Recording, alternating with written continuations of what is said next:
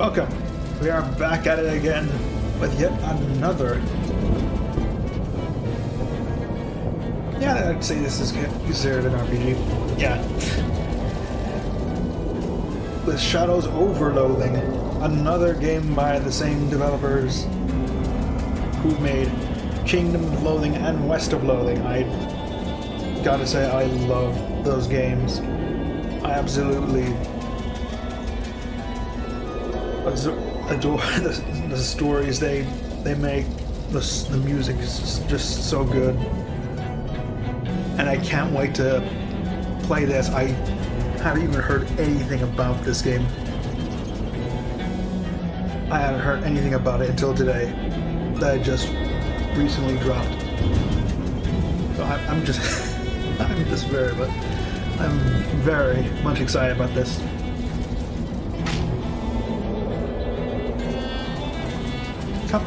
Moving company, this is how you move. Alright. Smells like a diner. It smells like they're open. Hopefully they don't have a no shirt, no shoes, magazine stuck to your face, no service sign posted. The Nightingale Diner. Huh. Byron the Finch.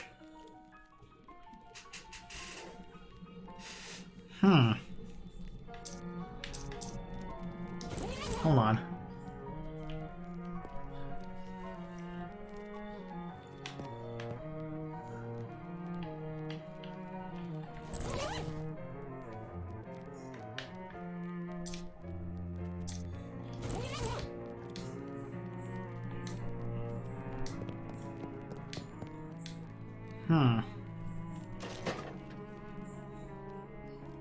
Difficulty normal, pacifist mode. Grays out dialogue options that will result in combat. HD rendering. Ooh. This option is haunted.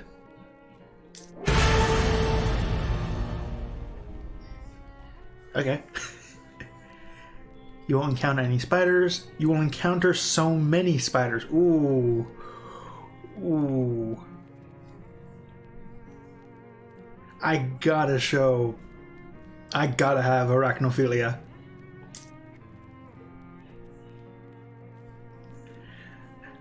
Arachnophonia. All combat sounds will be replaced by spider noises.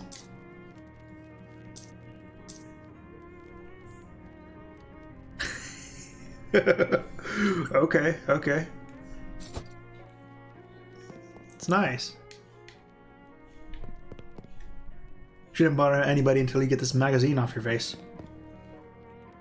I'm not talking to you until you wipe that look off your face. Oh, look. The copy of Look magazine that's stuck to your face. Bathroom's in the back. She points over to the right, as far as you know. Thanks. You can feel a little sign here, but can't see what it says. Probably instructions on what to do in case of magazine-related emergencies.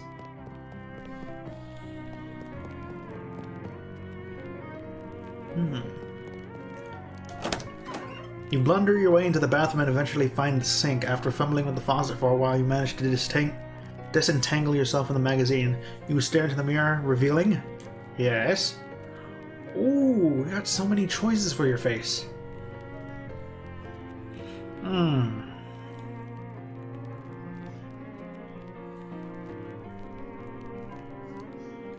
White beard or black beard? Or scruffy? Or mustache? The monocle is a bit too much for me.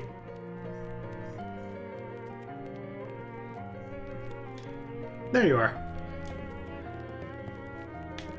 Mustache goatee. A couple of older folks are having an animated discussion. Well, one of them is.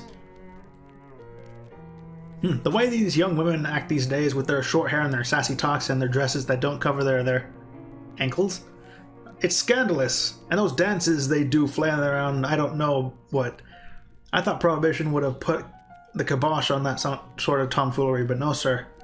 Can't imagine dancing to a waltz to the music they're playing nowadays. And that's the problem right there. This newfangled jazz music with all the drums and and clarinets and such. What is that? What kind of word is that anyway? Jazz. I think our cups got switched. You're supposed to be drinking decaf. Well, okay. Ooh, they got one of those new meat-operated multi-selection phonographs, or jukeboxes as the kid called them. Neat. Hey, there's something in the coin return. I gain 1 meat.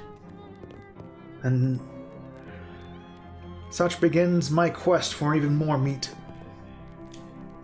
Hey Mac, what kind of town is this? Poughkeepsie. Are you two traveling? Yeah, Ocean City is turning into a real sawmill, so we boosted her jelly beans breezer for a weekend whirl to the hot potato. Oh, bourgeois, you make it sound like we went south with it. I flew him a kite. Everything's Jake. Geez, I'm pretty sure I'm only 3 or 4 years older than you two, but I barely understand what you're saying. What are you, a canceled stamp? Go put some pepper in your shoes. Yeah, I'll try that. Well, that looks much better. I'm Ethel. I'm Horace. I'm Alfred. I'm Crucilium. Enter a different first name.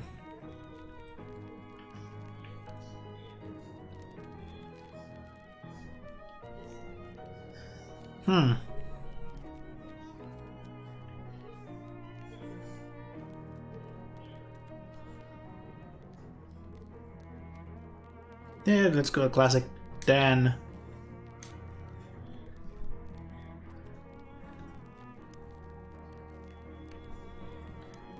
It's gonna be Dan Man.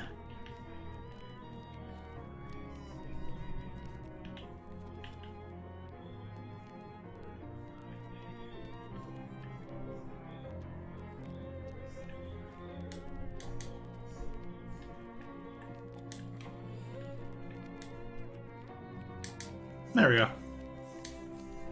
Pleased to meet you, Dan Man. What can I get you? Does the bus to Ocean City pick up here? Sure does. Should be here any minute. Good thing too. I hear we're in for rain tonight. What takes you to Ocean City? My uncle lives there. I got a letter for him. He wants me to help him with something. That's a reason, hun, but somebody else's reason. What's your reason? I'm searching for something. I see. Do you know what it is you're looking for? Something dark. What do you mean by that? There's something in my dreams. A kind of darkness, but it's moving. I have to find out what it is. Some of the color drains from Ethel's cheeks. Smile and leave. New perk. Let's do. Haunted. A darkness haunts you. You can't rest until you learn its name. Don't worry, you'll find out soon enough. Nice. So this is the new skill system. Oh, wait, hold on. Do I have to turn off? No, it should be manual leveling, maybe. Hey there, there's something particularly interesting about that coffee? It's my first one of the day. No, it's my first coffee ever. Oh, what do you think? I think it's a bad beverage. It's bitter and it makes my stomach hurt. Oh, well, it's not for everybody, I suppose. Yeah, I think I'll have another one after this, and then maybe every morning for the rest of my life. Well, enjoy. Huh. Can I get you a cup of coffee? Sure can. Best cup coffee in the state, if I may so myself. That'll be 1 meat. Great. To go, please. Anything else, son? No, thank you. Diner coffee. Paper cup of fresh black coffee. It smells better than any coffee you ever had on this trip. Not just yet. I don't know if it's going to be like West of Loathing, where I only have a certain amount of drinking or anything.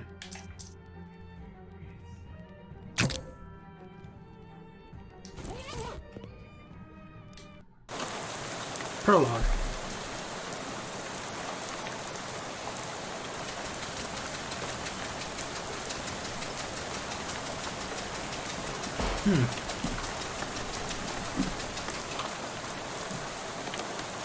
You pull out the letter you got from Uncle Murray and read it again.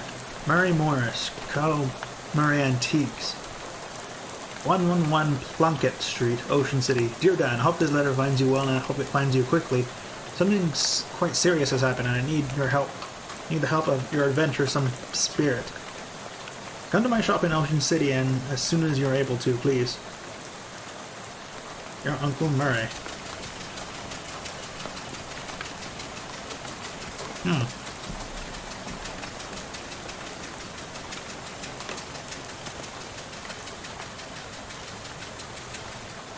You're just about to go mad from the monotony of this ride when the bus suddenly judders to a stop. You look outside the window expecting to see the sights and sounds of Ocean City, but instead you see an endless expanse of extremely wet trees. Uh-oh. Ocean City is 6 miles. What's going on? This doesn't look like Ocean City. Nope, sorry about this, but we're out of gas. Oh geez, you didn't fill it up before you left? I filled up the bus, but this bus takes exactly 1 tank of gas. Plus 1 additional can. Swell. Why do I have to get it? I'd go myself except for 2 reasons. Those being? Well, firstly, being as I'm the bus driver, I'm legally responsible for the bus. I gotta keep an eye on it. And secondly, because of my leg. What's wrong with your leg? It's attached to the fella that doesn't want to go wandering around in the rain at night. Alright. Guess I haven't much of choice. Can I borrow your umbrella at least? This is a left-handed umbrella. I'm not left-handed. Nuts. Sorry about that. Here, I do have a flashlight you can use, so good luck. Ooh, nice. Drink red cola. Protect your fat. Okay.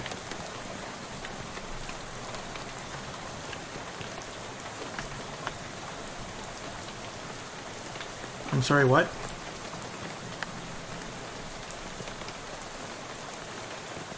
There's a little bit of gas left in this pump, but it has no hose on it. This pump is full of water instead of gas. This gas pump is empty. Seems like yesterday that the gas only cost 6 and 15 64ths meat a gallon. Oh, those are the days. Station seems to run out of service. Either they're out of postcards or all the scenery around here is invisible. There's 1 object left of the snack shelf. Got a cheese loaf. Phew, nobody in the right mind would consider this vile substance a snack. But I?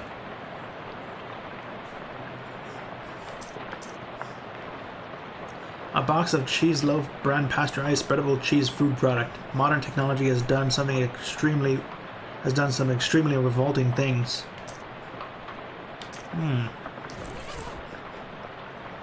weird cash register point towards the front of the store.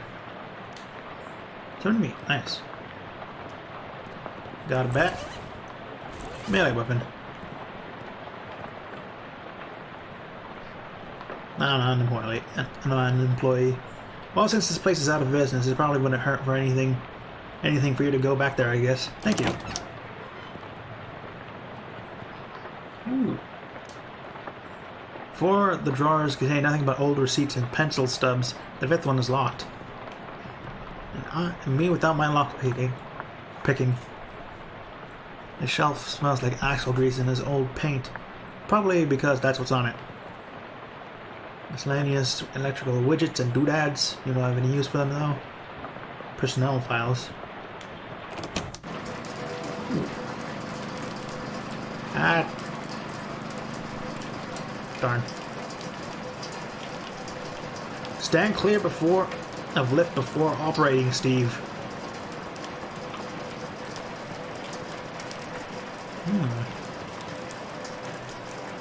As advertised, this box containing 1 fuse. However, the fuse is broken, which is probably not intended.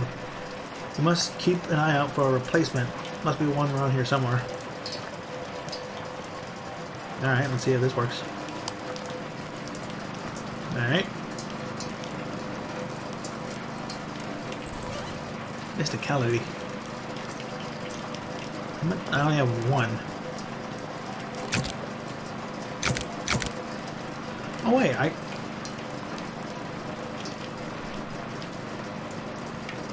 familiars. That's new equipment, I think. Don't remember. Familiars in West Loathing. Look for a fuse. Find a single unblown fuse. Nice. Here we go. Place in the fuse box. Done. And now, bring down the car.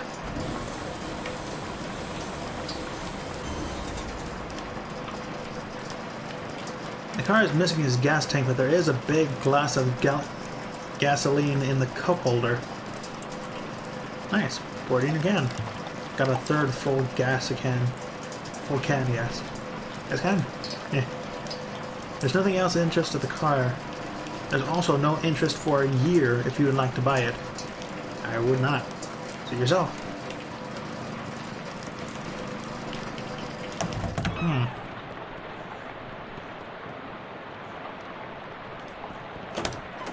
And I'll be back. Finnegan's optional boxing gym. You don't have to fight if you don't want to. Because no, it's not compulsory. Compulsory. A miserable looking hitchhiker is standing in the rain listlessly sticking out her thumb. Hi there. Her head turns very slowly to face you and her eyes don't quite meet yours. Can you give me a lift? I need to get to Albany. Sorry, I'm going the other way. Oh. Also, I don't have a car. Oh. What's your name? Lydia? Nice to meet you, Lydia, although I admit the circumstances aren't great. So what's in Albany? No, I just want to go somewhere new. Albany isn't new, though. It's one of the oldest cities in the country.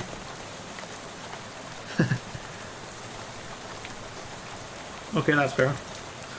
You know, I could get some gas. Gas? The bus I was on ran out, and the driver sent me to find some more. Bus?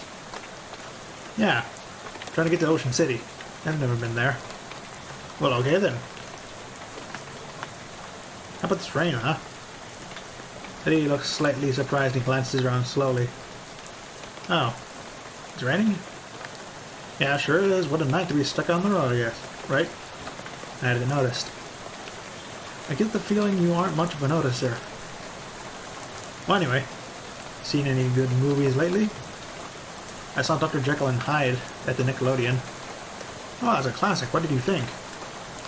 It was very scary. I liked it. I prefer comedies myself. Have you seen the new Buster Keaton one, The Cameraman? I don't know who that is. Oh, he's great. You have to see Sherlock Jr. That's my favorite. Real terrific. Any good books lately? I read The Invisible Man. It was good. Oh yeah, H.G. Wells is great. Have you read his new one? The War in the Air? I didn't care for it.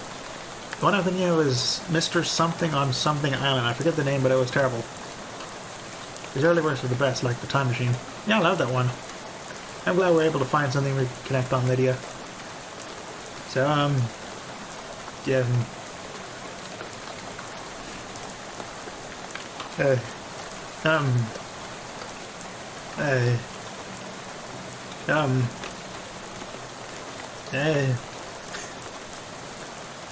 Oh, how long did I keep doing this? Yeah. Okay, bye. Okay, bye, good luck. That was nice. Field is extremely corny. Say that again. Hey, I didn't want to be unfriendly, but this is a private residence they all just barged into. Oh gee, sorry, everything looks so desolate outside, I guess I assume this place was abandoned. Well, come morning you'll be right. So you might as well get out of the rain for a spell. Thanks. My name's Dan Mann. Hello, Dan. I'm Elias. Elias Chekhov. Make yourself at home. Gears, bears, gears, tears. What the? Are these boxes really full of bears? Nah, those boxes are all canned pears. I had a little fun writing the labels is all. You want a can? They got one that didn't fit. Gee, thanks. What about gears? What's this small? What's with these boxes of gears? My daughter Simone left those behind when she went off to school.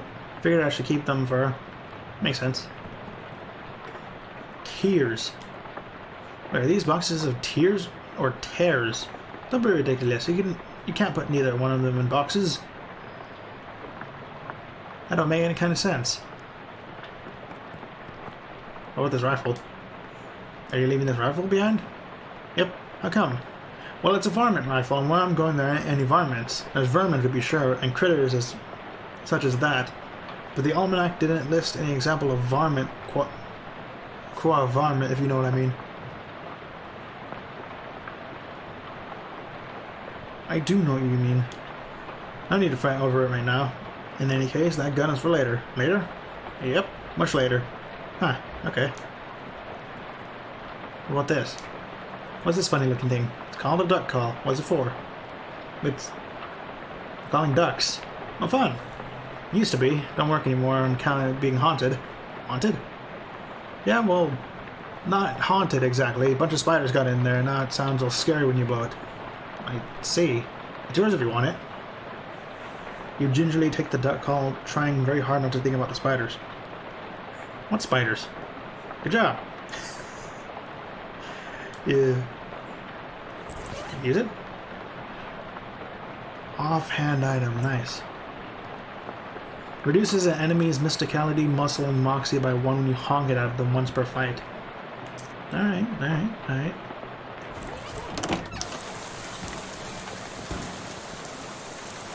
There's nothing on the clothesline except the pair of socks and an old gun. The gun? You take the gun and leave the socks, they don't look safe. Rusty pistol.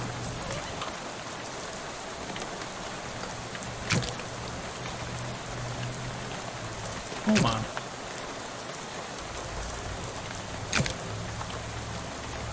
Okay, this is new. Unlike West of Loathing, you can only carry one kind of weapon.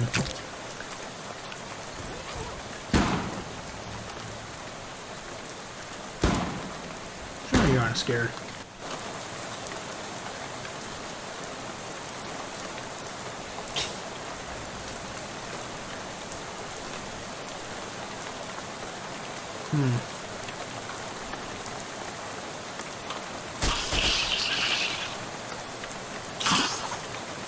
Ooh.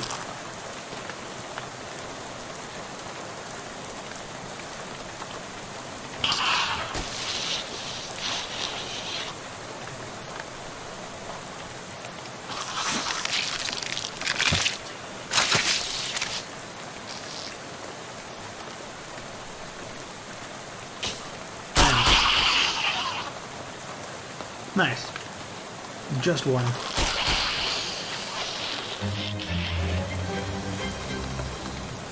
What you got for me?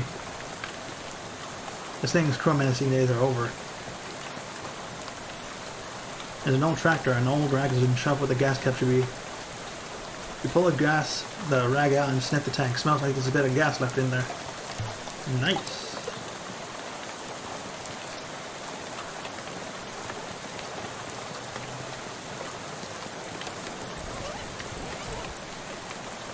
So...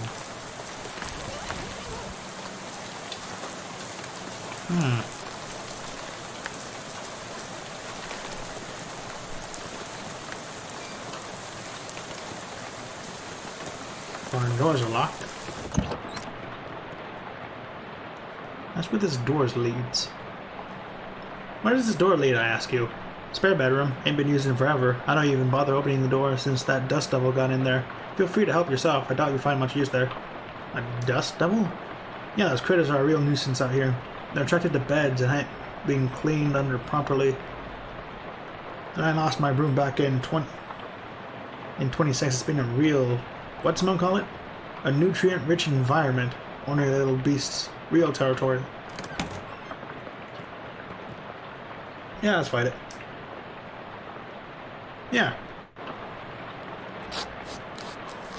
Oh boy.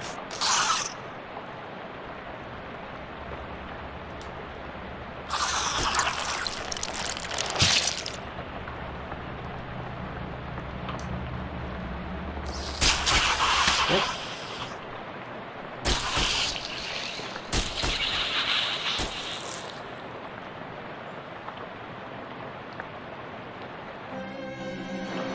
Should have listened to Chekhov. I'll be back for you. Got some meat.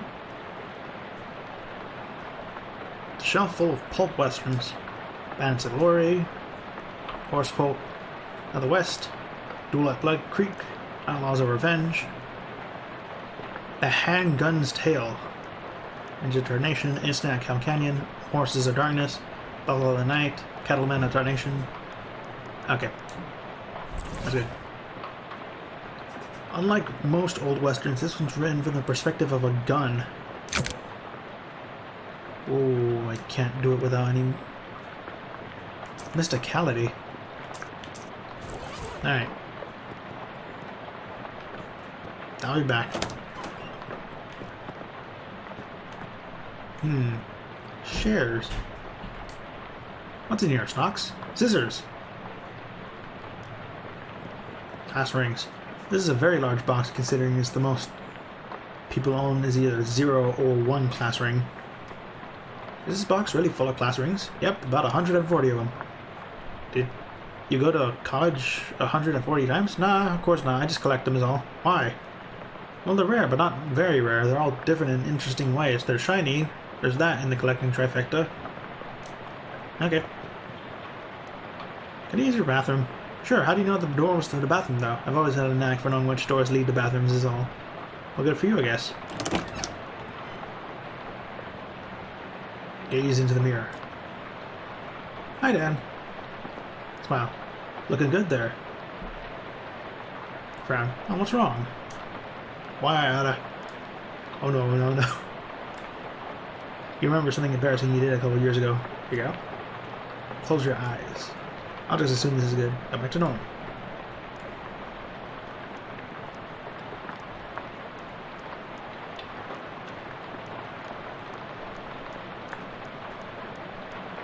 Okay. Oh.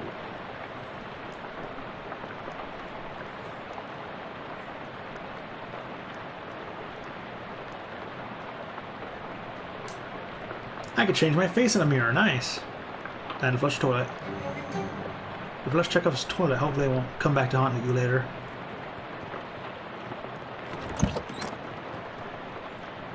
Ask about the electric lock. What's with this door? Oh, that's my daughter Simone's room who left for college. Hopefully she ain't left with nothing important in there, because I plumb forgot how to make that crazy lock she... work that crazy lock she invented. Alright.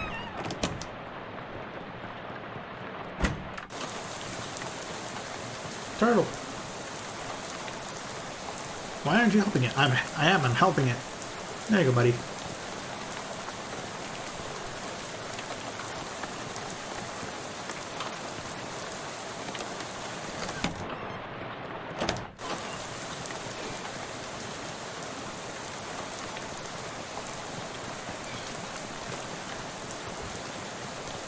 Huh.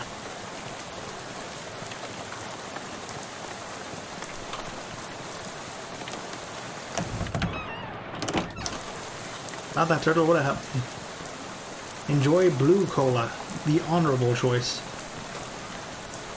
Looks like they drove this boxcar out here and then took it off, took the truck away. Boy, someone must have hated this boxcar.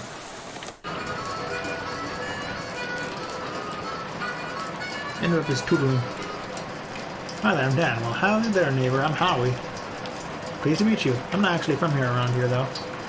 Well, the way I see it, this whole country is my home, so everybody's my neighbor. Oh, that's nice. You're there other trespassers who better get off my property.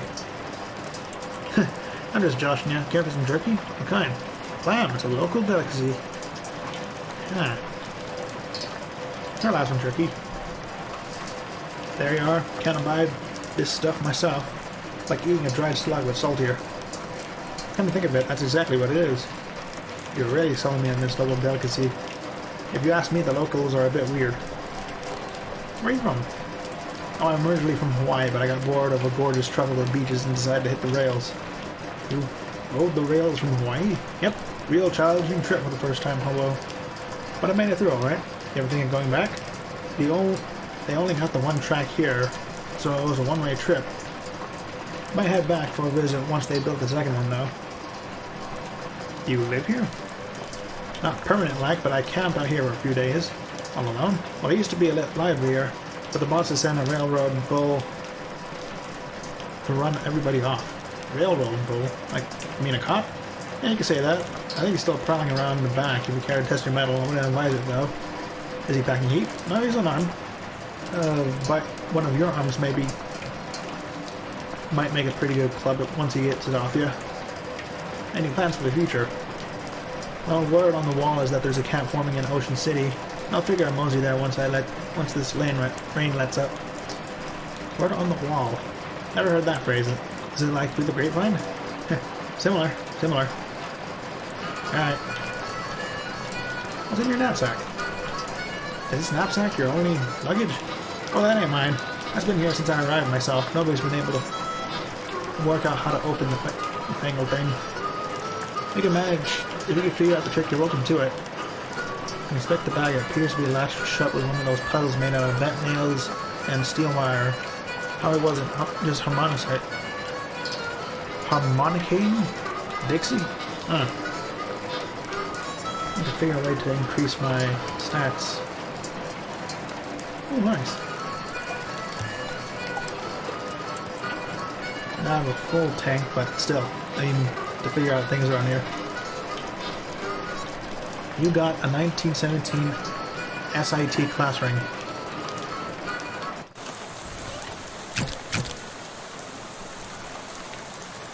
A tarnished class ring from the Seaside Institute of Technology adorned with the blue jewel supported by a pair of tiny carved badgers. Makes everyone think you attended SIT or mugged someone who did. Gonna get this back to the other guy.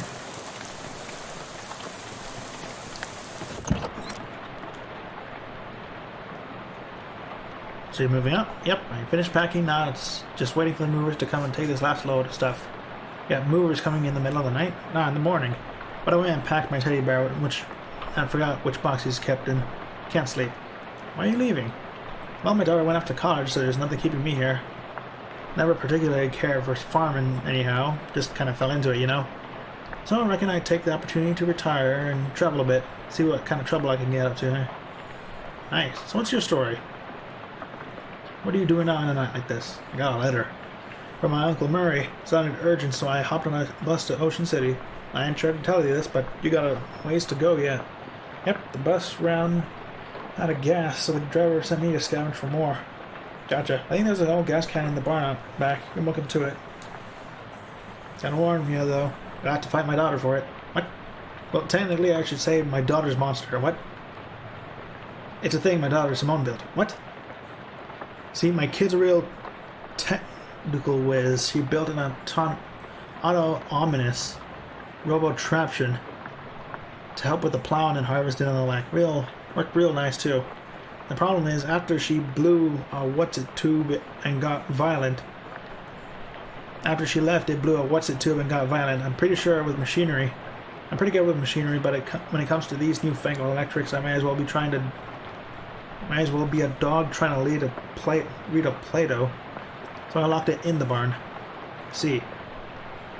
You're welcome to try your hand against it if you got a mind to, but be careful, it's got a lot of sharp bits in it. Here's the key. Here's the key. Oh, I'm still trying to get as much stats as I can. How much EXP do I have? 10. Strong back, quick wit, fashion sense.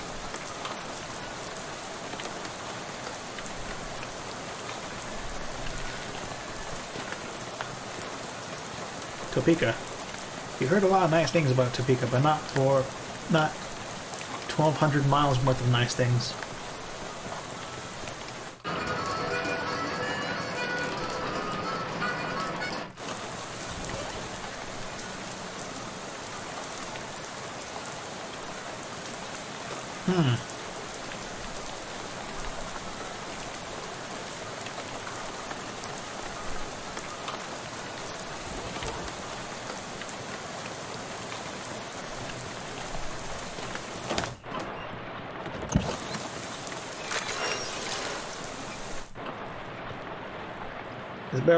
This is a nice barrel, but it'd be even nicer if it had anything in it.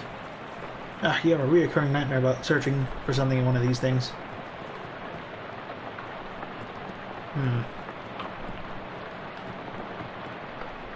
This must be the farmer's daughter's fishing rod. Nice.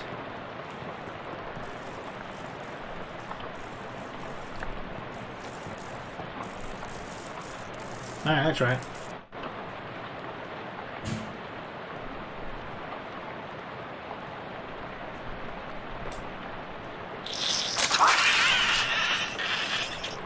Boom.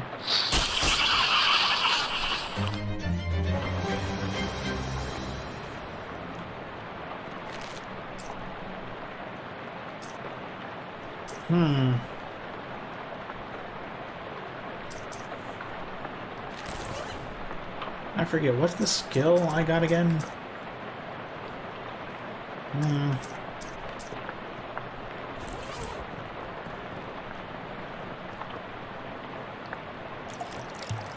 Yeah, item. 133% full gas can.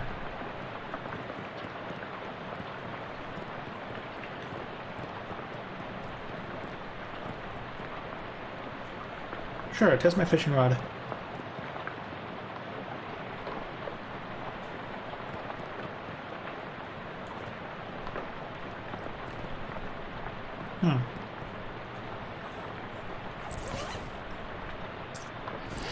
Oh.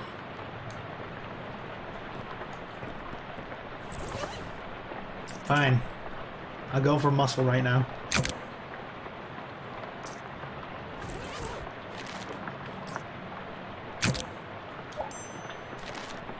What's new?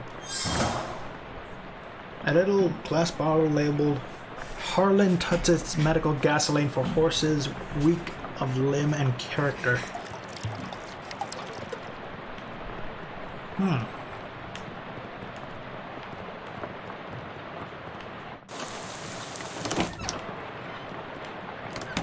Can I take on this thing now?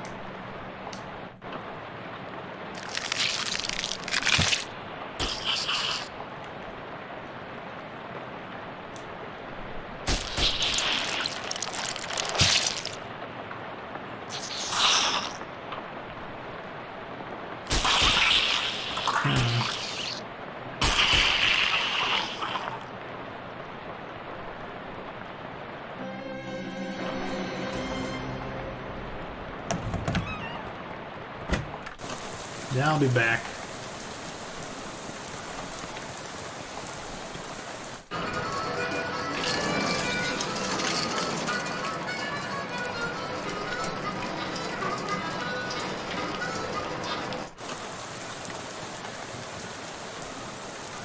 Get these ammonium. Grammy's patch up nice. 200% full gas can. What's this? There's a little carving on the tree, trunk of this tree. It says Howie loves playing the harmonica. Oh. That was that railroad bull Howie told you about. Although railroad minotaur would probably be more accurate.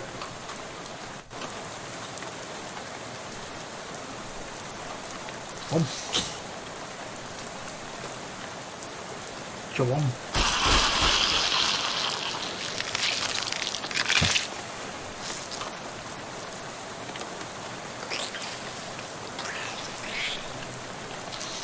There we go.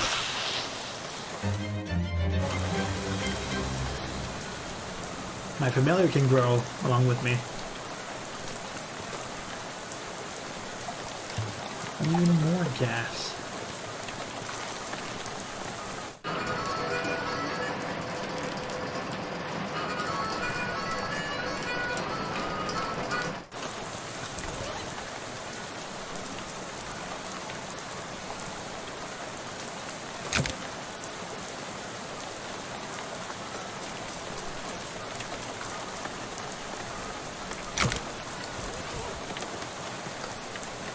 If only I could figure out how to not...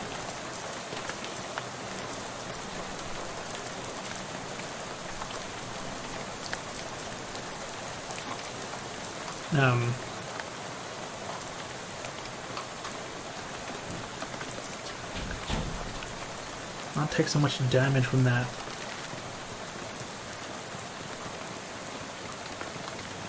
What's this? A weird plaque where a lady was standing.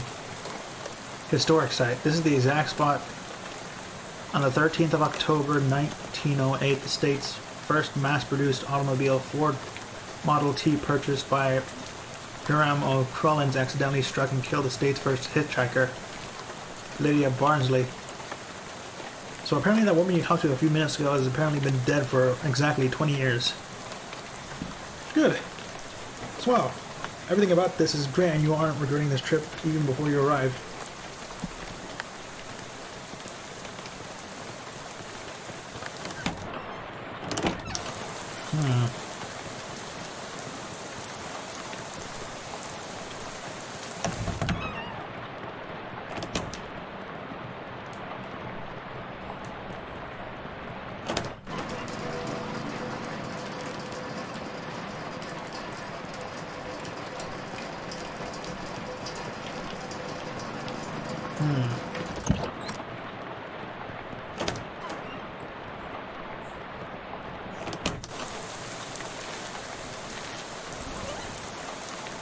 Alright. Yeah, let's drink the coffee anyway. You agree this coffee smells good. You can't bring yourself to drink it because you really might need some coffee later. Okay.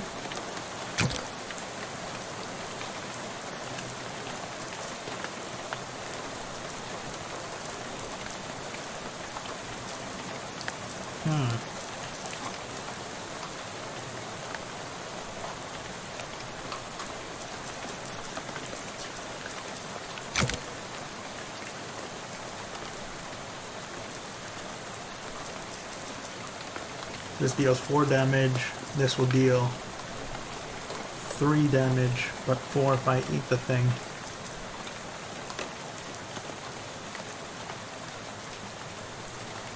Let me eat the cheese loaf and see if I can find what the thing for the Moxie gets me.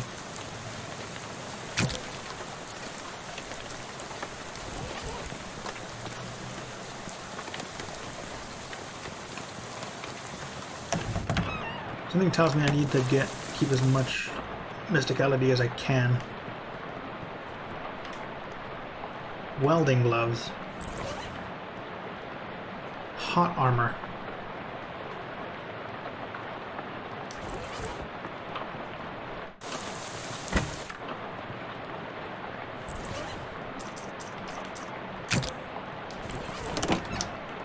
Ah, that's right.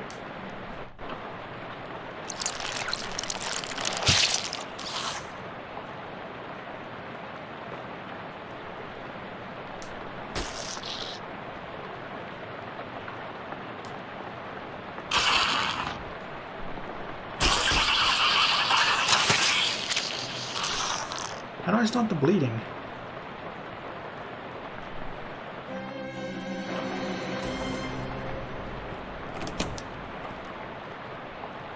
Don't know what the ring I found.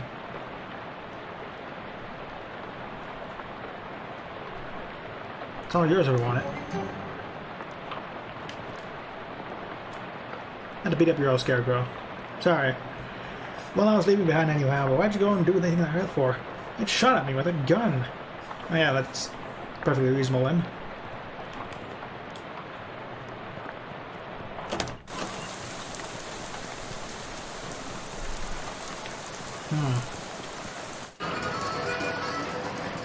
Well, dealt with a railroad bull for you. You did? Well, that's a real service to a noble community. I got anything to offer you as a war, but I surely won't forget this.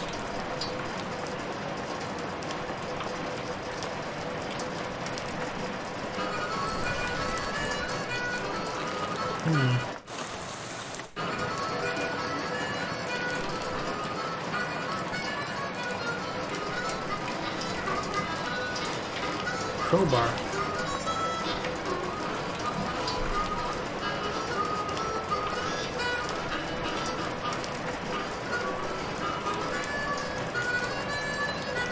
crate containing a tiny tavern for magpies, or the boarded up window of a speakeasy for dragdolls. You get it.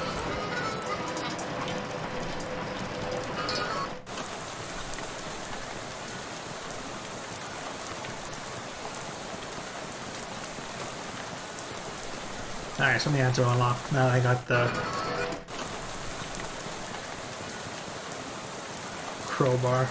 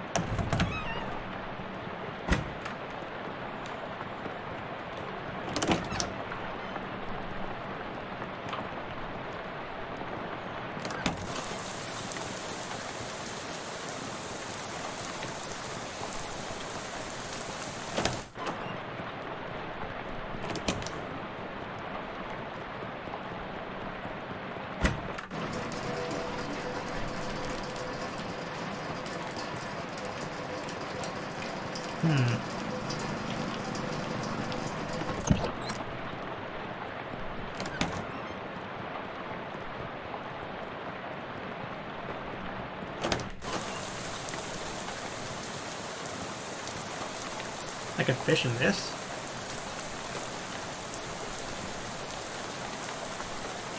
Ah. Okay. Alright.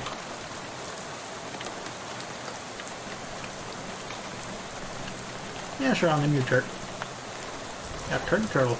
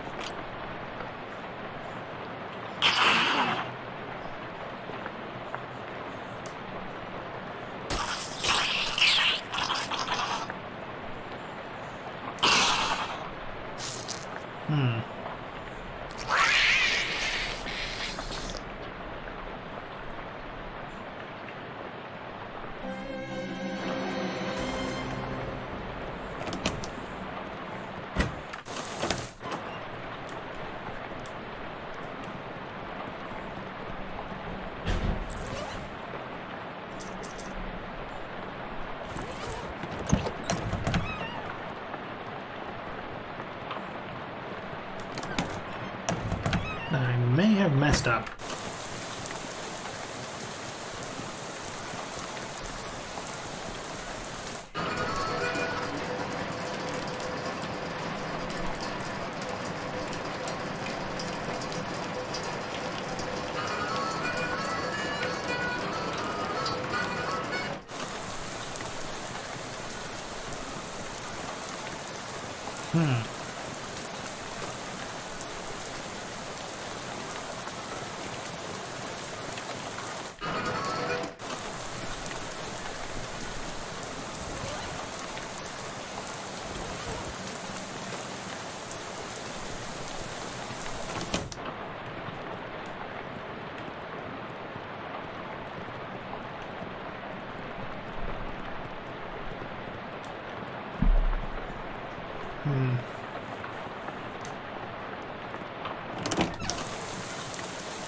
Dang it.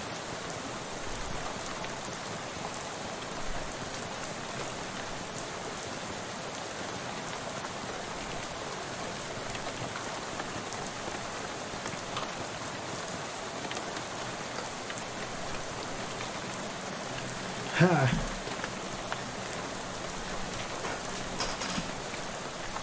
Yeah, let's get out of here. I probably messed up here anyway.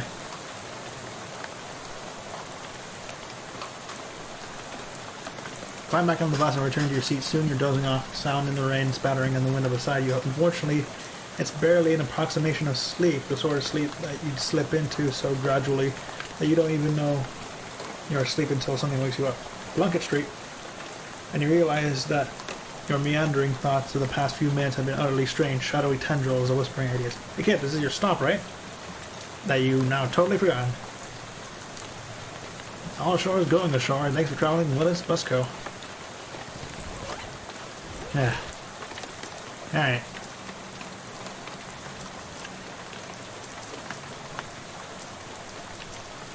Give me some mysticality. Mary's Antiques. The bell over the door jangles as you walk into Murray's Antiques. The young woman in the counter looks up to you and enter. Oh, hi, you must be Dan.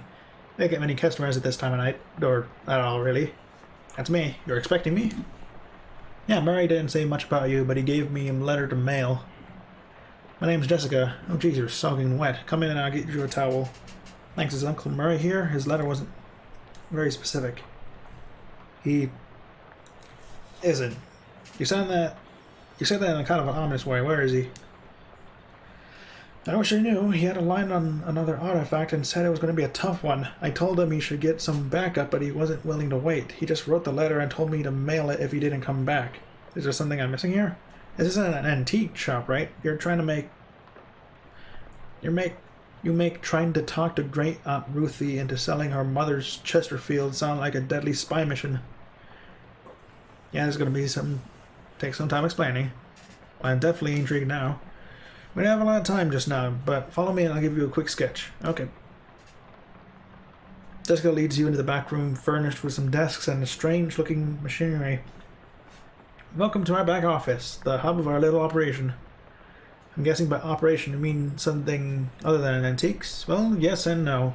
See, a few years ago Murray found out that there are a bunch of antiques circulating that are, well, hinky would be a real understatement. Hinky? Murray called them tainted, dark magic, real bad mojo, you know? Cursed. Yeah, I know, that kind of thing. It's no joke. That's what our real job is here. The antique store is just, well, not exactly a front. We find a lot of regular antiques too, and selling them keeps us in scratch. But really, we're trying to hunt down all these evil doodads and neutralize them so nobody gets hurt. And Uncle Murray went out to get one and never came back? That's the long and short of it. Yep. What do you say? Are you in? Well, I can't just leave him in the lurch like this. Great. You hear the door open, shop door opening, and after a moment a goblin pokes her head into the office. Hello? Oh, small timing. Hey, Gabby. Murray's sister's kid showed up. Come meet him. Hi, Gabby. Pleased to meet you.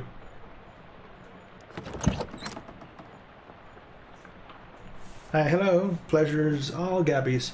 Gabby, would you be a dear and carry his luggage to Murray's room and grab some blankets and stuff from the cupboard? He can sleep there until we find Murray. You got it. Great, I could really use some sleep. Messages? None. Nobody's at this desk. Whose desk is this? Charles Wallace, our handyman. He's fixing a leak on the roof right now, so he'll be back later tonight. I see. What's this cat's name? Calliope. Murray got her a couple of years ago. Give Calliope a good scourging, but she doesn't react to it all. Why doesn't Calliope like me? Yeah, she'll warm up eventually. Try giving her some sardines. She loves those. Do you have any sardines? Nope, we're all out. You get some tomorrow. They have them at the Cola Wars surplus store next door.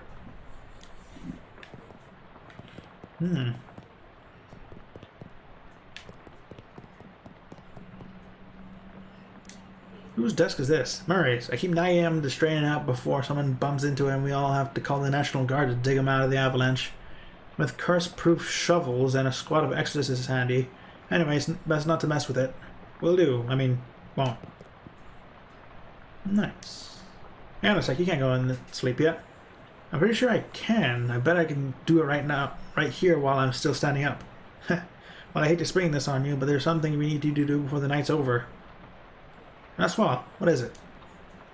You know those cursed artifacts I was talking about? Since info on them are sketchy, we've been working on a machine that can detect them with radio waves. I call it the Detectotron 1000. We just gotten up and running since Murray left, and it turned out there's a tainted thing practically right on our doorstep. That doesn't sound good.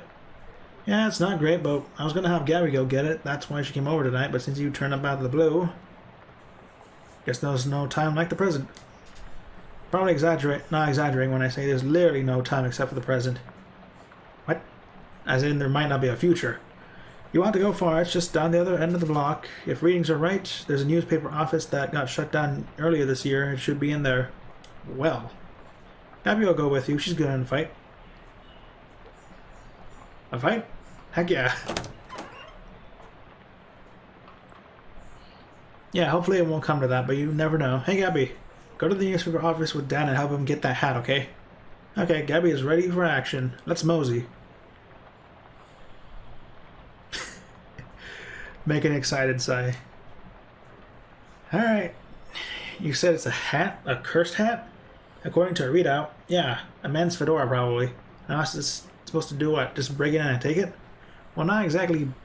No, not break exactly. I managed to finagle a spare key out of the guy's at the realtor's office. I'm pretty sure that still counts as breaking and entering. You'll be in and out back here before in bed before you know it. Do it. Hey, Gabby. Let's do this.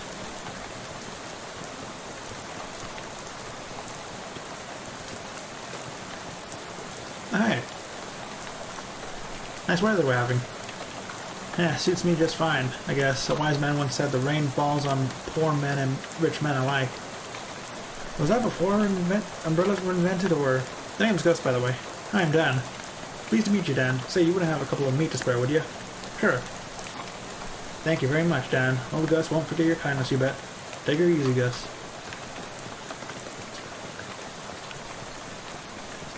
This way.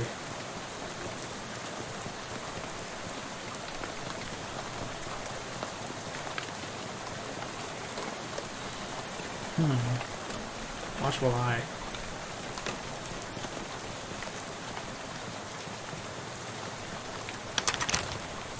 Take a deep breath and unlock the door. You give the key to Gabby for safekeeping. Crumple a pink slip on the desk. Carver, I can't believe I have to tell you this, but it's against the company policy for an employee to steal the printing press. You are fired. You are so fired, I need a new phrase to describe it.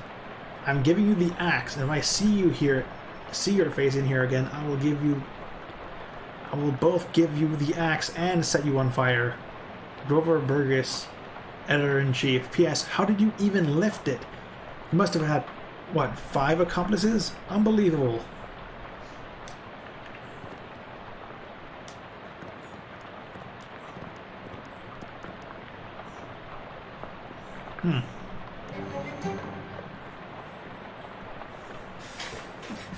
Oh yeah. You find something interesting. Tragic accident certain to have no consequences. Tragedy occurred yesterday evening when Hiram O'Crullins, owner of the first mass-produced commercial automobile registered in the state, accidentally struck and killed the state's first hitchhiker. i.e. person standing in front of the side of the road attempting to solicit transportation from passing motorists. Fortunately for Mr. Krellins, the notion of that vengeful spirits of the dead might haunt places of their demise in murderous, phantasmagoric rage has been rejected by modern science as rather unlikely, wouldn't you say? Unlikely, sure. I wonder if we're going to see her again. Leftovers.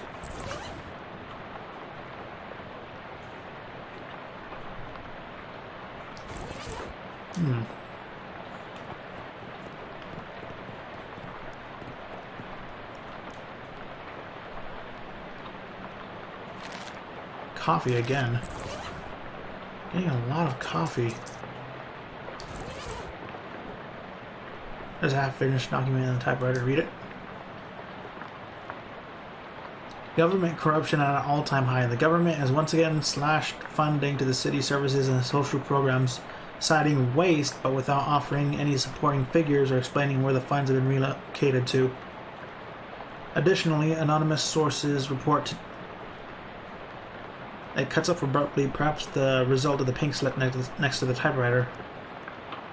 Curtis, if I've told you once, I've told you 100 times, not enough people buy the paper anymore to keep the lights on in this joint. Electricity is expensive because it is a very recent innovation. As such, fully half of your salary is paid by the government subsidies. This is to say that the hand that feeds you is the hand you keep biting. We go back, buddy, but you're giving me no choice. Clean out your desk and scram. Ooh.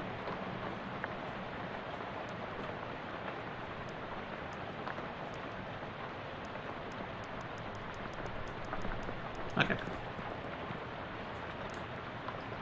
Reginald, I think Burgess is onto us. We got careless. In fact, maybe I shouldn't keep typing out this letter as a letter instead of just talking to you in person. Why am I doing this? Meet me under the water cooler this afternoon. Crap. Here comes Burgess with the pink slip. Sincerely, it doesn't say who it's from. The writer must have gotten fired before they could type their name. Also, under the water cooler. What's that about? Hayden, I'm not paying you to publish cockamamie conspiracy theories. In fact, I'm not paying you at all anymore. Clean out your desk and hit the road. P.S. Do you like the word cockamamie that I used up there? It's slang. It's a slang term I just coined. It means ridiculous or implausible. I think it's going to really catch on. Cufflinks, nice. Robson, first Hinden, then Carver. Who's next? Venable says Burgess comes for him. He's going to karate chop his desk in half. Sincerely, Curtis. P.S. What is karate? Tucker, I got you the bottle you wanted. I stuck it under the water cooler where Burgess can't find it and rat us all out to the proffies. Proffies? Beck. The water cooler, eh? Surely it's not still there, but it couldn't hurt to check. Trapdoor, nice. Fish. What happened on July 22nd, 1917?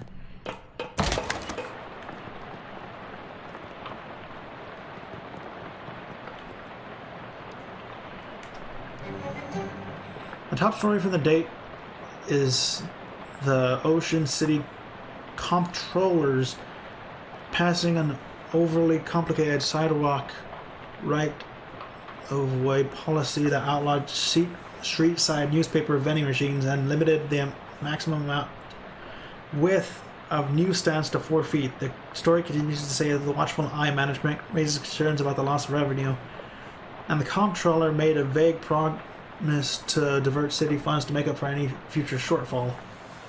Looks like it worked out great for everyone.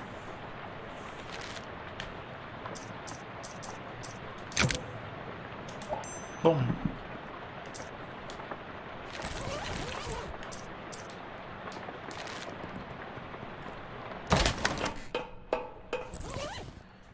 Huh. Musicality.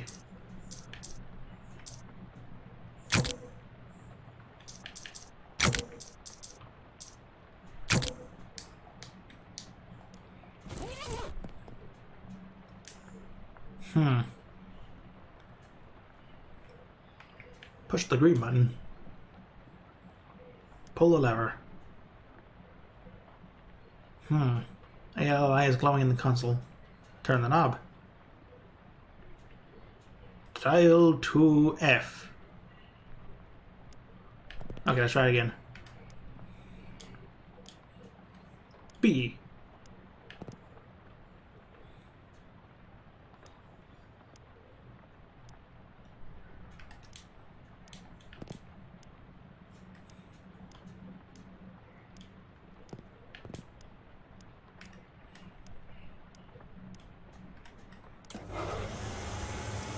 Oh. Well then. Well, someone's going to get some very strange mail. And how? What were those things anyway? What are they doing down here? Were they trying to start an underwater newspaper? That wouldn't work. The ink would smear. Underground newspaper. It's more of a manifesto, specifically calling out the government's suppression of the local newspaper and the importance of free press. There's also an amusing but puzzling cartoon of a dog arresting a mouse for throwing a brick at the cat's head, which the cat didn't seem to mind.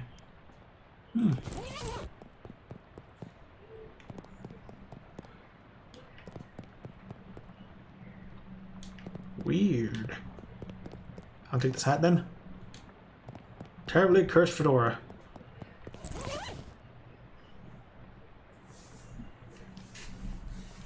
Nah, I'll just take it back.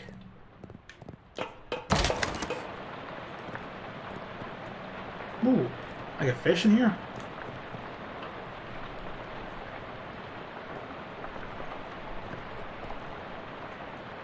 They should really provide cups for this. Handful of clean water.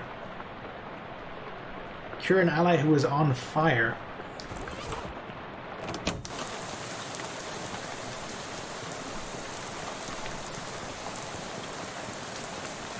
Alright, I got the cursed hat. How's it going? Did you find the hat? I found a hat. Is this the one you meant? It doesn't look unusual, although... Yeah? Well, it does creep me out a bit. I can't really put my finger on why. I know what you mean. Feels kind of like you had a headache, except you don't actually. More like a feeling of dread, like something terrible is about to happen. But I don't know what it is yet. Yeah, that is definitely not related to the fact that you need to take that hat and go sit in that machine over there. Why? That's our uncursing machine. Gotta get the curse off the hat, right? Oh yeah, that makes sense, but what? Can we just put the hat in the machine? Why do I need to be involved? Because the machine needs a mind to guide the uncursing process. Together you lift the curse from the hat and transform it into some sort of allegorical dream space that the machine can transfix. What? Sorry, I know it's a lot. Let me rephrase. The uncursing machine uses your subconscious mind to drive a wedge between the item and its curse. The item is then cleansed relatively easy, but that doesn't negate the effect of the curse fully. Once separated from the item, the machine stores the curse and allows you to physically project it into it and try to resolve the metaphorical scenario at the core of his existence. That's where things get a little weird. Yeah, I know it sounds crackers, but you gotta give it a try to understand. Gotcha. Oh, hey Charles. I'm Dan. That I am. Pleased to meet you, Dan. What do you do around here? Oh, I'm your general handyman sort of stuff. I keep the lights on and the water running. Built a detectotron and the uncursing machine too. Ah, that's some real high-tech wizardry. That's nothing really. Let me ask you something. How does that weird uncursing machine work? Oh, I only built the thing. I can't begin to tell you how it works. The innards are all wired up to the porcelain cat figurine that Murray found somewhere. That's weird. In a traditional sense, yeah. Thank you, Charles. Uncurse the fedora. No sooner have you sat down in the machine with a hiss, positively whiffs the fedora straight into the dome. The hat rattles around in there angrily and like a snake in a cement mixer, and after a good loud minute, flops limp and wet into your lap. Whatever ominous energy once possessed the terribly cursed hat is gone. It is simply now a terrible hat. While the curse itself lives, transfixed like a dreamlike construct within the machine. How to get rid of the curse? See, curses are like energy, Dan. They can't be created or destroyed, only changed. I can't remember who said that. Isaac Newman? Newman, yeah. The machine knows how to take a curse from one object and put it onto itself, but as far as how you change curse, well, I don't know. That's some higher consciousness, spiritual stuff. Don't know much about that. I'm more of a new and Newman sort of guy. Yeah, let's do it. Ooh.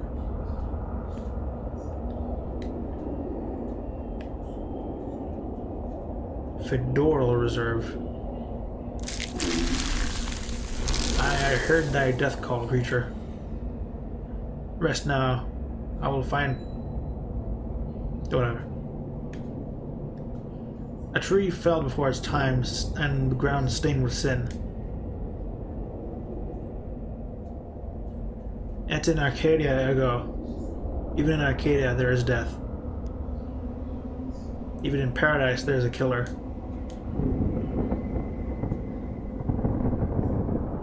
Thou know who I am and why I'm here. I, Cutter. There has been a mortar. What knowest thou of mortar? That I did not know. I did not do the mortar, that is all. What mo have thee for me? Only this, I am one of three brothers. One of us always telleth the truth, one of us always lies, and the third of us does not speak it at all, but honks. If I find thee a liar, there is nothing I can do to save thee. I, Cutter, thou art a servant of the wood. Blessed be our bronzes.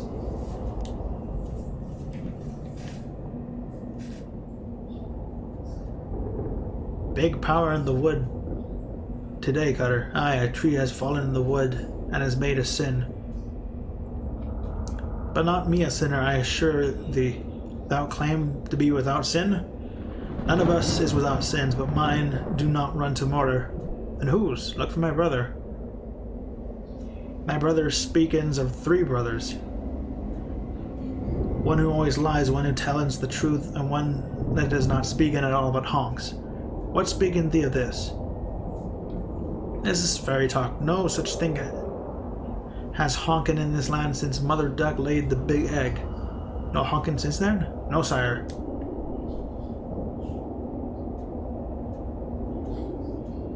Something's rotten in the woods, Cutter. Aye, a mortar. The perversion's at its source. Speak to me of perversions. I have nothing to say, for I do not tarry with them. What do thou tellin me?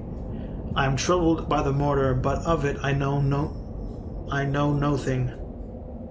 I warn thee, my forgiveness makes no room of liars. Thou wilt do what thou must, Cutter, I have no doubt. My brother speaking of three brothers. What speaking thee of this? I do not honkin, sire, I swear upon it. Never hast thou honkin? Never, never. 'Tis a sin in my eyes.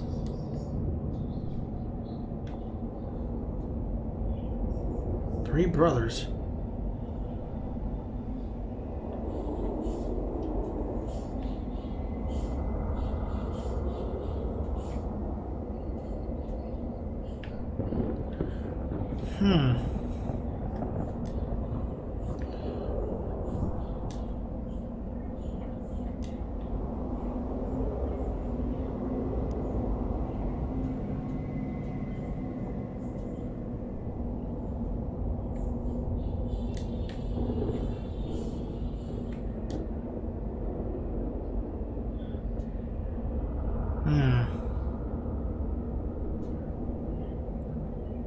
One of them tells the truth, one of them lies, and one of them honks, but two of them say that no one honks.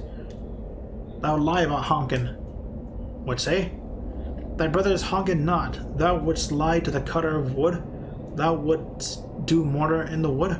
Aye, thou have thought of it right. I sought only to distract thee while I make my escape. Goodbye, Cutter. Do not run from me, tree.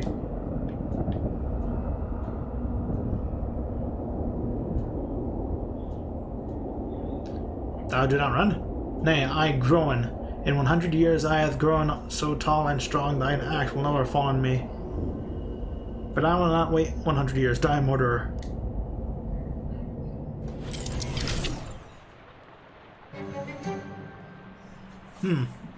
Big around the wood today, Cutter.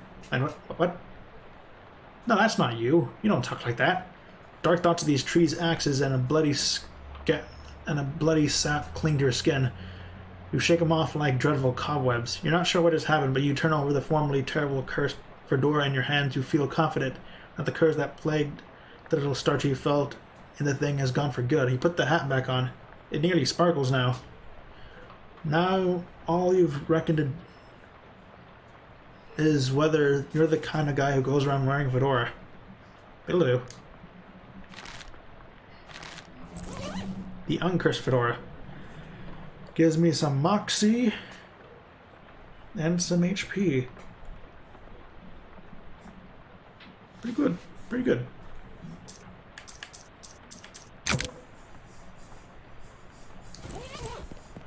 Thank you.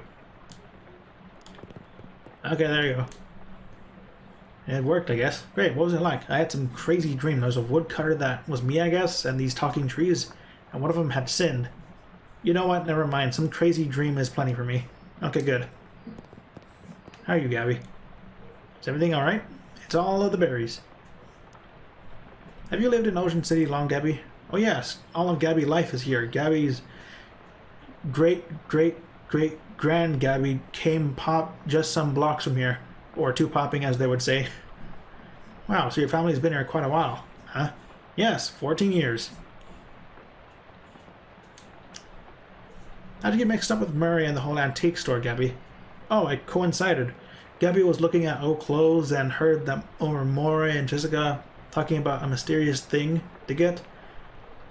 At an adventure smell, then Murray said, we're gonna need some muscle for this, and Gabby said, Gabby has several muscles, strong ones, and that was what it was. Gabby has always been helping since then. So you're a flapper, right? Ah yes, Gabby flaps all the time. Gabby's parents flap too, and Grand Gabby. But it's only been in the style for 7 or 8. Oh right, goblins. Well, you don't live very long, huh? Depends on how you look for it. Parent Gabby popped a year and a half ago. This Gabby is basically the Gabby. But this Gabby is basically that Gabby and previous ones too. It's okay. Don't worry about it too hard. Don't worry too hard for us to get it. Us goblins think human baby making us super crazy. A real firecracker in a fist fight, huh, Gabby? Ha! Gabby likes fighting and dancing. Best two things. Gabby invented fight dancing once, but this world was unready for it. Maybe in 50 years later. Okay, that's it. Now we can finish. What the? You stab at the flames, but it's a total loss. Everything you own has been reduced to ash. My things!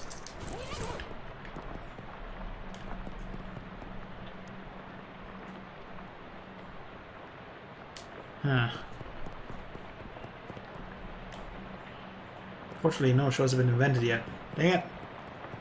Nothing on TV. Everything except a bizarrely the stamp from Murray's letter. The stamp from Mary's letter you wrote was the only survivor of your luggage inferno. It's got the picture of a cute dog on it. Weirdly, it isn't even charred.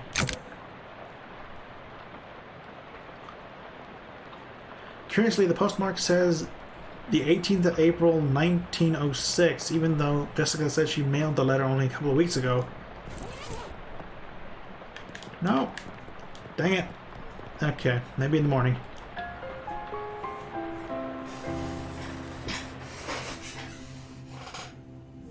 Ooh, a dream. A dream about school. It's a poster of my favorite literary ghost. Hello. Hello. How's it going? Do you know which locker is mine? I can't remember which locker is mine. Sorry, I don't know. It's alright, I'll figure it out eventually.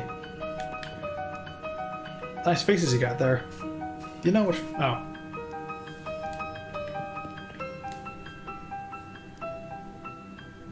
The first locker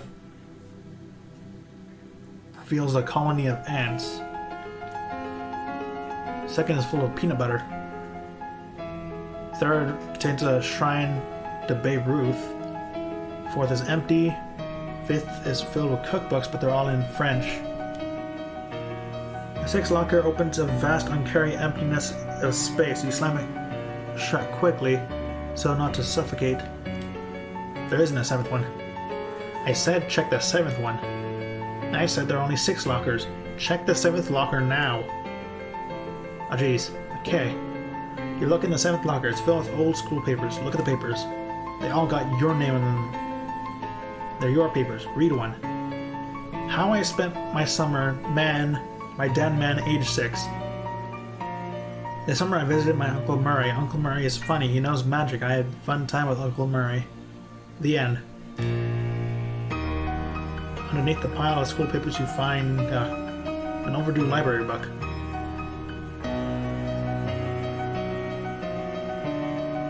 The only way to interact with your inventory during a dream is if you convince Freddy to hold it for you at the exact moment you went to sleep. I did that, okay? No, you didn't. I did. I asked Freddy to hold all my stuff and he said yes. You don't even know Freddy. Fine, you got me.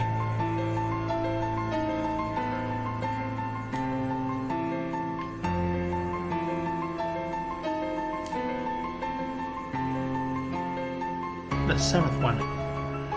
That's right, that's my locker. Me, dead man. Thank you. You're welcome.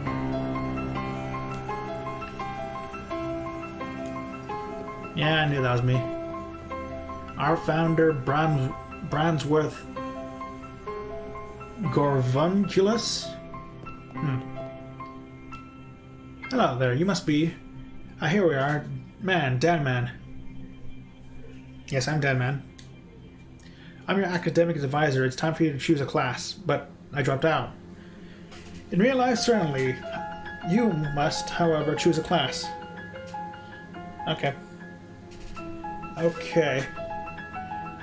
It looks like you got 3 classes for you to choose from. There's advanced kicking and throwing. This is for pig skinners. We have an overview of curd conjuring. This is a class for cheese wizards. And finally, we have a weird time signatures 504. This is for jazz agents. Okay, you had me at cheese. I have to be a cheese wizard.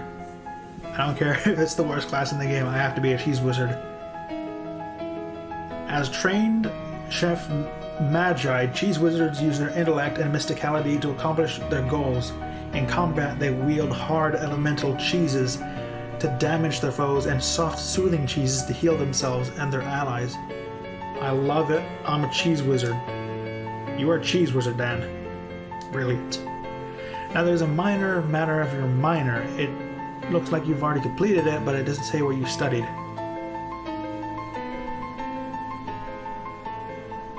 Applied cryptobotany, so dead flowers? Applied insectology, or the psychology of rocks. I am very much interested in the psychology of rocks. So you know all about rocks and gems and their hopes and dreams. Absolutely. Psychogeologist. Well, with that, I believe we're done. Feel free to wake up and go on about your day. How would I go about doing that? Let's go through that door. Well, thank you.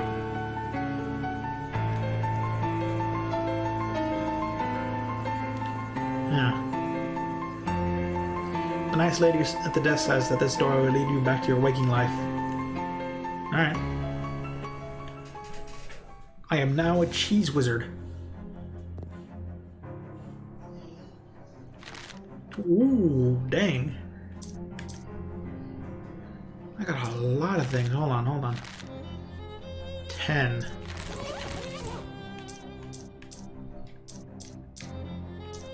Gather crafting ingredients from rocks.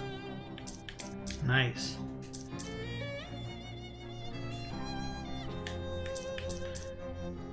Subcutaneous Gouda, Blue Brilliance, Swiss Cunning, Bewitch, Stony Heart, Gorgonzola Guile,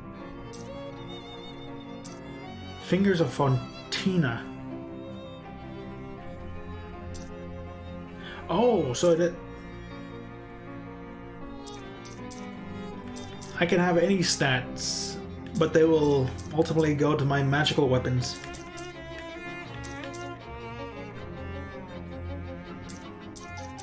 Alright.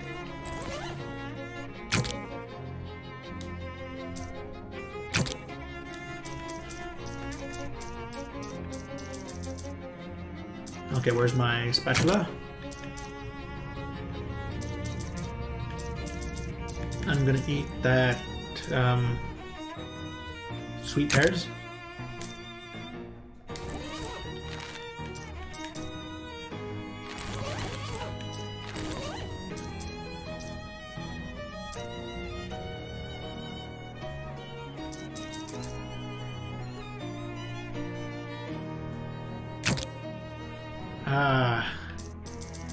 Healing or random stat up? Healing. Actually, since it heals by my mysticality, it would be good to have it on me. Nice.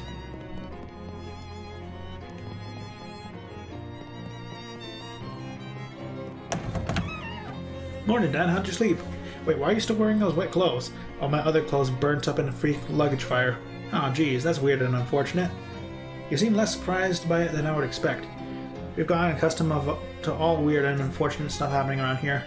You can just pick out some clothes from the shop out front, if you don't mind looking like someone's dusty old grandpa. I'll be alright, thanks anyway. Once you got some sleep out of your eyes, I got another mission for you. Another cursed thing? Yeah, I've had my eye on it for a while, but it keeps moving around. Most of the findings put at the local speakeasy at the back of an alley on the other end of the block. The artifact isn't there right now, but that's where I start looking. Maybe you could pick up some clues. Okay, what am I looking for? It appears to be a watch of some kind, a pocket watch or maybe a wristwatch. I can't be certain. Got it. Anything else? You'll need a password for the speakeasy. It's Fiddlesticks. Allow me to give you this to-do list and is enchanted to always show whatever is written on the chalkboard here. Pretty neat trick. Here's some meat for the expenses too. The army surplus is next door. Should you have anything you need in case things get rough. They always do. They always do.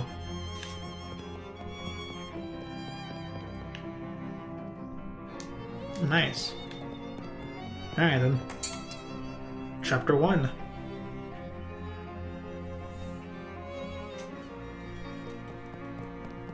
But before that, can I get back into that watchful eye?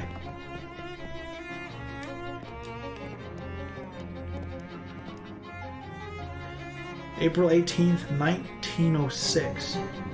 Frisco Frights. I remember Frisco. This morning at 5:12 Pacific Standard Time, the city of Frisco was rocked by a massive earthquake, the magnitude of which science has not agreed upon a method of measuring. The initial death toll was estimated as many as 500, though that number will certainly increase due to the fires currently raging across the city. There have also been strange scattered reports from witnesses who claim to have observed unusual phenomena such as beams of black light, subsonic laughter, and soul-rending nightmares. Though our editor wishes to point out that the Frisconians are known for their fondness of psychedelic intoxicants.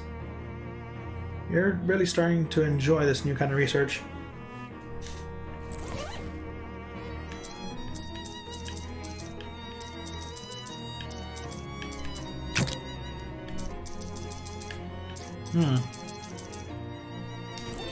Gotcha.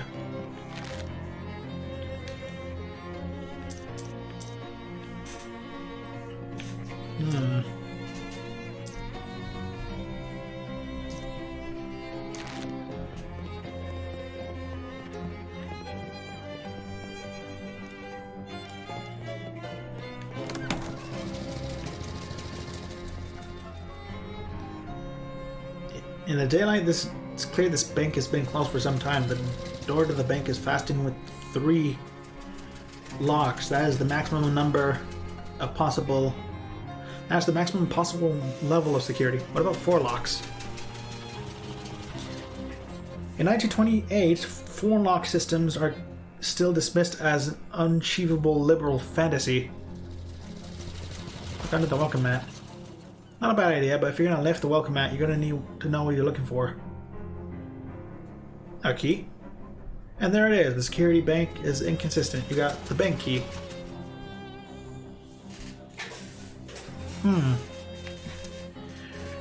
The door's locks are modeled on the monstrous mugs of the great hound Cerberus, three-headed guardian of the underworld banking sector.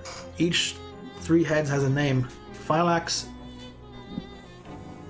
Methapon, and Sneaky Pete, and a deep Quixote deep in its maw.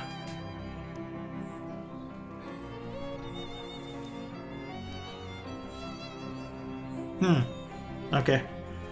So I'm gonna need more stats for this. I'll get it.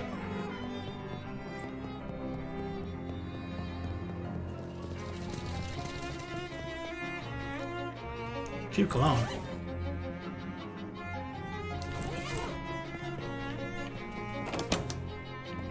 How you doing? My name's Dan. Hello, fellow war enthusiast. I'm Herschel Wood.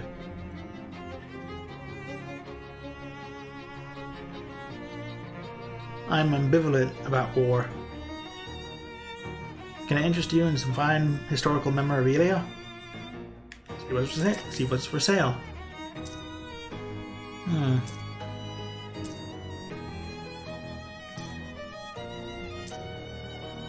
Dented bugle.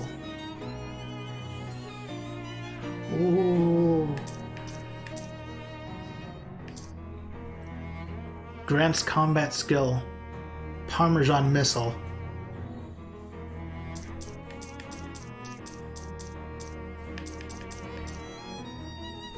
Yes, give me that. I can now fire missiles of Parmesan at people.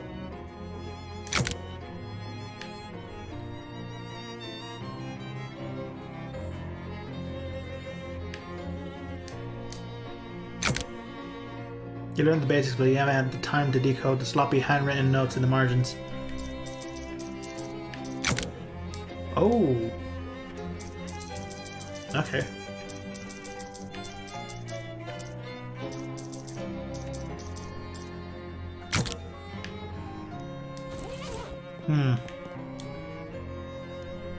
What's the story about the grenades? Oh, they're probably fine. Why doesn't this box say fine grenades then? Say, how do you like to do some field research? Sure, why not? Just try them out. Next time you get into a fight, when you're all done, come back and let me know how it went. Okay. Nice. Got some grenades.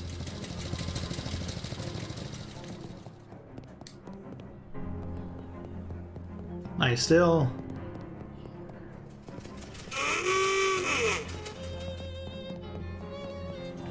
don't know what the point of jumping is in these games.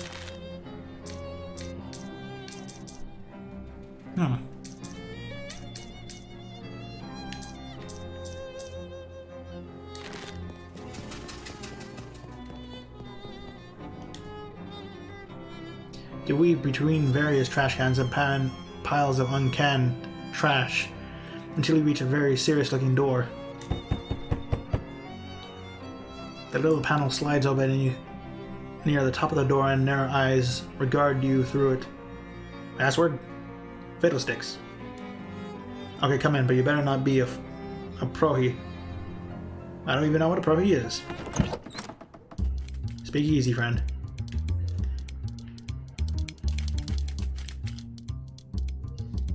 Milky eyes sought. He turns his head to you and smiles. Buy him a drink. After a few moments and a few sips, he clears his throat and speaks. The lake is deep down. Deep enough to drown dreams, but not the sins of the grandfather. I see.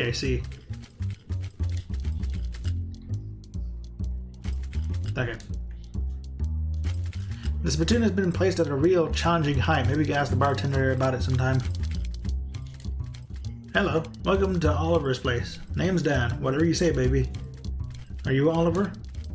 Heck no, I'm Fancy Dan the Cocktail Man. Nice to meet you, Dan. Hey, do you happen to know what time it is? Perhaps because you have a watch on you? Sorry, baby. The only one around here carries a pocket watch to the owner. Oliver Gluck. Gluck? He left about an hour ago to pick up the latest shipment of hooch. From who? From whom, baby? Before I was a fancy Dan the cocktail man, and I was fancy Dan the English teacher. Sorry, from whom? From the mob guys we always get it from. Where's the handoff? Whence is the hooch coming? Whither went Oliver? Fancy Dan smiles. The old refrigerator factory. I see. How do I get there? Grabs a cocktail napkin and hands it to me. Thanks. Oh, sorry, wrong napkin. Here. He takes the napkin back and grabs a different one with a couple of icons scrawled on it. Tape the napkin? And a napkin. We're here behind Murray's store on Plunkett Street, so if you go out of the alley and head straight for the edge of the napkin, you can't miss the factory. Thanks, Dan. Don't mention it, baby. You want a drink for the road? The first one's on the house. Yeah, sure. What do you have to drink here? Beer? I'll have a beer then. Excellent choice. Keep things simple. Yeah, the first one's only free. I don't have that much meat. Thank you, Dan. Hey, when does the fishman from the Watchful Eye basement? You're so used to not thinking about where things go once you put them in a tube. Hey, remember me from the tube? Beat it, bud. We're off the clock. Now sorry to bother you. Don't even think about trying to put us in another tube. I'll go back to jail before I let you do that. Sorry.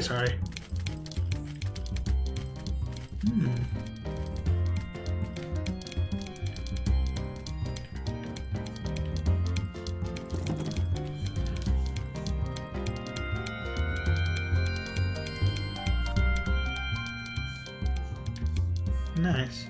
Another one of those weird symbols have been carved into the floor tiles.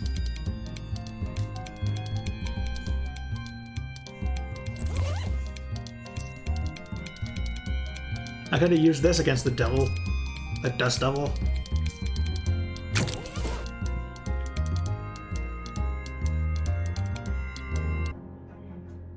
Let's go. As you're walking, Gabby strikes up a conversation. So you're new in Ocean City. First time at it? Yep, that's right. What things have you got of it? Well, to be honest with you, it seems a little run down. Yes, Gabby, I understand you. It was much nicer before an economy happened. Lots of people, very excitement. Oh, have you seen the boardwalk yet? It's like the cat wearing pajamas. What? It has games there and a future teller. Well, that does sound like a cat wearing pajamas. Check it out later. The toe.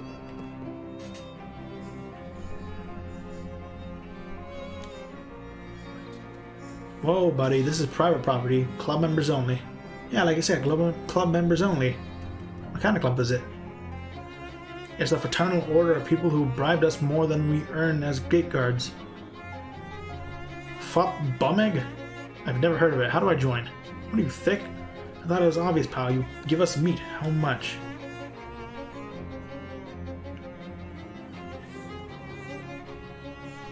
Hmm. 500 meat. Clancy, I told you to knock it off that repeating business. Would you take a beating instead? What the? My spider! Oh.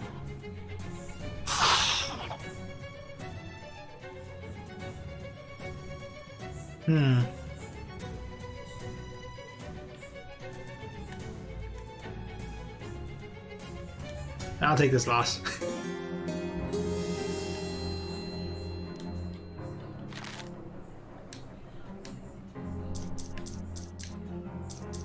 Covered with scabs. Alright. No way I'm taking those guys on right now. Let's check the boardwalk.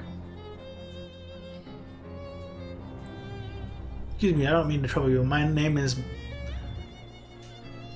Malvolios Harrison. I was wondering if you have any meat to spare. Just 5 meat for a cup of to warm these old bones. Well, wait. What's in the sack you're wearing? You're holding up old bones, like I said. Not today, sorry. Well, thanks for listening. Good day to you. Good day to you. Hi there, I'm Dan. Well, hey there. Pleased to meet you, Dan. I'm Dusty. What's up, Dusty? Nothing much. Just hanging around. I was going to run a 3-card mont down here at the boardwalk, but that didn't pan out. Why not? Well, there's a fella here already running a game down the way, and I prefer not to step on his toes. Just a matter of professional courtesy, you see. I see. And also because carnies get real scary about that kind of thing, and I ain't looking to be murdered anytime soon. Anyway, I can help. That's real kind of you. I'm looking for a different corner. Can you spare a nickel for a cup of joe to get my feet moving? Yeah, sure. Thanks, pal. You're a real good egg.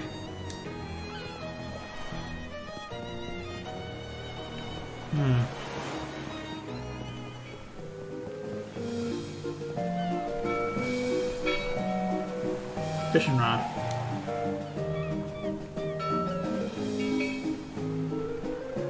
Experiment taffy. Nice. What else can I get? Fish liver oil.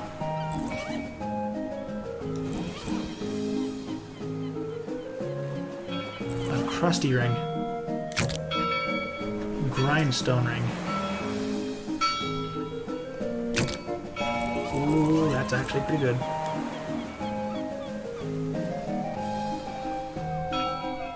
Fish in a sack.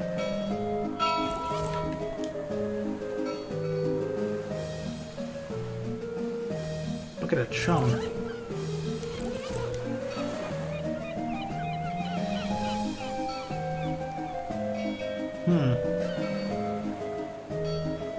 Nasty goo.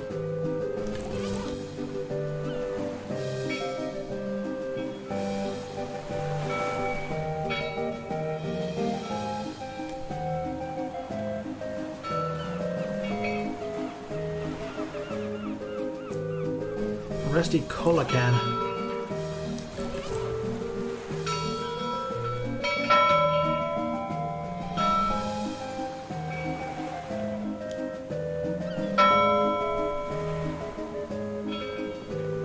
Maybe you refresh this soon.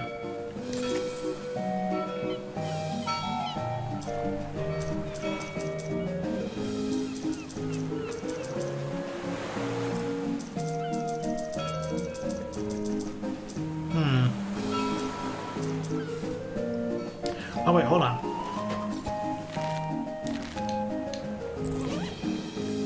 Oh no, I already have the cufflinks on me.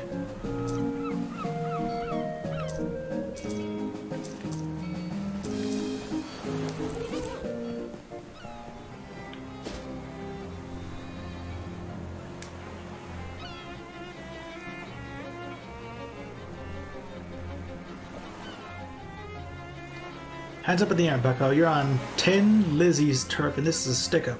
You turn to see a woman in oil-stained coveralls pointing a gun-like tool in your direction. What the... Is that a chalking gun? Stick-up isn't usually the literal phrase. It's actually a grease gun, so it's more like a slick-up. Gross. Everyone's a critic. Give me your wallet. Take your gun. You pull it out of your wallet and nervously fumble it, dropping it at the woman's feet. When she growls and reaches for it, you swiftly grab her wrist and twist the grease gun out of her hand. Hey! Looks like the grease is on the other magnet. Honestly, I don't know anything about cars. You're gonna regret messing with Tin Lizzie's. I don't regret touching this filthy grease gun more. Go on, scram.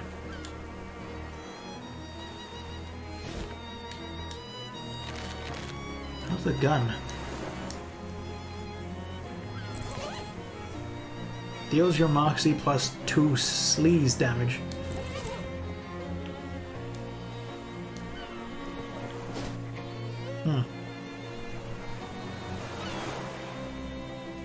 Well, hey there, fella. Aren't you Dan? I'm Riff Thomas. How'd you know my name?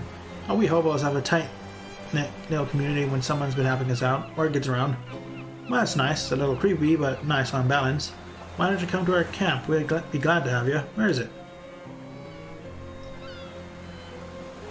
Well, you just head down 12th Street till you see the lot where the old hardware store used to be. Then you take. You know what? It'd be simpler if I just mark it on your map for you. Yes, please. Come by any old time. Hobo camp. Sure.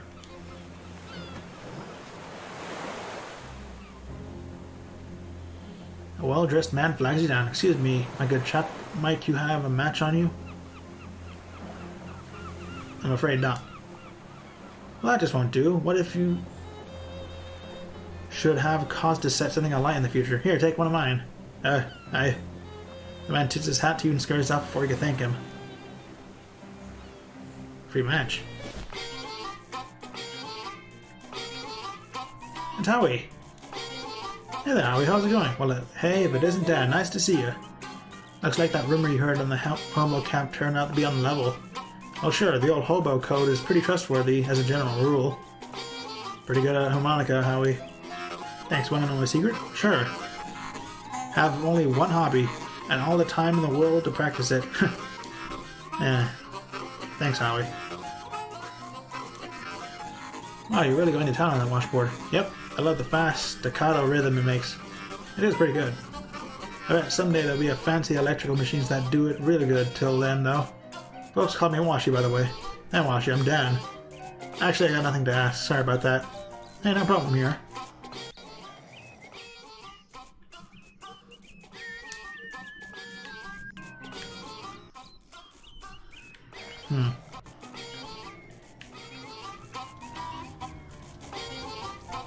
Warm hands.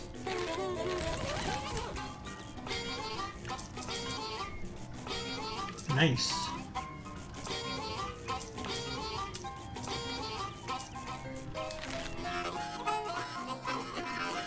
Grab cryptography. Hi there. Well, hello there, dearie. I don't believe we've been introduced. I'm Veronica. I am Dan. Can I offer you a cup of tea? It's homegrown, so to speak. You found tea leaves around here? Just about any leaves can be tea leaves with the right attitude. I'm fine, thank you, though. I like your hat. Well, thank you. I grew it myself.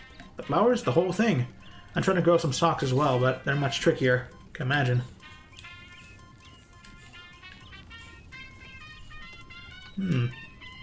Hello there. You must be the Hobo King. The crown gave it away, I presume. Yep. Well, you're correct. I am the Hobo King, though to us are more familiar here. I permit my subjects to call me Johnny. Nice to meet you, Donnie. I'm Dan. What can I do for you, Dan? I have a question. Where are you from? Hoboken. Of course you are. Hey, don't touch that telephone. For all use only. The phone isn't actually connected to anything. Don't let it hear you said that.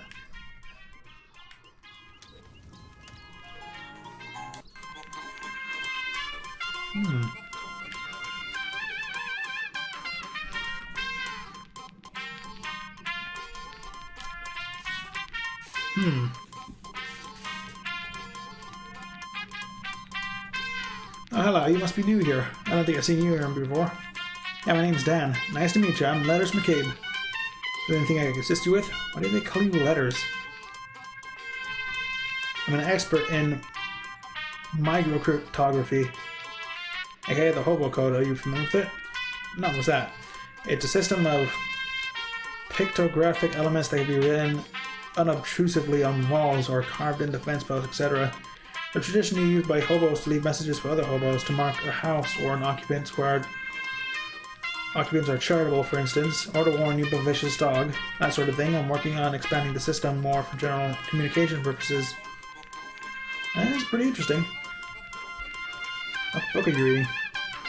It's the Hobo Code Manual. I could teach you the basics if you like. Sure, that sounds useful. Spend the next 10 minutes or so going over the basics of the Hobo Code with Letters. He teaches you some most common glyphs. If you would like some more, just ask any hobos you meet. They are honored bound to assist new learners. That's the Hobo Code. Thanks. What's with all the stuff in the room?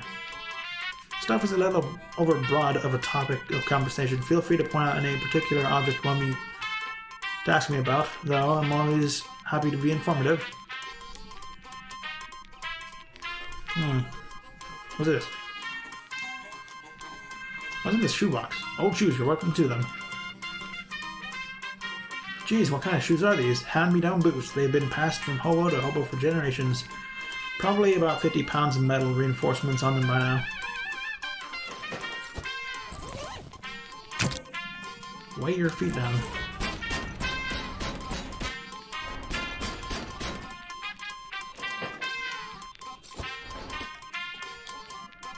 Ham radio. What's it for? Listening for stuff about ham.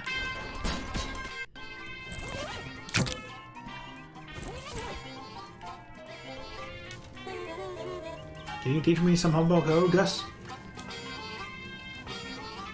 Ah, you're a student of the letters. And of the letters. I'd be glad to help. Nice that all the rain cleared up. It is nice. I do enjoy the rain, but I also enjoy dry clothing. So you're the kind of guy that's comfortable in any sort of weather, eh? Yes, I do my best. Can't stop a rain cloud by crying, after all.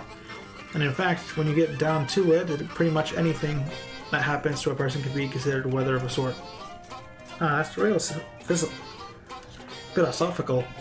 Old Gus says if you can find the pleasure in any circumstance, you'll never be a sufferer of misfortune. Thank you. Hey there, Dusty, right? That's me, and your name was Dan. Got in one. Great, how you keeping, friend? Any hobo code? Oh, the letters I gave you on the download on the code, eh? Sure, I could teach you a character or two. How you liking the camp? It's real nice. Everyone's real personable, even if most of them are a bit quirky. I'm thinking about getting a poker game together if I can find anyone with a full deck.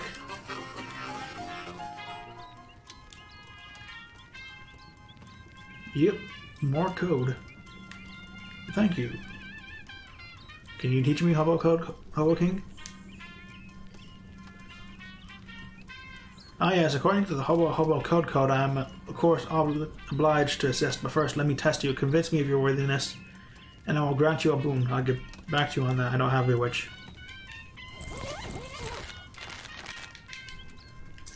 Bewitch costs 40, which I only have 15 EXP. I need to do more fighting.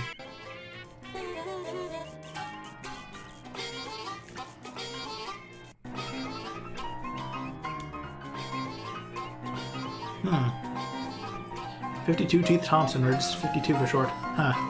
Is that because of the 52 white keys in the piano? Nope. I was lucky that I happened to find a piano for the camp. Oh, I brought this baby with me. On foot? How?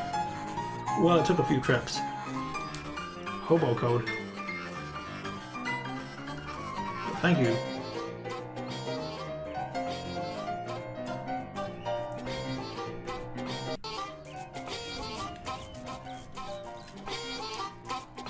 Can you teach me any hobo code, Howie? Old letter is teaching you the lingo, eh? Well, I still owe you for the one for dealing that old railroad bull. Now that I think about it, I'll get down here and I'll show you what I know.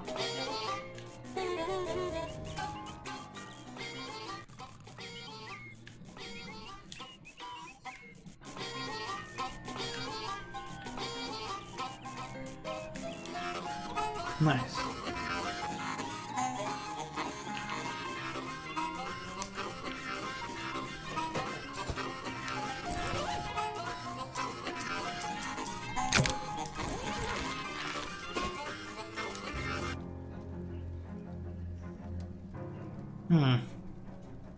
Spearmint Taffy. Nice.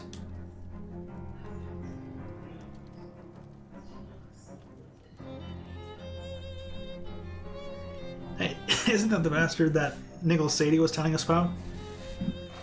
They lower their masks and snap their fingers. The tips of their index fingers spark into white-hot flames. The Tin Lizzies have mages? Oh, swell. Let's weld that tailpipe shut.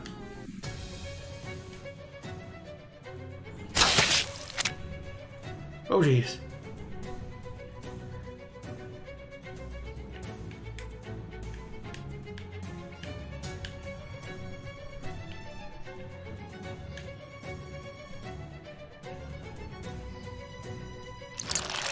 Mozzarella.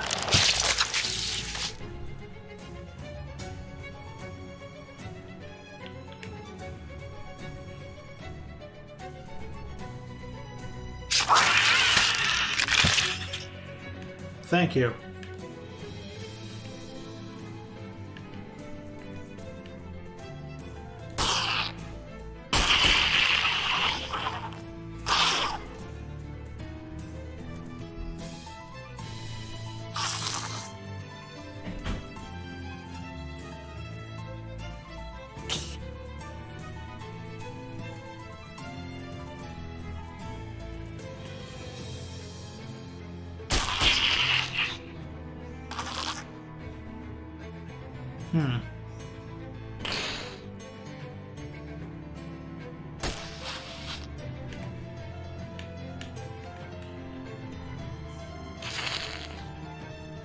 Boom.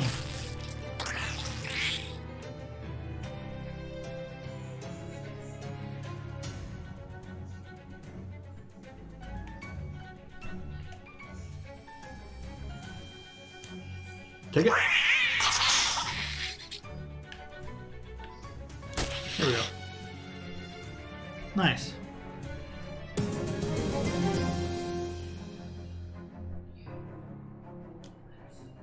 The chop shop.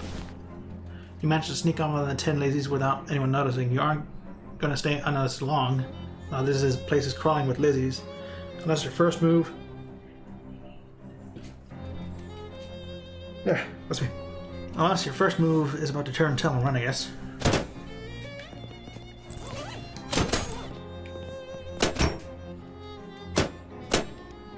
Yeah, let's do this.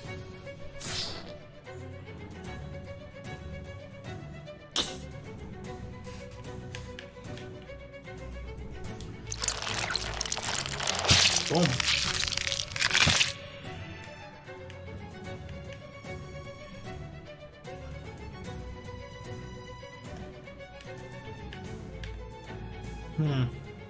Six.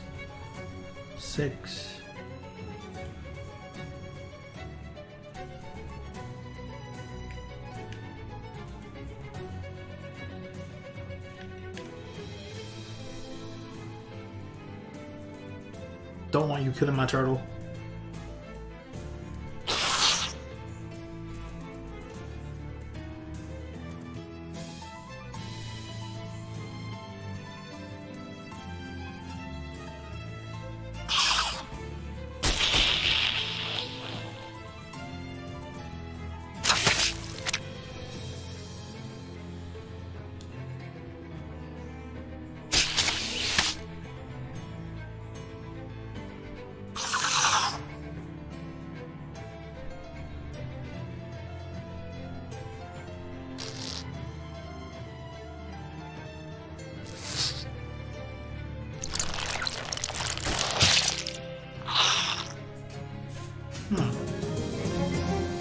Nice. A prototype car freshener.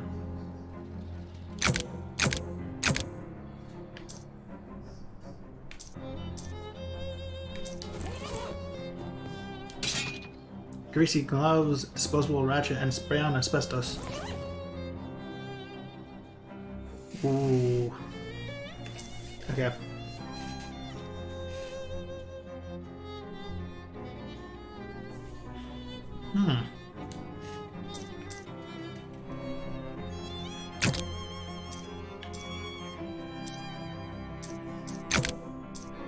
Stench or sleaze armor? Weird.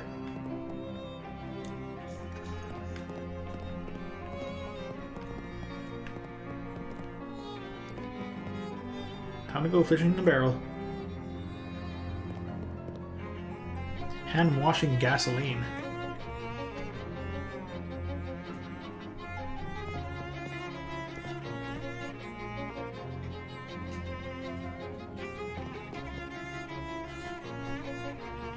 Face grease.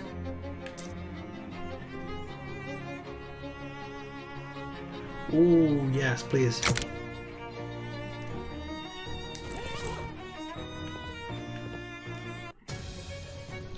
No, my turtle!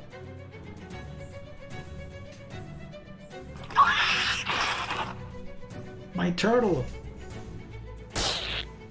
Never mind, it's gone.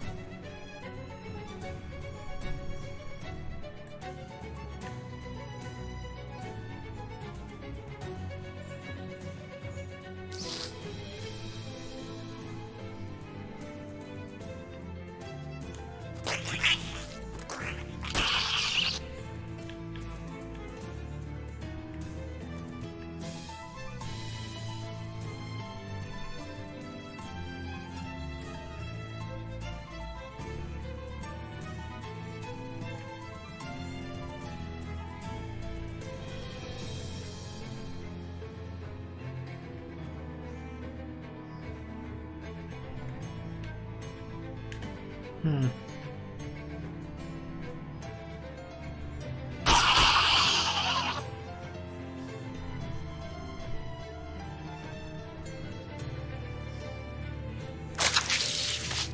Thanks, Sparta.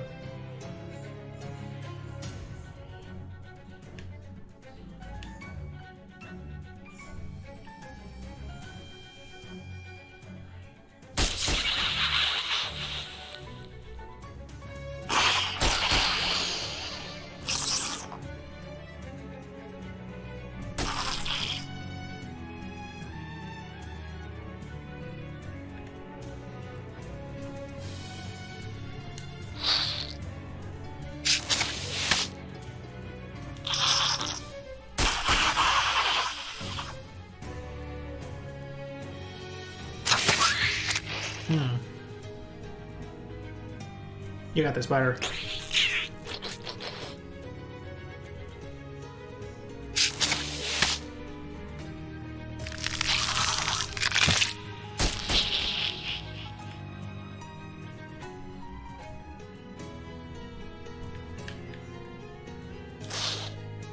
Cool, one. Lots of face grease, and turret gets stronger. Nice. Welding mask.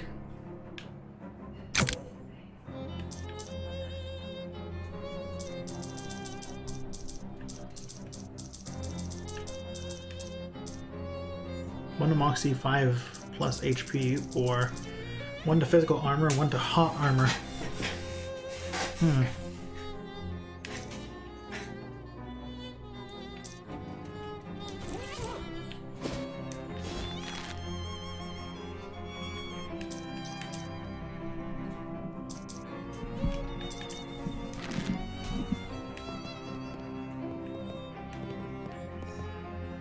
A muscular woman with flaming red hair sitting on a throne made of welded together wrenches and is glaring at you.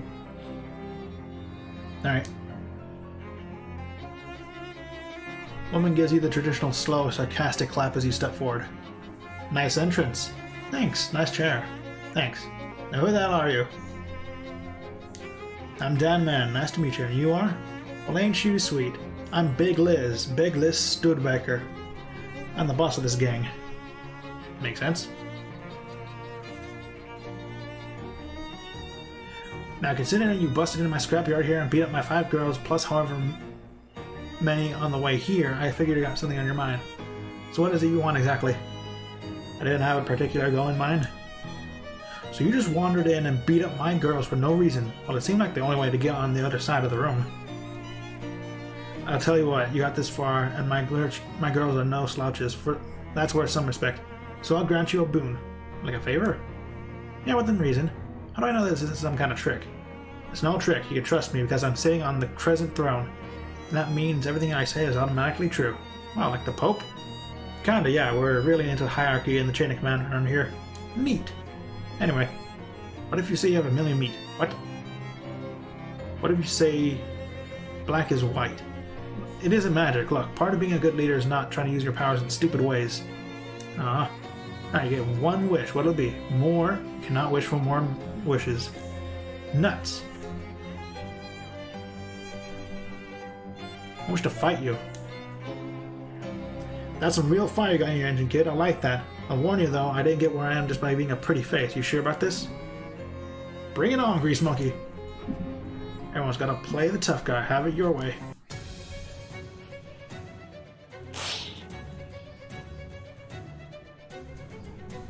Dang it! My turtle.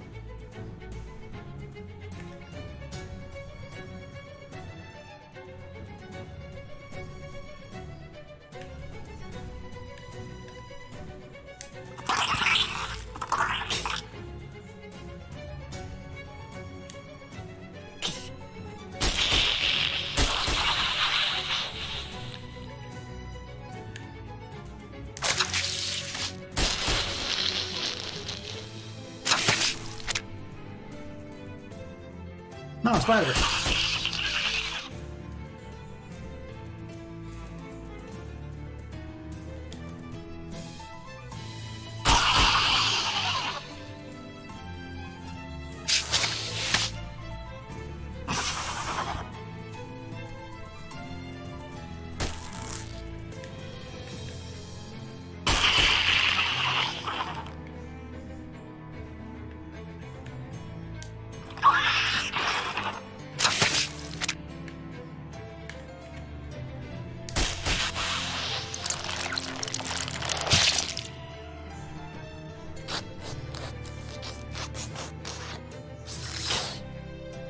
Dang.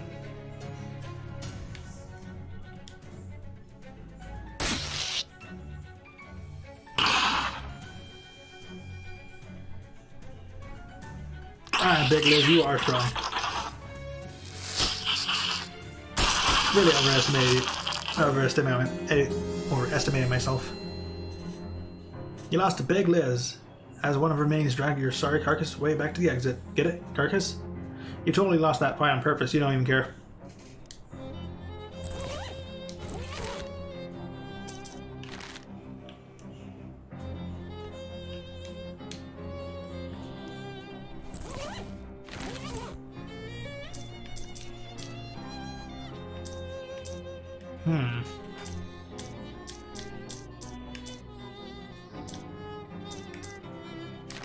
Extra Moxie.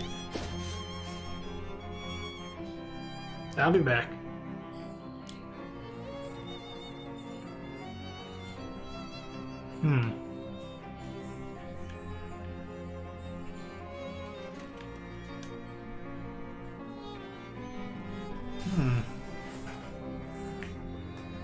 Two goblins wearing shorts with suspenders carrying, you know, those things, those marching band things. They're like an upright harp, except instead of strings they have metal xylophone bars. Those things. Anyway, the goblins are carrying those and they interrupt you.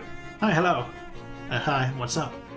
You are intruding the territory the Glockins in. Am I? I don't even know what a Glockin is. We are Glockins. We are the toughest all street gangs in Ocean City. What do you think about it? I guess you do look pretty tough. That's true. We do it. Your xylophones are pretty cool too. What? Xylophones?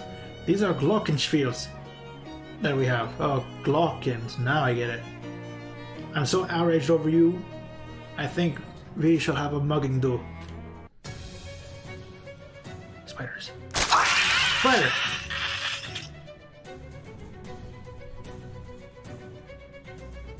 Yeah.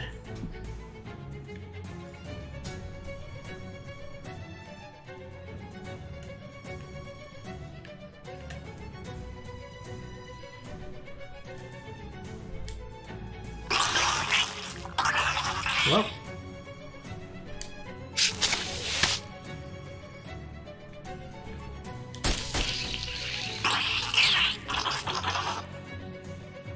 Please hit the... Okay, that's fine.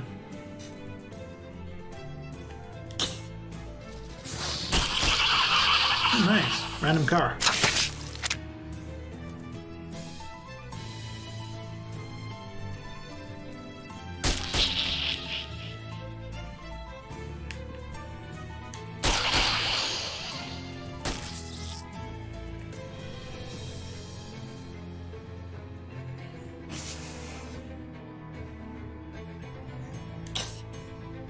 Boom. Yeah. Actually, that would have killed me my turn. Never mind.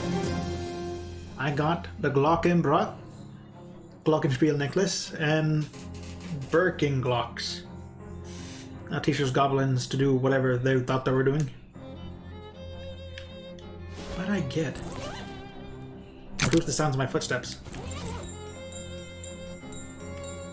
I love that. Glockenspiel necklace. Is my spatula considered a ranged... No, it's not a ranged weapon, it's a magic weapon. Huh.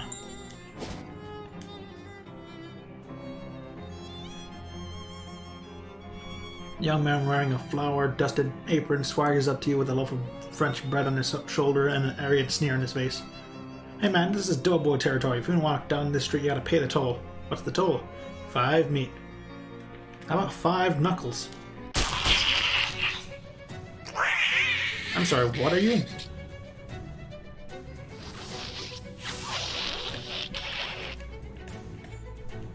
Tentacle buddy.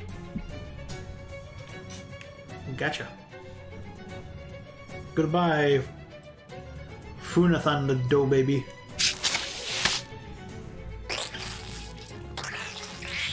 Be thrown away with cheese.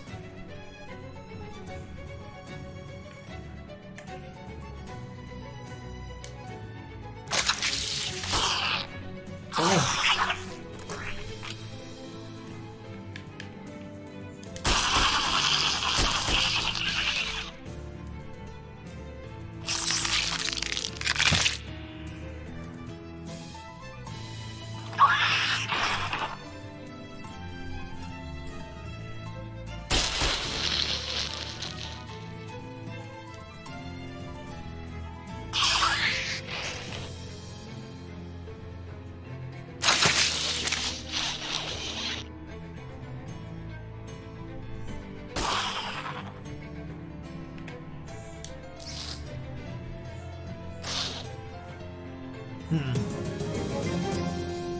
Chef's hat, clammy dough blob, and freshly baked roll.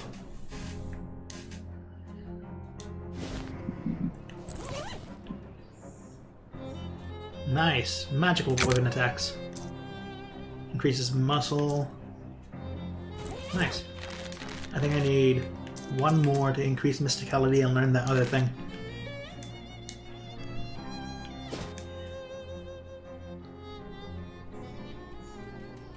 Geez, what happened here? Oh, Gabby, I have memory of it. There was an accident a couple of weeks ago. A tire that had a car had a tire break and smashed against the lamppost. That explains the car and the lamppost, but why are they still here? What about this other junk? City trash takeawayers are all contractors now. And who want to pay for it? Nobody. So the tire waits there. The car waits there and people put junk there because that's what the junk is.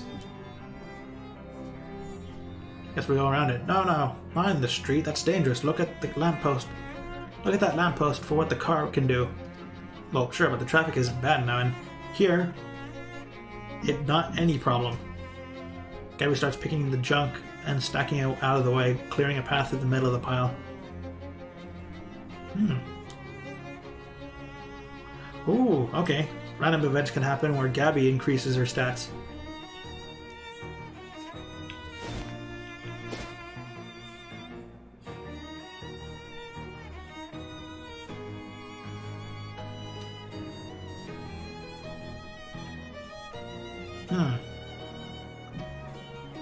Aha, you realize I'm about 30 feet away, right? Yeah, but I can't leave the mailbox. Sometimes I regret my curious nature, but I guess I'll ask anyway. Why can't you leave the mailbox? Come over and I'll tell you. Marvin. Hi, I'm Marvin. Hi, Marvin, I'm Dan. What are you doing here? A stunt. A stunt? Doesn't seem particularly stunty that you're just sitting there. Yeah, but I've been sitting here for 7 months, 15 days, 9 hours, and 41 minutes. Why? Why it's a stunt?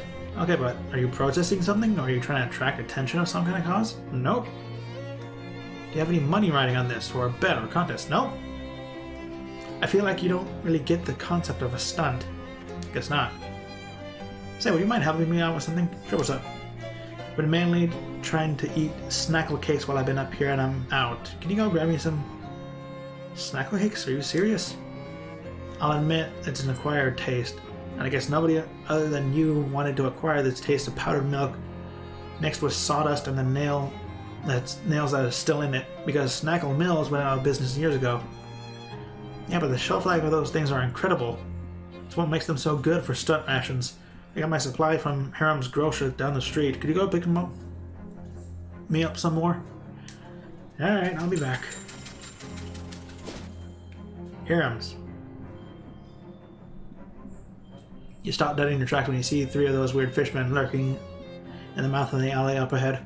They're peering around with their glistening, staring eyes and glorbling at each other quietly until one of them notices you. It and its 2 companions start stalking towards you and making wet growling noises. Oh geez, what even are you guys?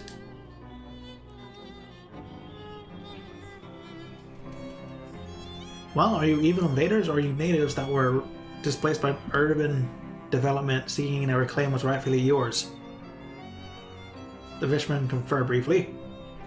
Evil? Okay, as long as we're on the same page. Soda in the hole.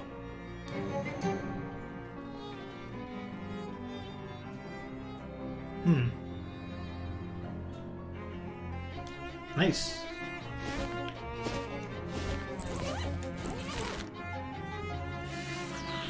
Five more. A single shoe.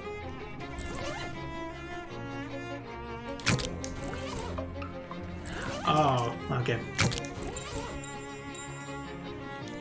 Hi there. Hey, hello there, Momo. Oh, I'm Dan. Samuel? I'm looking for Hiram's grocery. Is this it? Was, went out of business. When? A couple of months. Have you been staying there this whole time? What are you doing here? Just waiting for him. Waiting for what? Some work? You're looking for work? Yes, just until I'm. I don't think you're gonna find any here. Considering the store is pretty thoroughly closed, I don't think you could find any work here. For sure. Another store. Does it look like to me that there's going to be another store to open here anytime soon? Here, maybe you could take a cab to a different store or something. Well, thank him very much. Thank you very kindly. Good luck. Boom.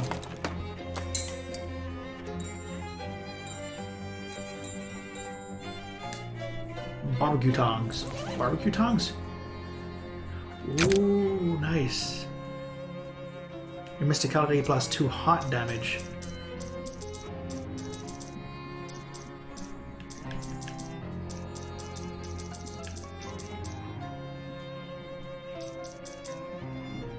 Okay. Snackle Mills factory. It's empty, unless... Fine. Thank you. Lip balm. Okay.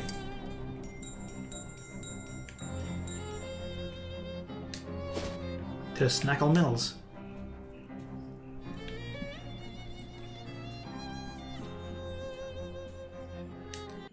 Alright. No, don't kill the spider. Dang.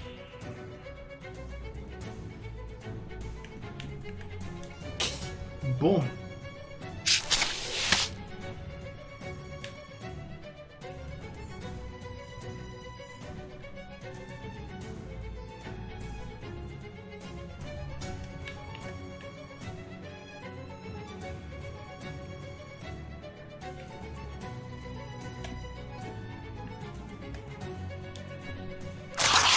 Dang.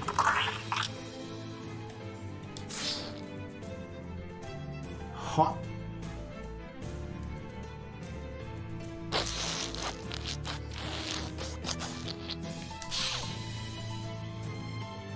Don't kill my turtle. Getting rid of my mysticality?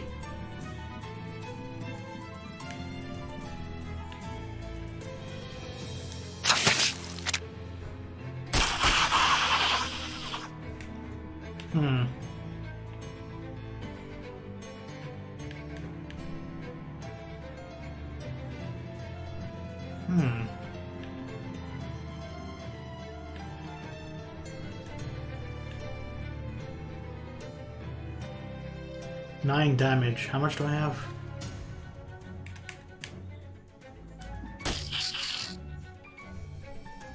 Excellent.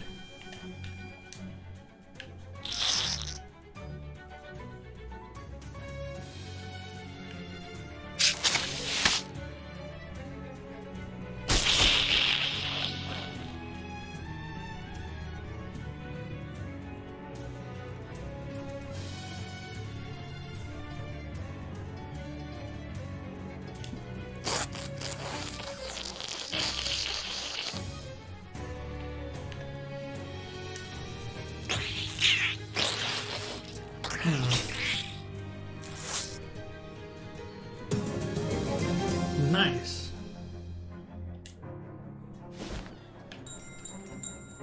Grab a case with Marvin. I'll be back. Alright, Marvin, I got you your snackle cakes.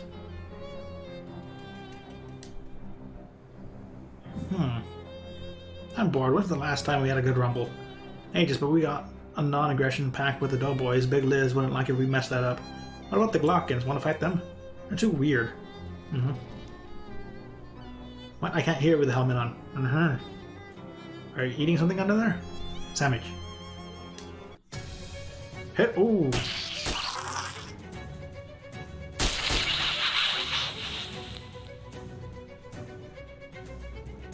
Thank you.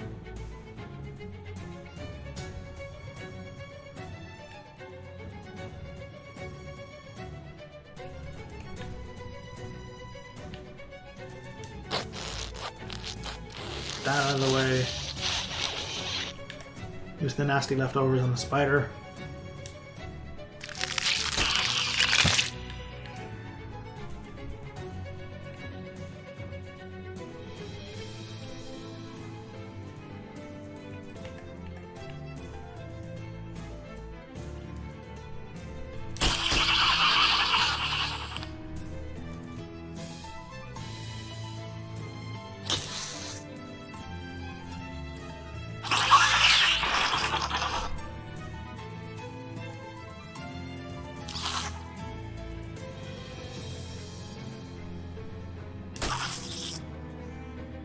I'm turtle.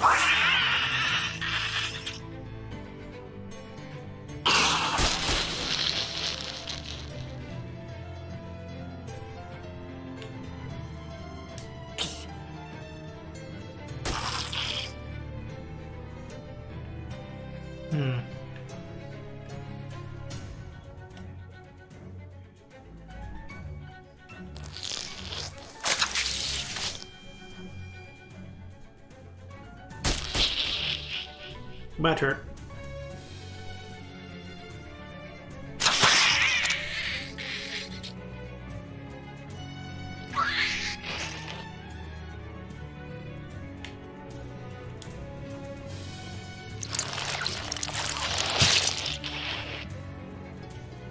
There we go.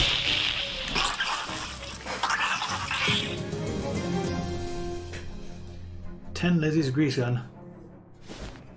I don't even have one of those.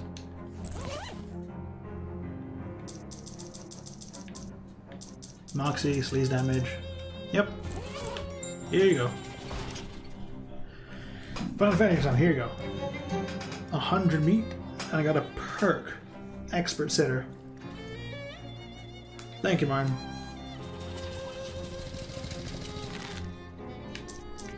Plus one more Moxie.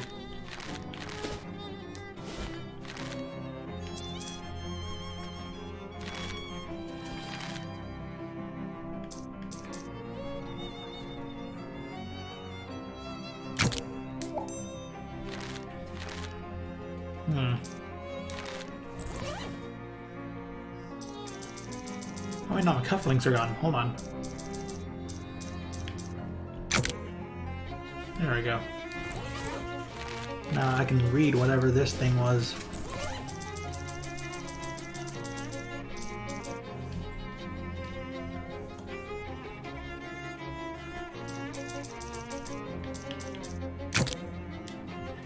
Advanced hand gunnery.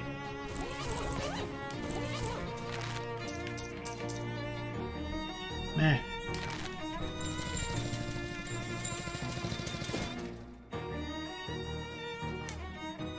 Oh, not the fridge factory.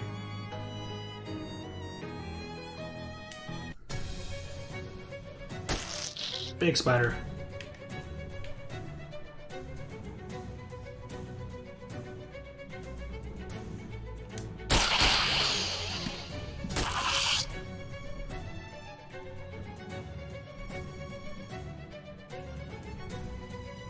Damage, 12 damage.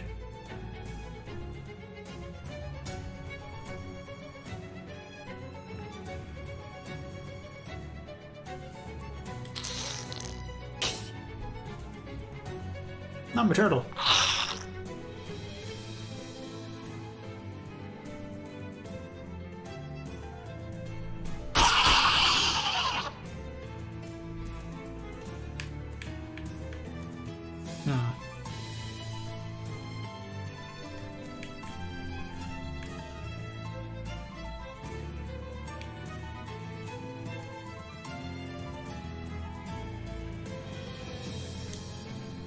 Boom.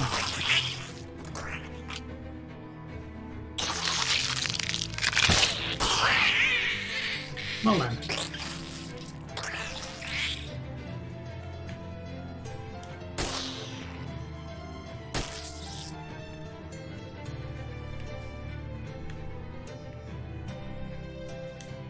Oh, I can do it multiple times now.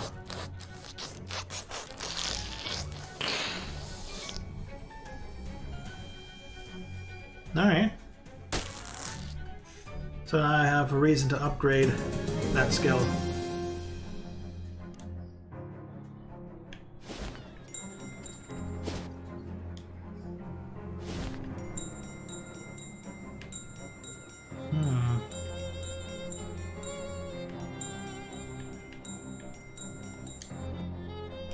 Looks like the abandoned factory has been occupied by one of the Ocean City's various gangs of street hoodlums, namely the Doughboys. They are hanging around here in their leather jackets and white aprons, bragging about their sourdough starters and using rude words like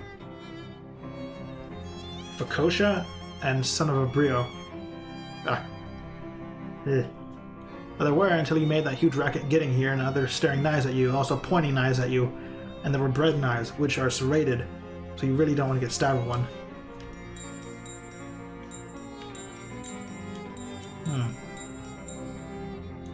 Do it.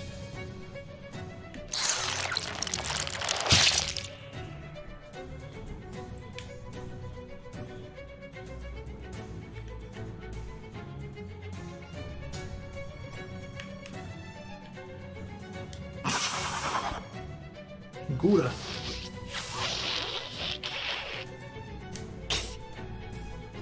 Boom. 12 damage. Gary, me, the spider.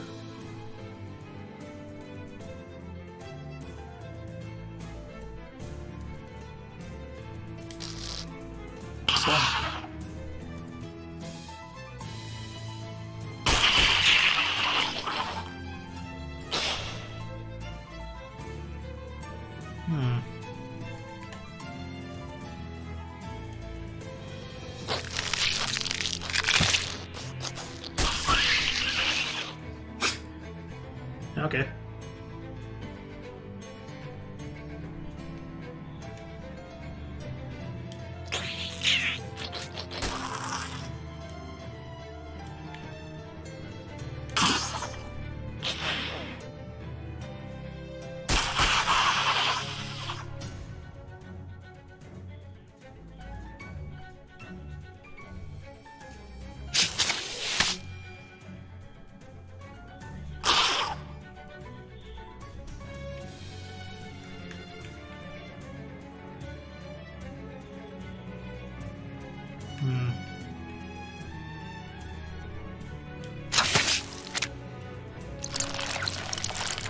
And this one deals 5 sleaze damage, so take that one out. And then we'll attack this one. Nice. A doughboy loaf. Ah, physical.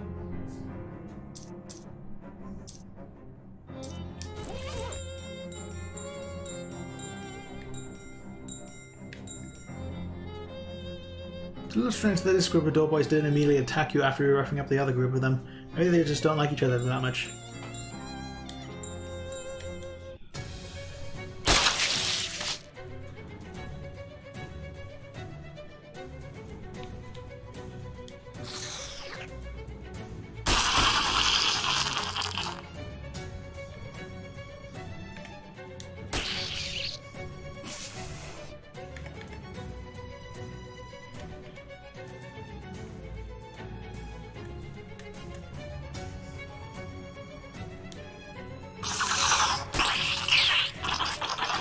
No, not that one. Yeah, misclicked. Goodbye, spider. Never mind.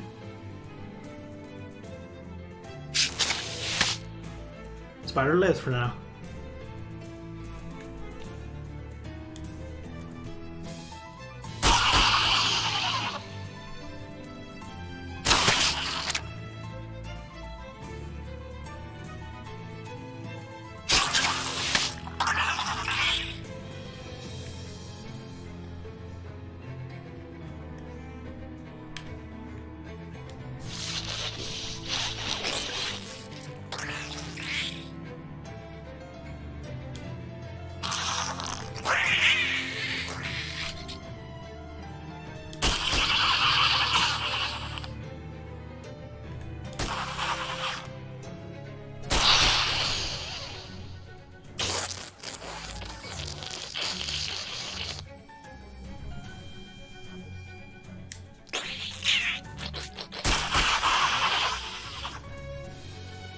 Ah, I didn't need to do that.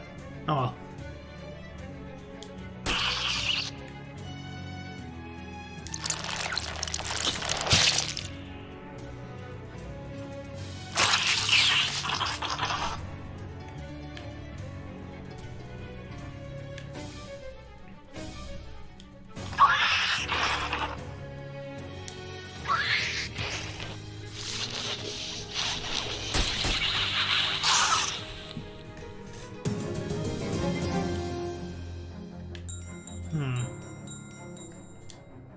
Mana enriched flour. Miscellaneous chemicals.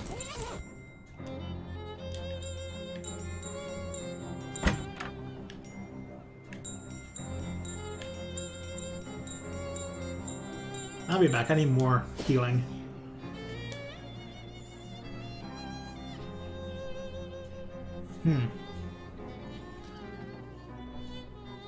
Encounter a woman in a welding mask using tightly focused magical fire to cut the fenders off a parked car.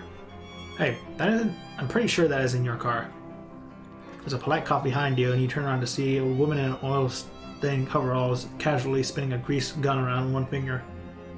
Is this your car? Yes. No, it ain't. And none of your business either, so maybe we should teach you a little lesson about minding your own business. You just said it isn't mine. Turtle!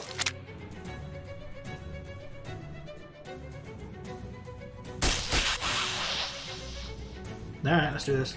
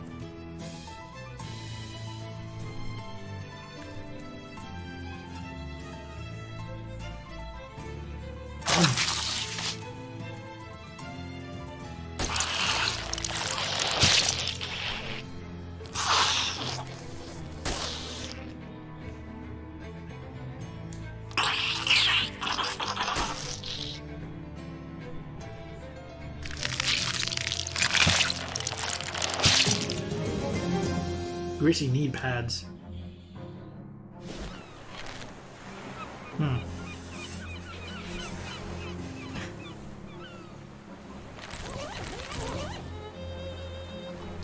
Got no pants.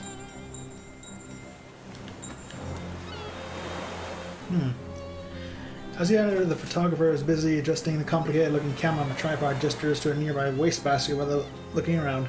If it's more bills, there's my inbox. Hello? Oh, ain't you the jumpin' Jehoshaphat? Baby, where have you been all my life? Excuse me? That face. That's exactly the face I've been looking for. It's perfect. It's fine, you can't have it. Hey, you're funny too. Baby, I love you. You're incredible. Listen, do you know who I am? The sign on your roof said you're Tony Fiasco, hat photographer. That's right, baby. That's exactly right. And I'm going to be the world's biggest hat photographer in the city. No, the country. No, the world. But there's something I need first. Face? A portfolio. Do you know? And you know what I need before I get a portfolio? Hey, a face. Your face, baby. Well, don't you dare say no. Don't you dare say no, baby. Listen, it's easy. All you need to do is stroll up here wearing a hat, and all I gotta do is take a photograph of that hat. And we're both gonna be rich. Rich? Me with my portfolio, and you with 30 meat. I'm paying you for every picture. Well, it's gotta be different hats, though. Gotta be different hat every time, and I can't pay you nothing for the same hat twice. Got it? Okay, well, how about this hat? What is that, chef's hat? Perfect. I love it. Here's your meat, baby. Spend it in good health and come back soon, okay?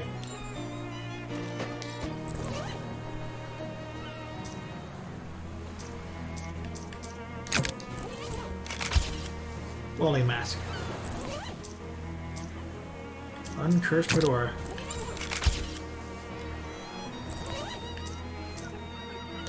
There we go.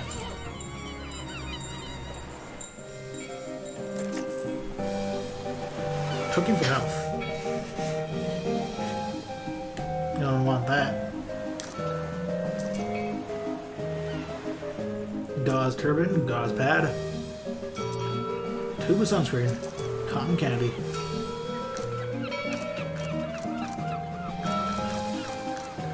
Thank you.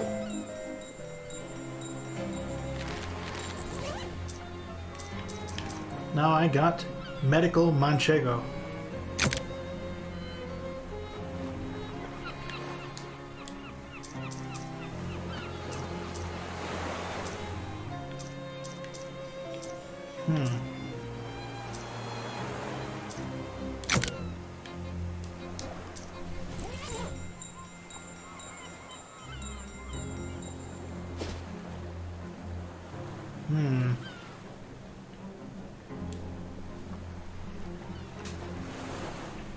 Licorice taffy.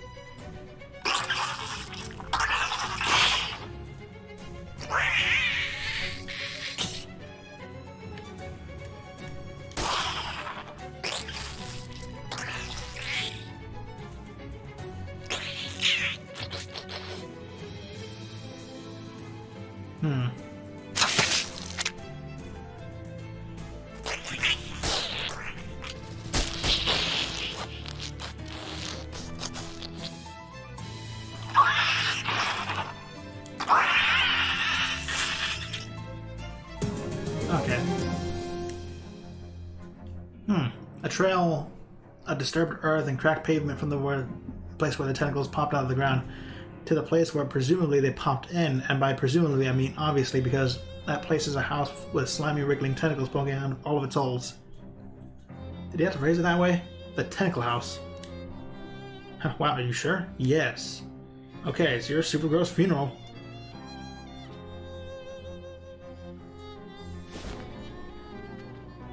Okay, hold on. I'm turning off the spiders. It was fun, but I'm getting over it. Either someone's pet Kraken escaped or someone opened a portal to the Waggle dimension. God, really? Don't judge me. Seems like a house has been used to be quite nice. Tall ceilings, nice wallpaper, fancy molding everywhere. Now, however, the wallpaper is peeling, the plaster is crumbling, and there's tentacles poking out everywhere. It's a real fixer-upper. Hello, did anyone call for a tentacle exterminator? I don't think anyone called for a tentacle exterminator, but if you want to do some pro bono extermination anyway, I also don't think anyone's going to stop you. Except maybe the tentacles.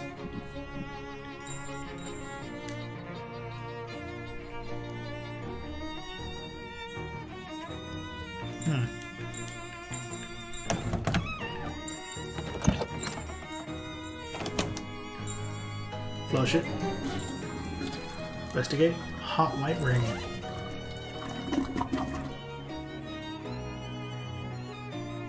When you apply it on fire, apply an extra 1.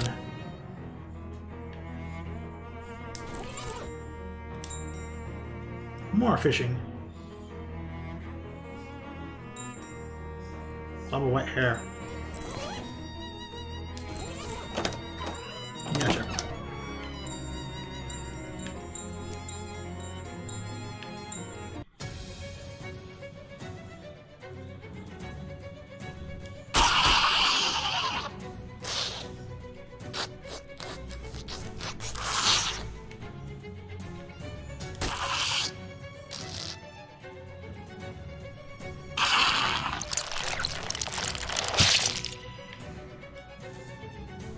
Boom.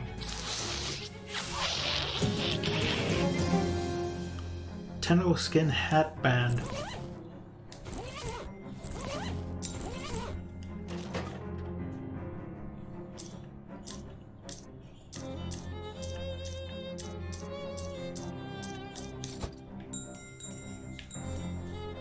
Another fishing rod.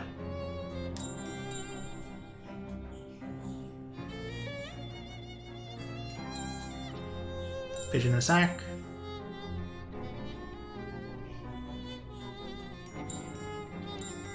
More clean water.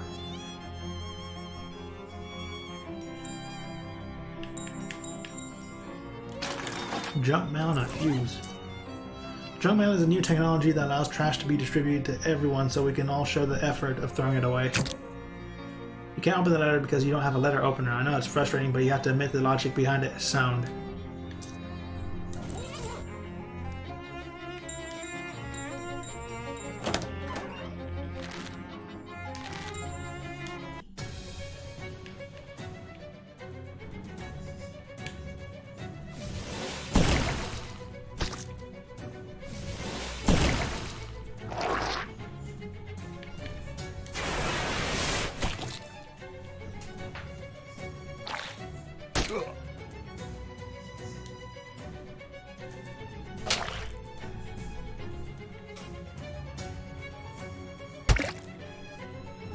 Don't touch my turret.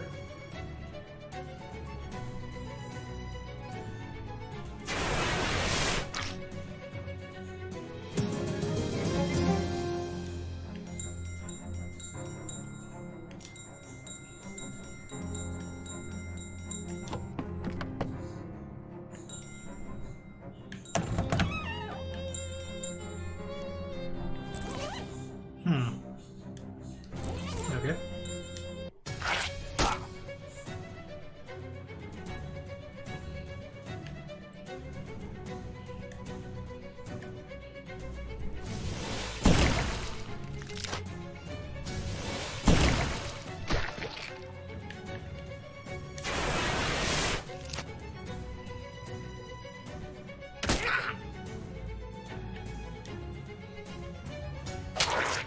Ah, not that one.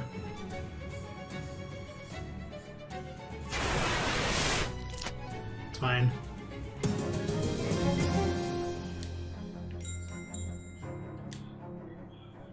That was a curio. Coffee table? A chase lounge. A lintel. A nightstand. A writing desk. Break front. A Murphy bed. Tea cart. An island. A valet. Was it a bed? Wastebasket. Work table. China cabinet. Armchair. Beret. Room divider. Waterbed. Park bench. A stool. An office chair. Chest of drawers. Ladder back chair. Clothes valet. Picnic table. Windsor chair. Grandfather clock.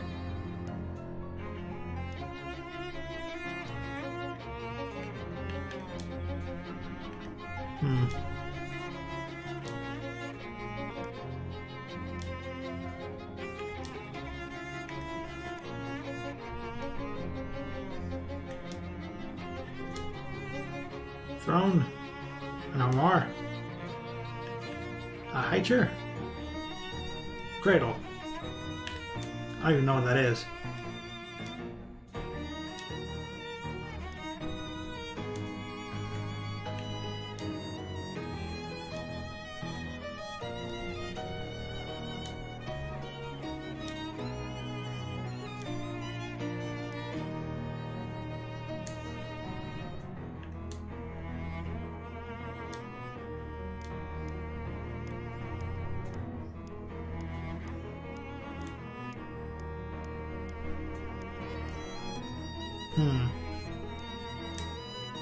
I don't know.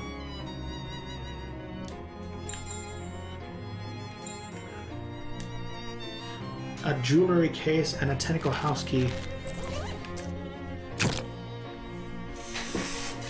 A porcoise torque and a friendship ring.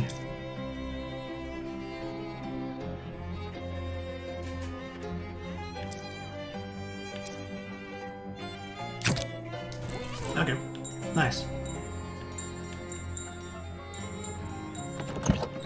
Okay, enough of the shoes.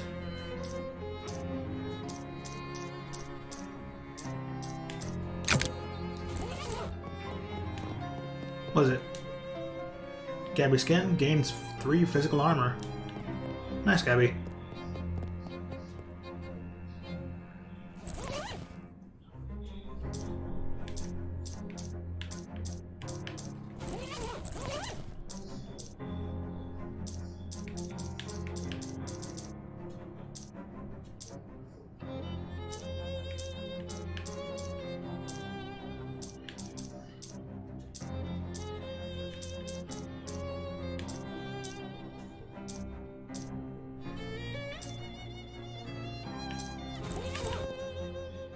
Need 4 muscle to break it down.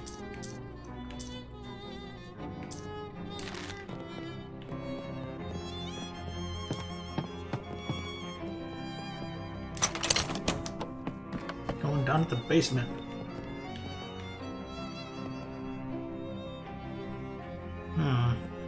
Fuse box. There we go. Right now it's less dark.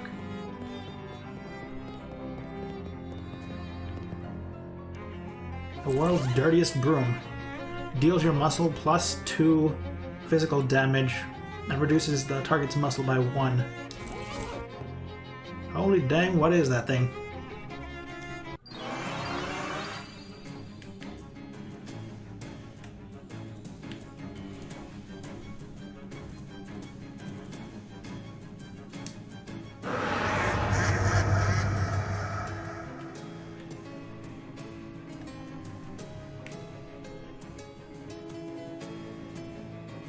A rat tentacle.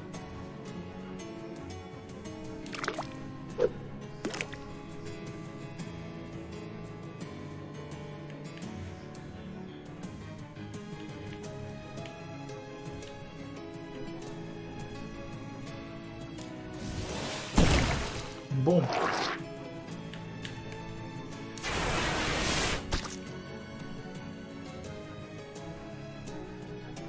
Not turret.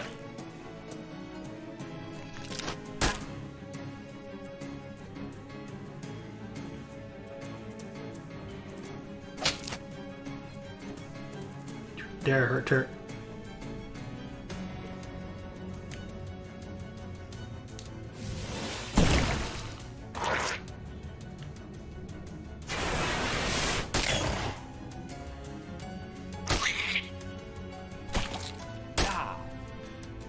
Oh, if I could have a tentacle familiar, I would love it.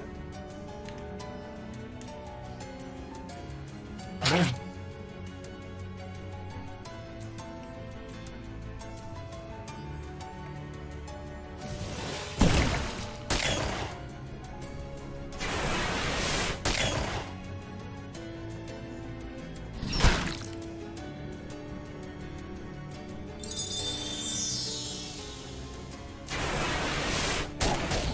Nice.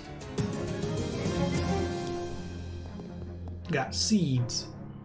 Here's the problem. There's a hole in this bag of tentacle seeds. Some must have fallen in the dirt on the floor and sprouted them up.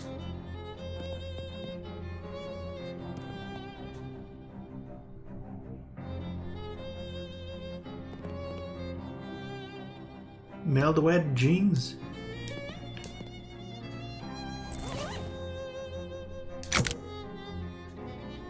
Okay. Grow a tentacle to aid you in combat. Okay.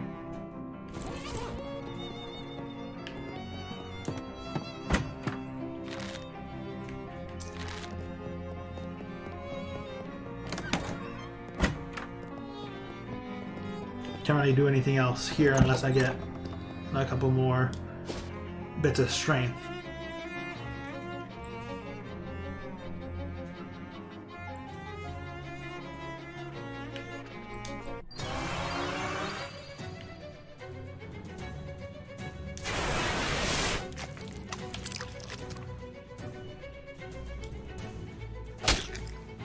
Dang.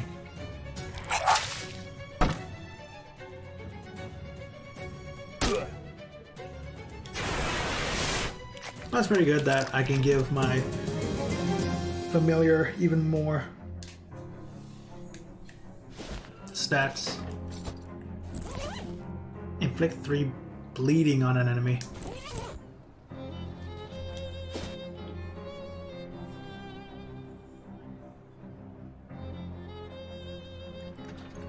Join them. It does look like fun, but you definitely don't know the steps and it'll only cause total chaos. It would be simpler just to attack them since a brawl will probably result anyway.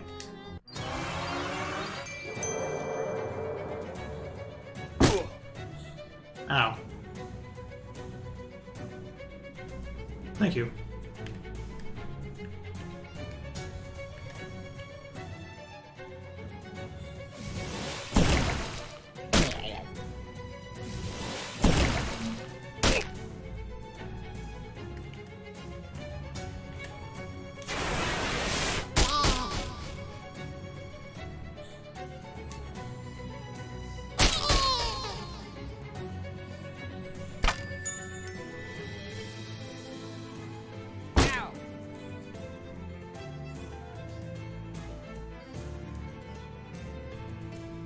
Seven.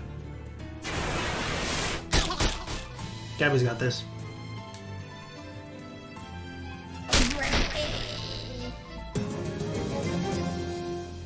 A Glockin Mallet Ball.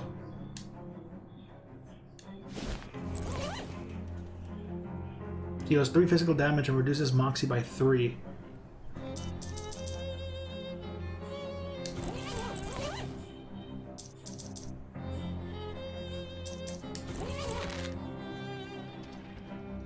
And more EXP.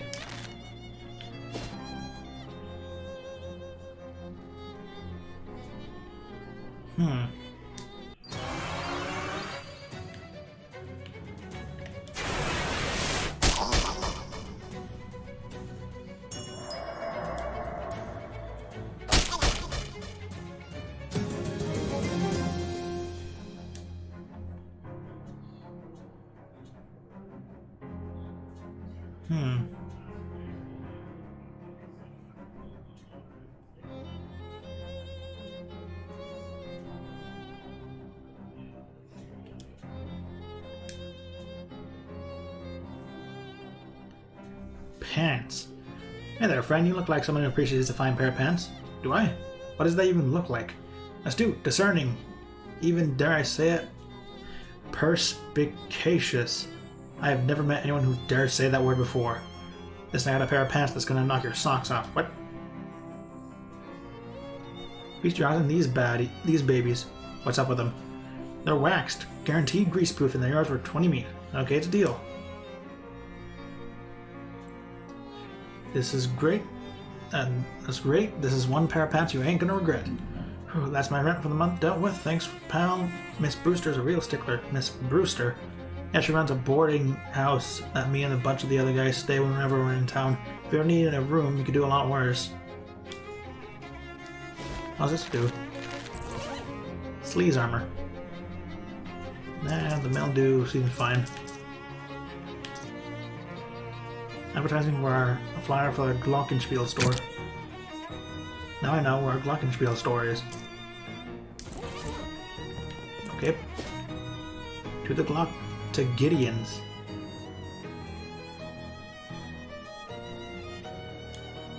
Energizing powder.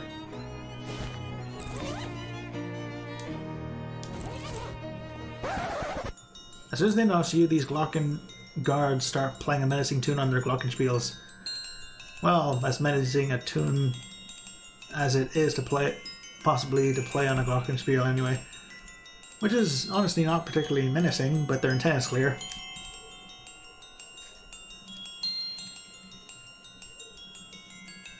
Hi, hello, what do you want? What want you? Well, I want to look at the bags behind you, want to talk to your boss, I want to buy a Glockenspiel. Oh, we have good taste in musical instruments, but our glockenspiels are not for sale. Oh, come on, everything has a price. The price of a glockenspiel is no meat. 9 meat? I'll pay you 9 meat for one. That joke does not even work. I'll go to the building behind you. The old glockenspiel shop? That's our hideout. You are not allowed in there. Oh, please. No, it's only for gang members. That is the whole point of a hideout. I want to fight you.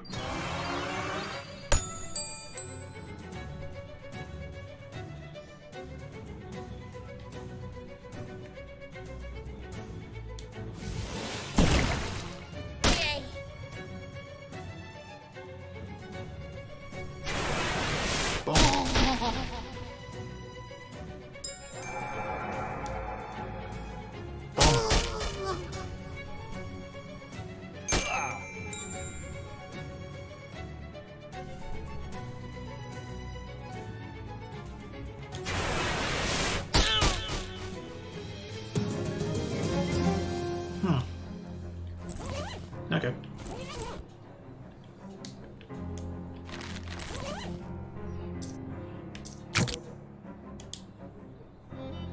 Parmesan missile upgraded. The soldier who wrote these notes was a real masochist. If any of these techniques are against the Geneva Conventions, there certainly will be in a year or two. Okay. Oh, beehive. Wasp hive.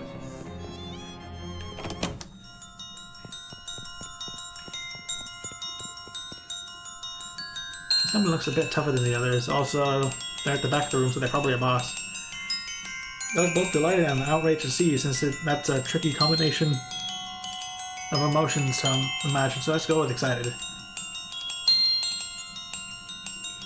As you step closer to speak to the goblin, you notice that they appear to be wearing an authentic German lederhosen, rather than the makeshift shorts and suspenders that the other Glockens are wearing. Not that you're an expert at traditional European fashions or anything. They sneer at you with glaring eyes. So, you break at my house in and beat my guards together? Think you can enter Gunther, the boss of the Glockens' defeat? Actually, I just want to talk. Ha, bet you think goblins are pretty stupid, I bet. Bet you have other thing coming. If I don't feel like having a conversation with a goblin about goblin intelligence, can I just say yes and then we fight? Sure. I think goblins are as dumb as they seem. Oh yes, yes? What do you know about that, huh? Well, I read in the magazine article once about it. All of it went over my head, but basically since goblins are fungal creatures instead of mammals, their brains work pretty differently and they find it really hard to extrapolate from familiar experiences to unfamiliar ones, so they're dealing with novel situations. They tend to just make wild guesses about how they're supposed to behave. Oh, I'm actually surprised. Furthermore, because the way they pass knowledge to their children, goblins are always excited about having lots of novel experiences, so they're constantly putting themselves in situations where they have no idea what to do, deliberately. Okay, I, in fact, know you much about it. I'm impressed. A little impressed. Oh, you know so many things. I was stuck in the dentist's waiting room for a while and I didn't have anything else to read. So what now? Okay, well, you're proving that you goblins are not dumb think, but that was really a rhetorical question. Yeah, just showing off a little. So, we have a fight, yes? Sure.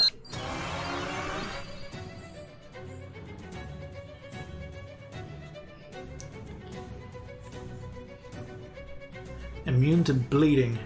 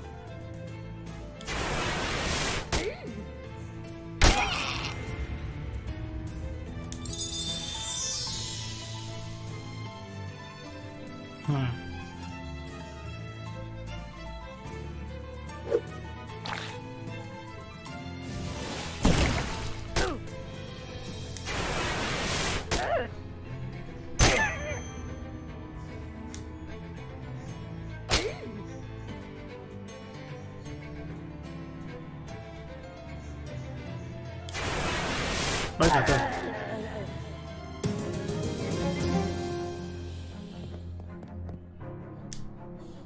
Thanks, Gideon, whoever you are. Wherever you are. Nice. Oh, your Glockenspiel.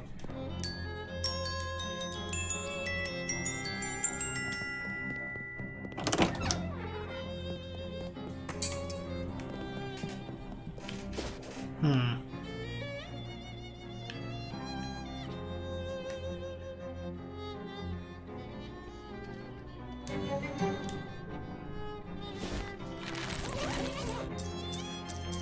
Hmm.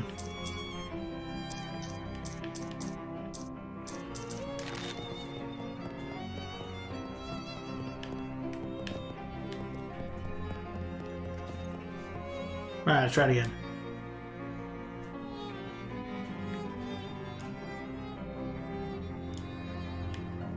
Okay, fine, let's fight again.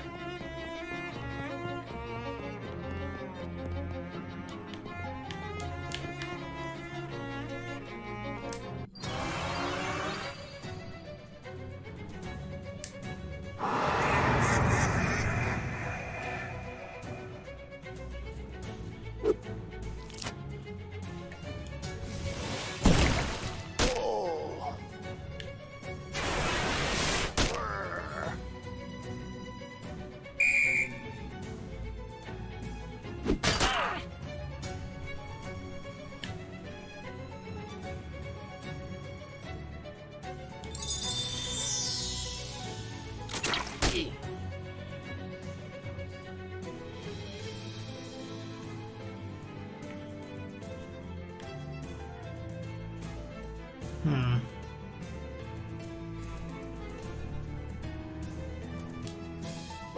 Boom. Hi, Lizzie.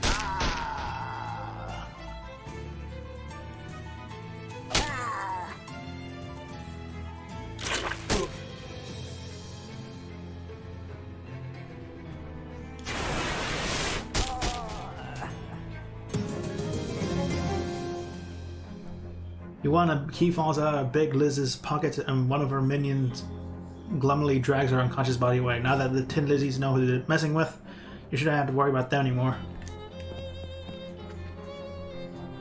I'll drag it in a minute.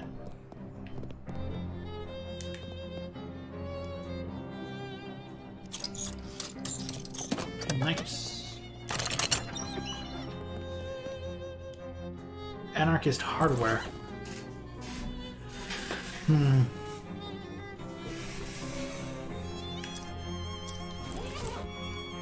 Another crowbar. Alright. Chopped off car door. Offhand item. Deal your muscle and physical damage to reduce an opponent's mysticality by 3. Eh.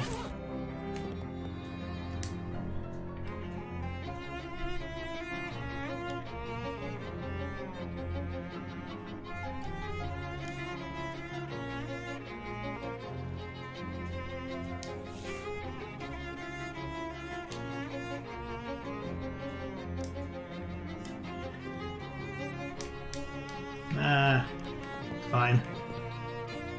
A bunch of repair manuals for cars you never heard of, except a book about weapons instead of cars.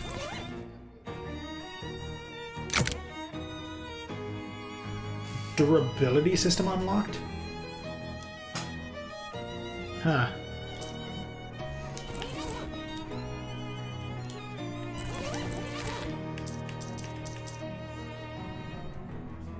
You know enough about weapon repair to tell when it's needed, but not quite enough to do anything about it.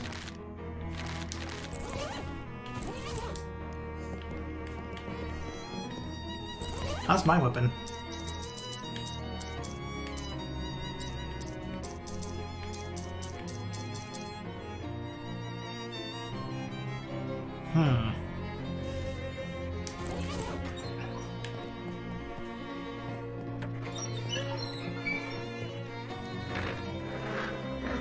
Now I got a throne.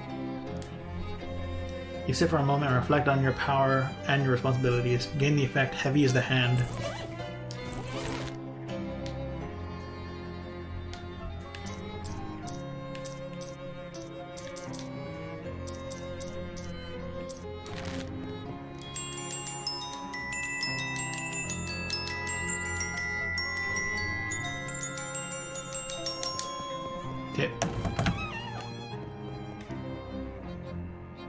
Mysticality.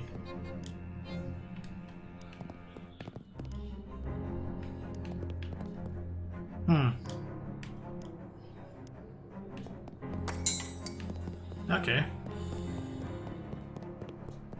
So I can switch partners at the speakeasy.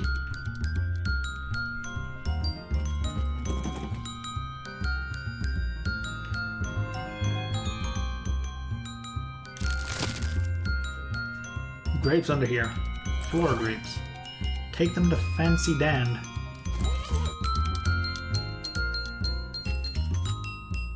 Hey, Fancy Dan. How's some floor grapes? Floor grapes, eh? When life gives you floor grapes, make floor wine, baby. Sounds like a plan.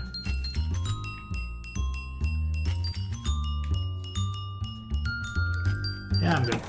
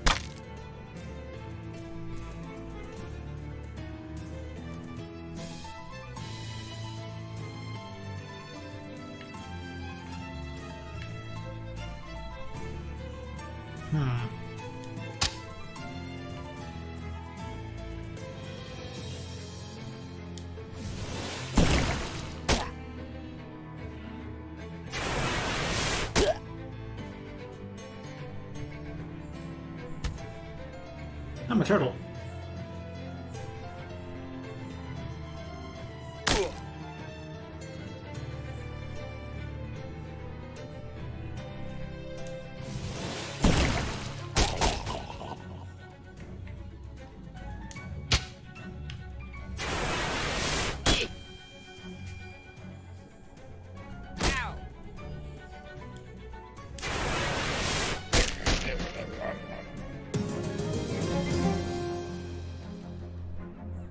Brochure for our local municipal park.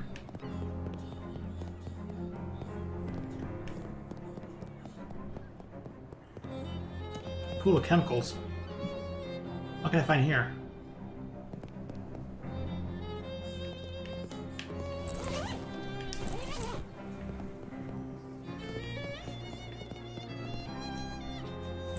Refrigeration coil.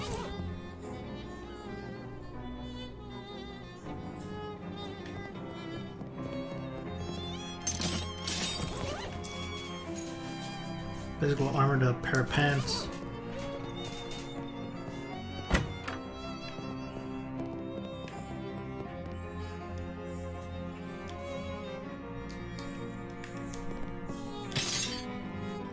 Oh, 11 in 1 oil, an awl, a piece of scrap metal, and more anarchist hardware.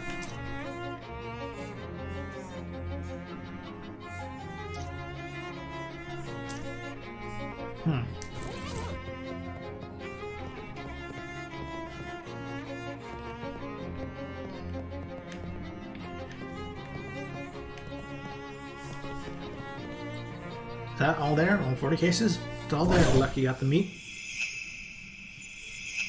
Dark Noel, what are you doing here? Surprise inspection. Ooh, interesting.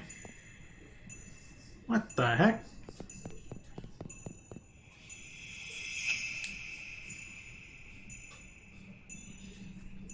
The lady in the weird Crimbo hat glares at you as you approach. I don't recall inviting you to this party. Are you going to introduce yourself?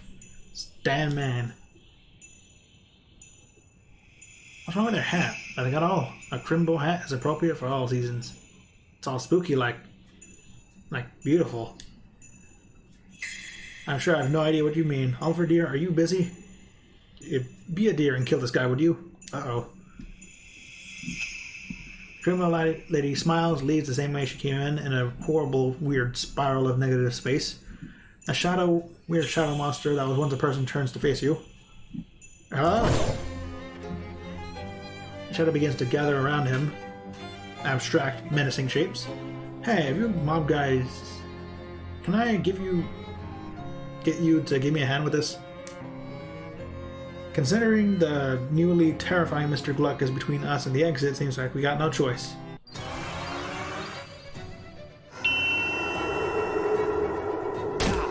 Ow. Thank you, Turt. 7.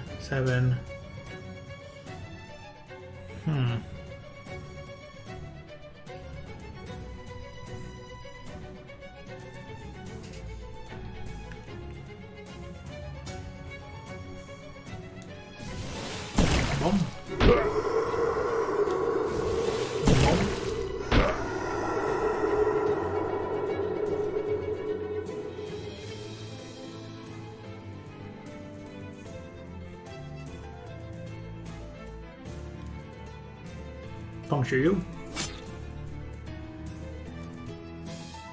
And burn. On my shirt. Bye, shirt.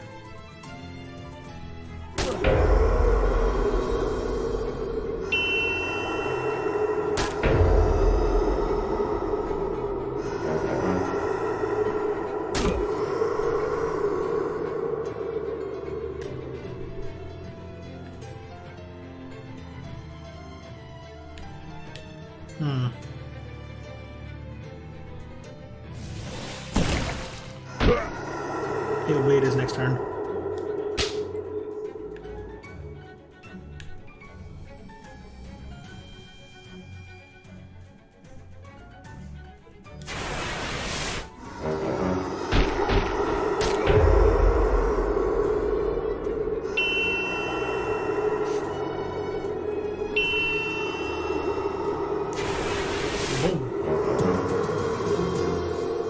Whew, this keeper has me all balled up. And how? This whole scene is as nutty as a squirrel's mistress. Come on, it's Amscray. He mostly dissolved into a cloud of whatever that weird shadow stuff, but there's also a few objects on the ground. A pocket watch, a bank pouch, and an official-looking document of some sort. Take a look at the document. It turns out this Gluck guy was the owner of the speakeasy, and now you are, maybe. Is that how deeds work?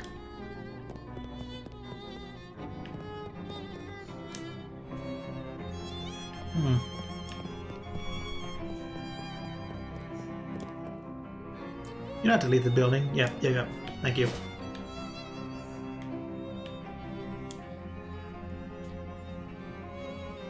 Eerie Music House. Yeah, let's keep going where I was. Want to see what this thing is. 300 meat.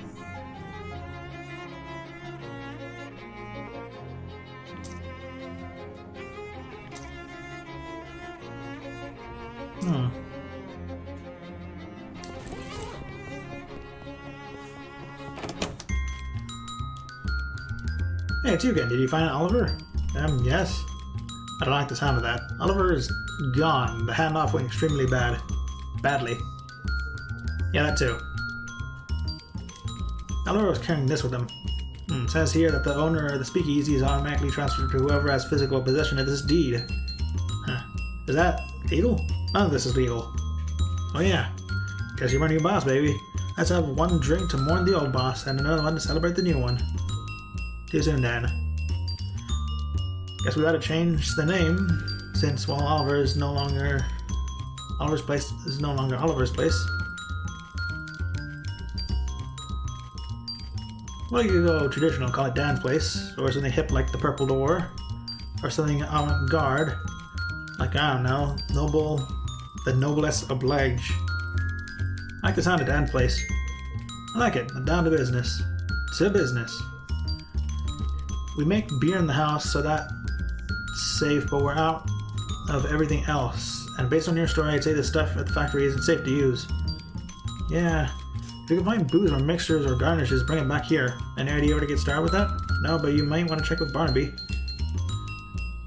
He knows the sea well. He's got a nose out for news and a sixth sense for booze. He might know where you can find what you're looking for. Can I go back here now?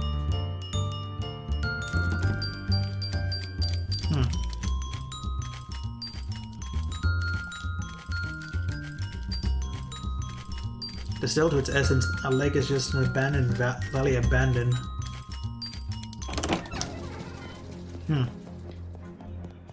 Alright then. Let's try uncursing this pocket watch.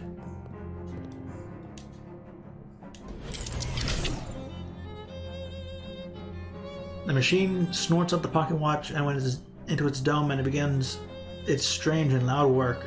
The pocket watch is pulled this way and that, and ticks becomes chicks, and its talks, and its three hands are forcefully bent back. You swear you hear screams. When it's done, the watch falls into your lap and now is set to 23:59:56. You got the uncursed pocket watch. In your mind's eye, you see the hands of the pocket watch spin themselves back on themselves with a jittery violence. With each revolution, the face of the watch itself expands until it gets larger than you, and the building and the street. Your whole world lives in the blur of the fast-running hands, in which you see life go by in reverse time. Submarines turn to long ships, cities into stone dwellings, cowboys into courtesans. You're traveling faster and faster to the beginning of time itself, and there's no telling when the ride will end.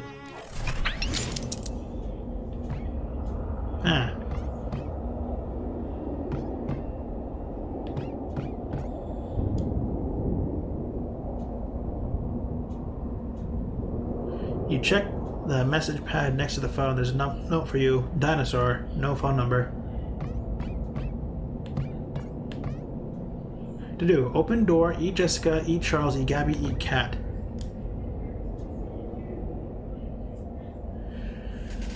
With two salad forks. No. You lack the imposable thumbs to turn a doorknob. You're completely contained here unless you figure out how doors open. How to open doors. I don't know anything about dexterity. I'm a dinosaur.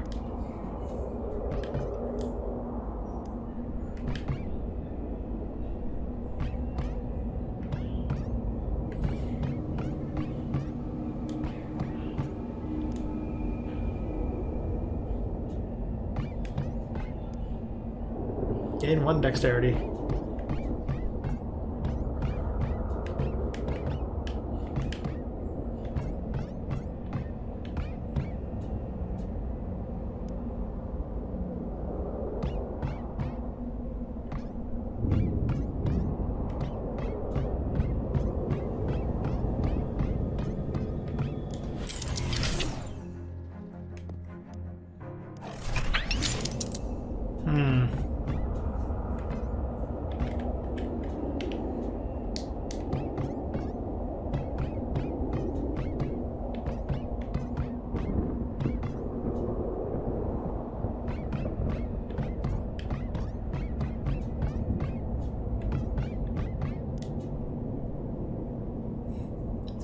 Much strangeness afflicts thee, never mind, for the sun transits the horizon, and I grow ever more in need of thy assistance. Understand, whilst you sleep under this roof, thou art my lodger, and a signature on this paperwork is by me required. Can you open this door for me? Curious, sir, for I do not believe those doors to be locked. Well, what do I know? And thou wilt find me in the telephone table thither a key to satisfy thy need. When did you start talking like this?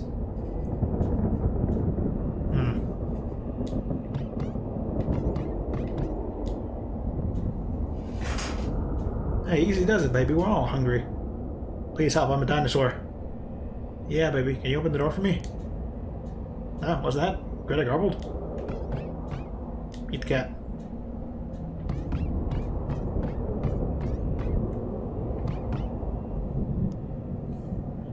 Whoa, there, Haas. What got your horns in a rattle?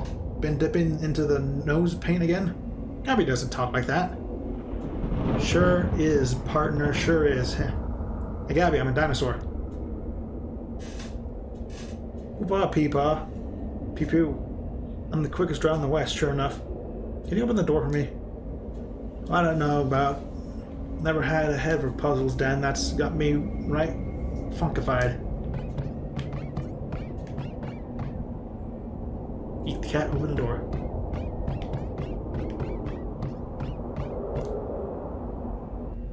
Really groovy punker watch you got there, Dan. I like the way it ticks, ticks, ticks. You understand me? Yes. A lot of power in that timepiece, a lot of power. Would make you a promise to me, baby. Would you promise not to throw that power away? A lot of good could be done with that groovy power, baby. Charles doesn't call me baby. I hear you, kitty cat. What do you say, kitty cat? Would you do me a promise? Promise not to throw away the groovy power of that timepiece? Yeah, let's do it, man.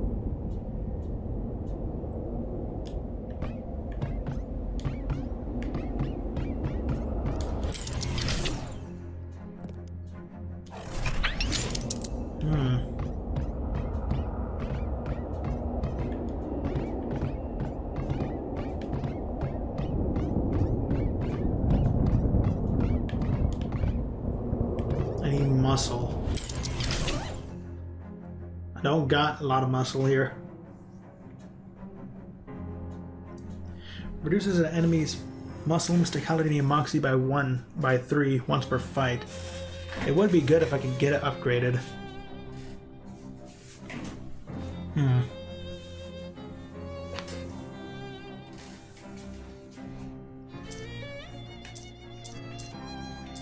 Anything increasing strength?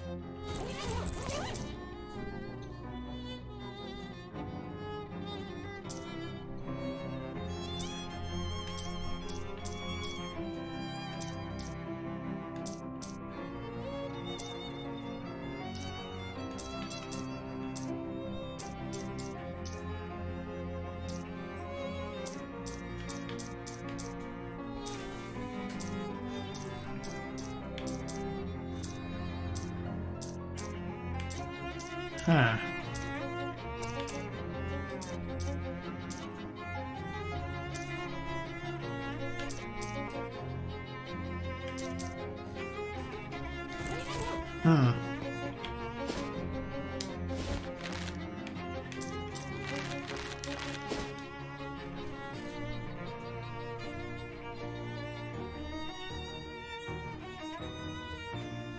Paradox. No, but also yes.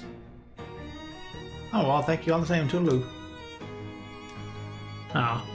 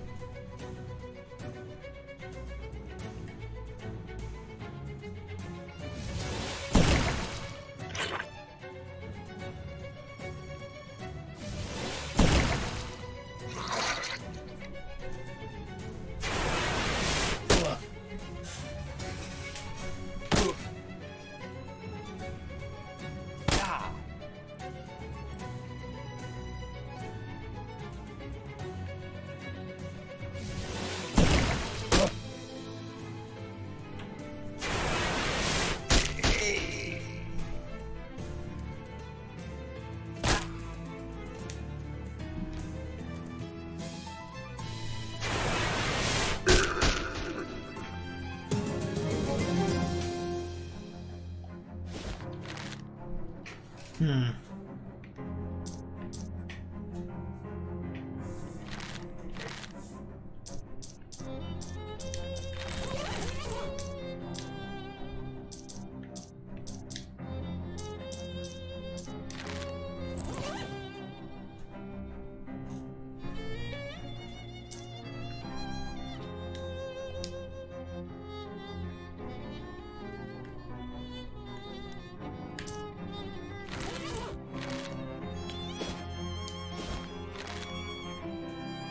Hmm.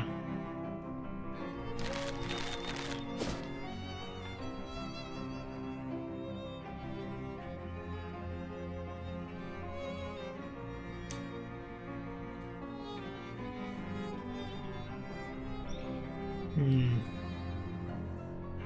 Encyclopedias, eh?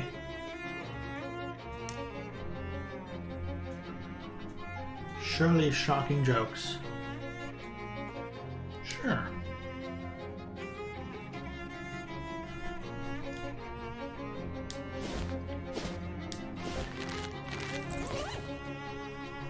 Grant's upgradable skill, hurt 'em all.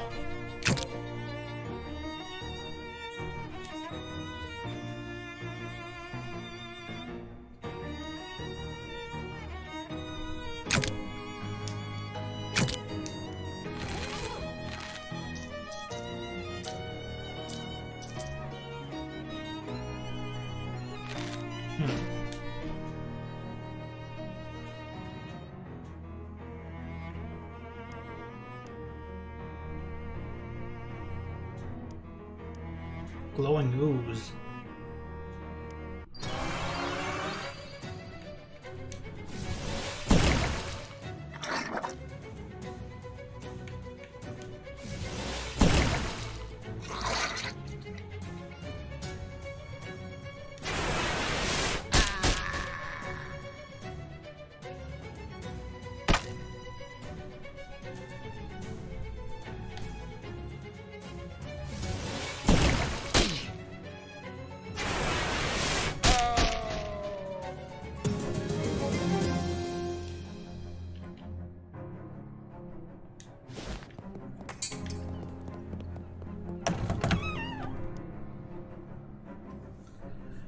Huh. I threw all 6 of them and only 3 blew up in my face. How much of a discount? 200 meat in total savings. Across all future purposes? Here you go. Seems less of a discount, more of a flat reward. I just don't like doing arithmetic.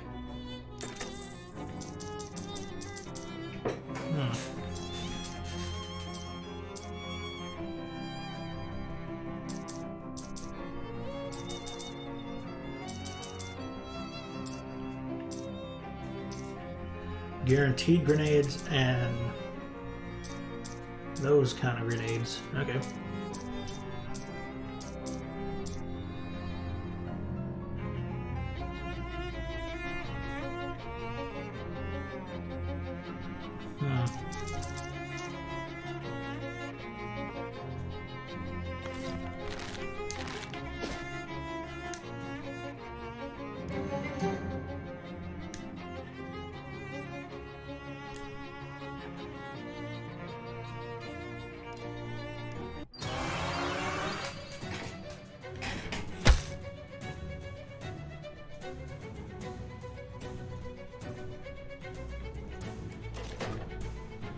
You know, I'll just keep it ×2 for now.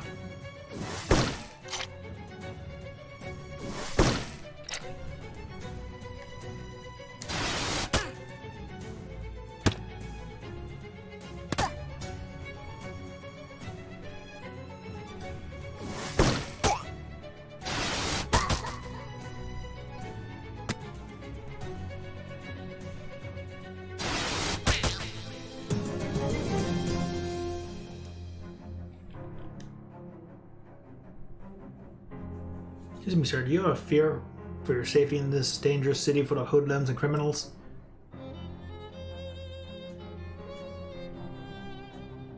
Well, I didn't until you just said that. And it's a good thing you met me. I have the solution for you right here. What are you selling? He holds up a small case and opens it, displaying a selection of the tiniest pistols you've ever seen. Derringers. With one of these up your sleeve or in your sock, or wherever you can think to hide it, personal defense is right at your fingertips. Are concealed pistols legal in the state? What? Probably. Sure. How much? Buy it. An extra small derringer.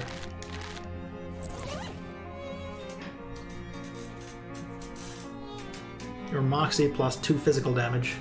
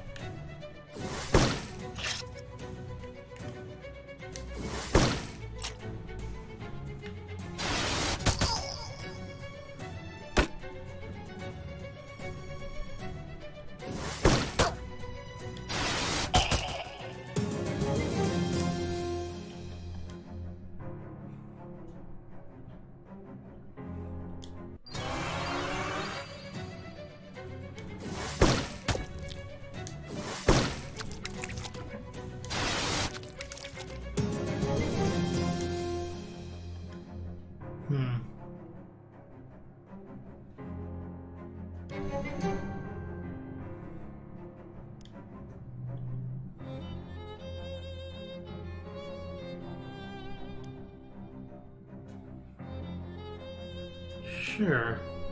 Sunglasses.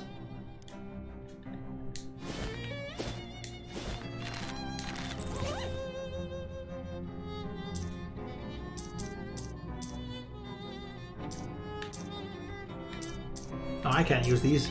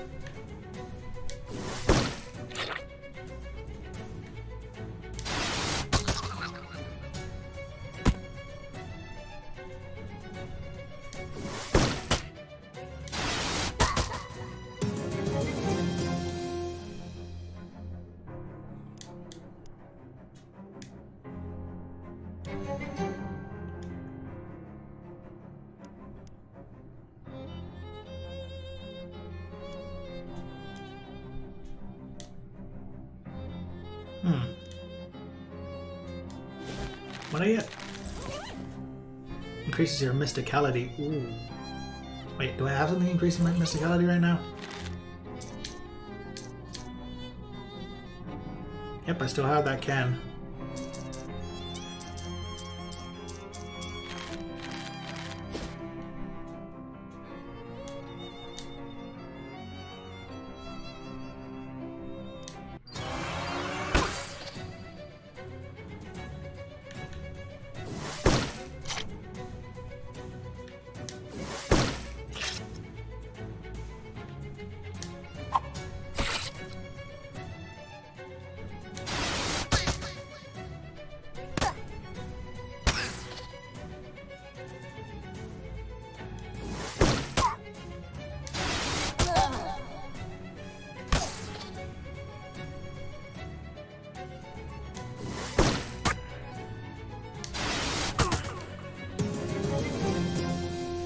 Doughboy rolling pin.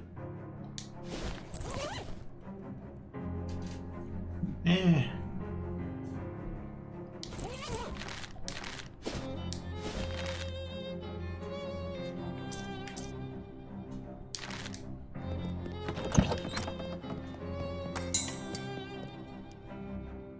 Found the watch. It was complicated. I'd be more surprised if you told me it was simple. Well, you know the drill. Strap it on, drop it in the uncurse machine. It's a pocket watch. He does it. Just uncurse the thing, get some sleep. Huh. I'll be right back.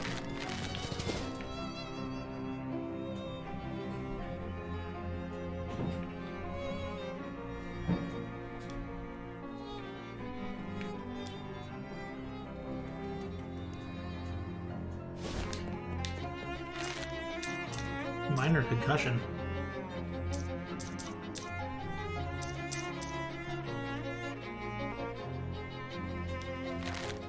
Dang.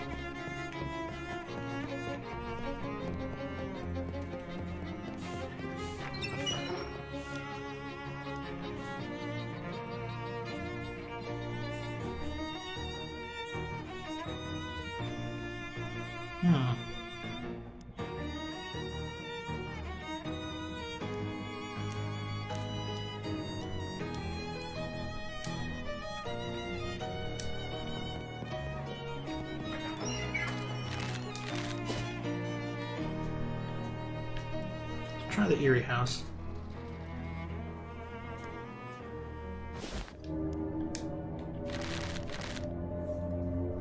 You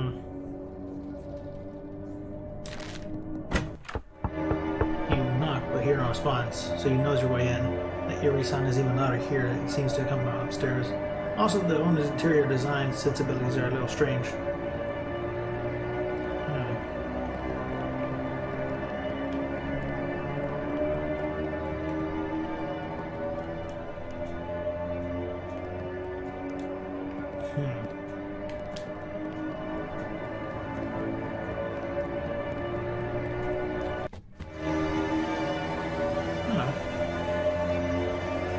Who are you? Why are you in my house? Sorry for intruding, but I heard the music and I guess I have an intrusive nature. The name's Dan Mann.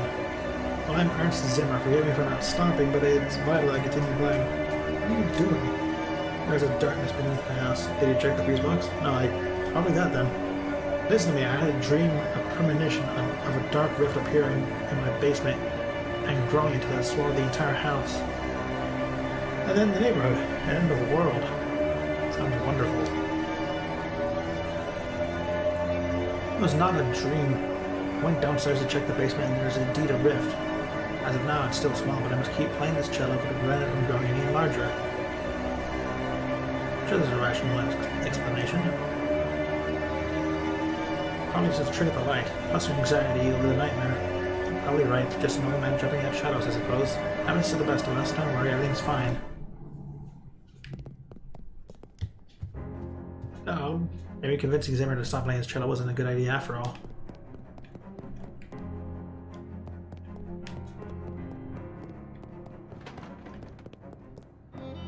Fish? And a teapot. Eldritch mist. And bubbling black sludge.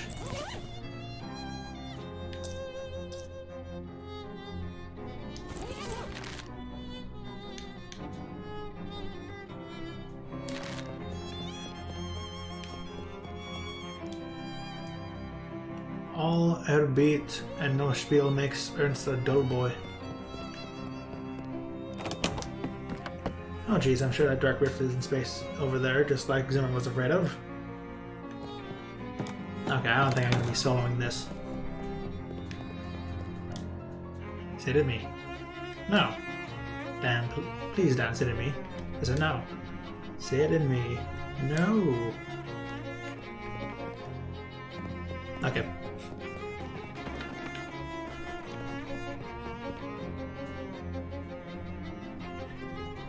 Fine, I'll stay.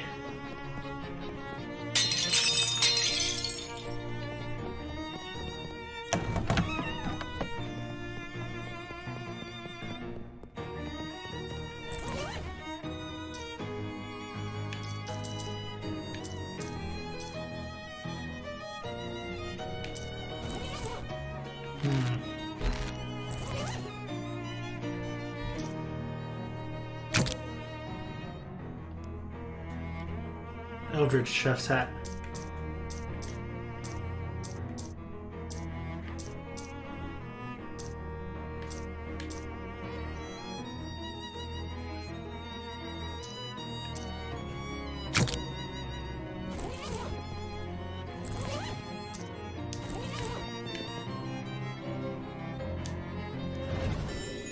You find yourself in an infinite black void, or well, it looks like an infinite black void, but you have an uneasy feeling that your brain is only showing you an infinite black void because it doesn't want to try and process what the place is actually looks like. It's a weird feeling.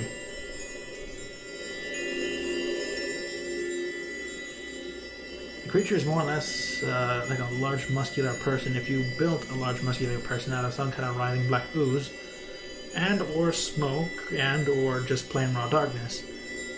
It has a fist-sized glowing crystal embedded in his chest about where its sternum would be, and as you draw near, you can feel it radiating in invisible waves of energy, like that of a heat coming off of a radiator, except also the opposite of that, and also not related to that. Look, incomprehensible forces are tricky to describe, okay? The creature shambles back and forth, waving its arms in a way that almost looks like it's dancing, or praying, or probably just absent-mindedly flailing. Seems oblivious to your presence, although that would probably change pretty quickly if you try to interfere with it. Like say you tried to pry the glowing crystal off its chest. I am not strong enough for this.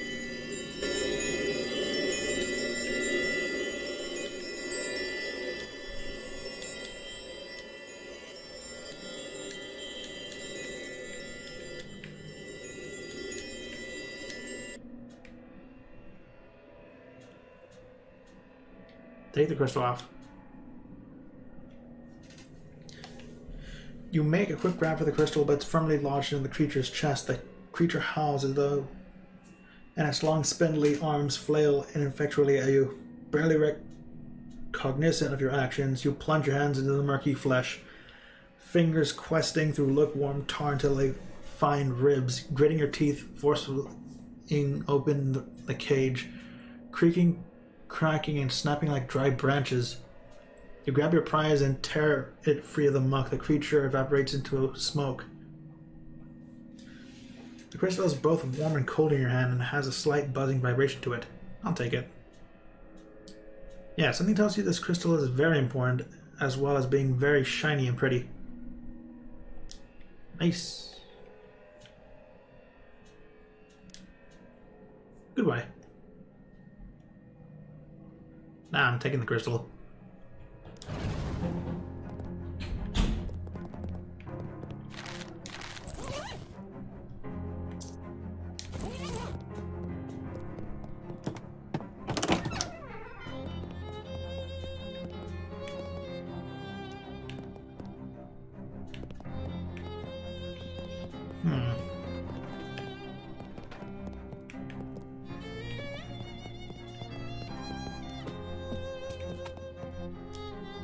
Hi, Ernst.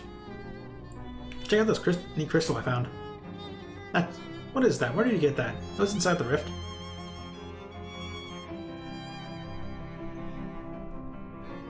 Makes me uncomfortable to look at. Can I have it? Oh, it's mine. You found it in my house. It was in another dimension. Another dimension inside my house. Forget it. Did I have bad news? Remember how I said everything was fine? I do remember that. Yes. Are you telling me that you are incorrect? Let's just say your house is incredibly haunted now. Ah, I shouldn't have trusted you. We were both fools. Did the rift open? Yes. Now what are we gonna do? Don't worry, I'll think of something. I really don't want to smash the crystal. As you start to leave the house, something tells you that it would be bad to take the weird crystal out of here. That something is definitely not the crystal, because it's a really great crystal and you're deriving great satisfaction from owning it. I want the crystal though. Let me go in here.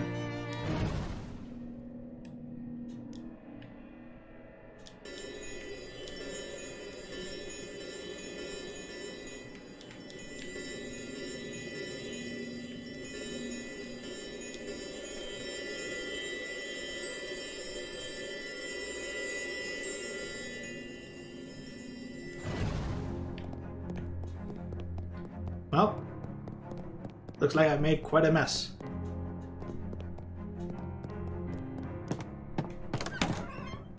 I'm taking the crystal and leaving.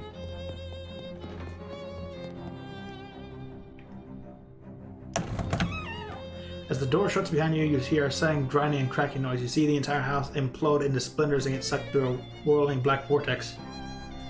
Can't say I didn't warn you. Oops. Oh well.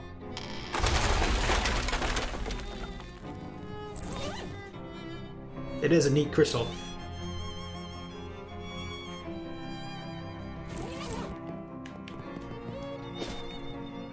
No house.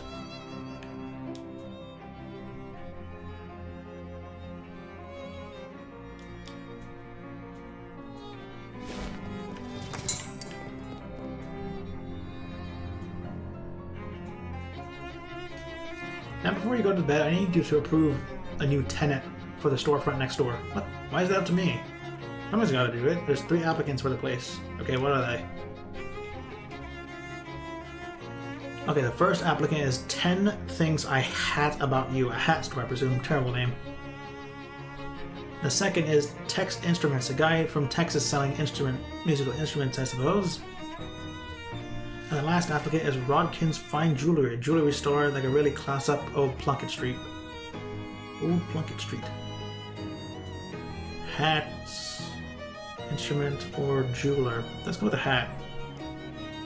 Okay, I'll get them moved in to the next storefront ready for applicants.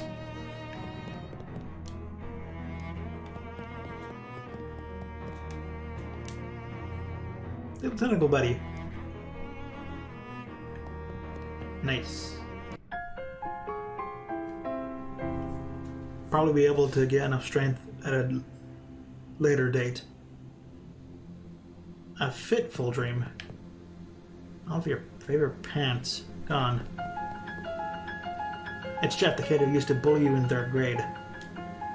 Listen, Jeff. No hard feelings, okay? I understand in retrospect that you must have had your own problems at home, and I just want you to know that everything's okay now. Just watch the overdue library book out of your hands. Ah, I see. So this is a dream version of you. You're still as much of a jerk as you were in the 3rd grade. Jeff suddenly punches you, knocking out all of your teeth. Hey, if this wasn't actually happening, I'd be really mad. Crimbo lady. Excuse me, I need to get past you. Why, are you in a hurry to wake up? Darling, it's Crimbo. You should be making merry. Crimbo's still months away. Oh, but it's always Crimbo in dreams, dear. Merry Crimbo, then. Merry Crimbo, dearie. I have no time to properly introduce myself before. I am Dark Noel. In an affection as goofy as her name, she curtsies. Dark Noel, eh? You're really taking this motif seriously, right? Down to your evil, weird, Crimbo-looking hat. Evil-looking? If I told you the refrigerator factory is just a... Wait. She points at the weird device holding her hat and starts beeping it in a fast, irregular pattern. You're telling me you can see the special Crimbo magic with your eyes? That's what it is? This is decidedly unfestive news. I better talk to the president. You want to talk to Calvin Coolidge about your Crimbo hat? I want to talk to the real president about you. I see. Yes, that's a problem, dear. And I'll see you soon with a solution. She scowls, jumps off the ledge of whatever it is you're standing on. This won't end well for her.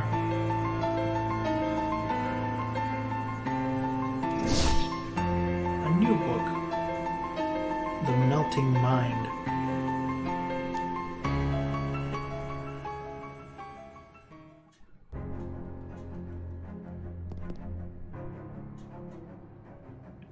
Hello there. What the heck? Who are you? You could call me Don Toblerone. I representate a certain organization of, well, shall we say, like-minded criminals. Organized criminals? Like the mob? Wait, you're the Don of the local mob. The mob boss, in my room, personally. No, I'm not the Don. That's merely my nomenclature. It's an abbreviation for Donald. Well, that's confusing. It's been a matter of confusion, yes. Confuscation? I do have sobriquet, but I don't care much for it. What is it? Donny Thesaurus. I'm gonna hazard a guess why they call you that. They call you that because you like long words. That's very astute of you. Of course, this astutation comes as no surprise to me. My associators tell me you handled yourself well during the conflagration at the refrigerator manufactorium. You actually own a thesaurus? I'm here to propound for your considerationing a certain proposition. Come again? Here to make you an offer. Oh, can I refuse it? Certainly, though your refusation would be, shall we say, unadvisory. What's the offer? From time to time my collegiates, and I have a certain requirement with a lack of necessary manpower to achieve them, such as junctures we make lucratival arrangements with certain capable individualists. We find ourselves at the moment at a juncture such as the junctures I have thus subscribed. So you want me to do contract work for the mob? Exactly. Can I think about it? Get back to you. Now require your responsivity with immediance. No way you can take your offer and shove it. I am aggrieved by such decisioning. You have not encountered the last of us. He narrows his eyes sternly at you and then leaves the room through a window. It takes him 3 or 4 tries to work the latch. How are you? I like my little tentacle buddy.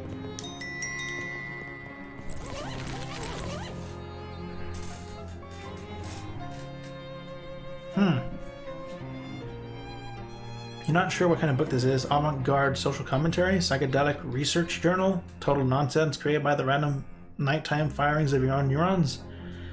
Grant skill mind melt. Deal opponent's mysticality to itself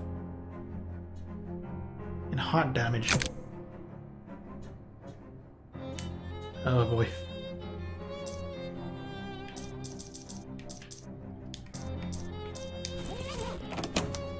Hey Dad, how do you sleep? Fine until a mob guy crawled through my bedroom window. Oh yeah, the window's pretty lousy. Anyway, the next antique I need you to find is the compass. The directions kind, not the circles kind. The Detectotron says it's nearby Crystal Dream Lake. I don't know where that is, but I bet it's too far to walk. Do you have a car I could borrow? No, but I have something even better than that. 2 cars? A bus pass. Stop by the front. The stop out front is your gateway to a whole world of adventure. Small thanks. Where do I go and when do I get there? Unfortunately, I couldn't get a specific reading other than near the lake. Something about the place is making the instruments going all screwy. Here, take this map. This is a postcard. It has a map of the lake on it. It has a picture of the lake on it. Yeah, that's what a map is, a picture of a place. Because I can't argue with that logic.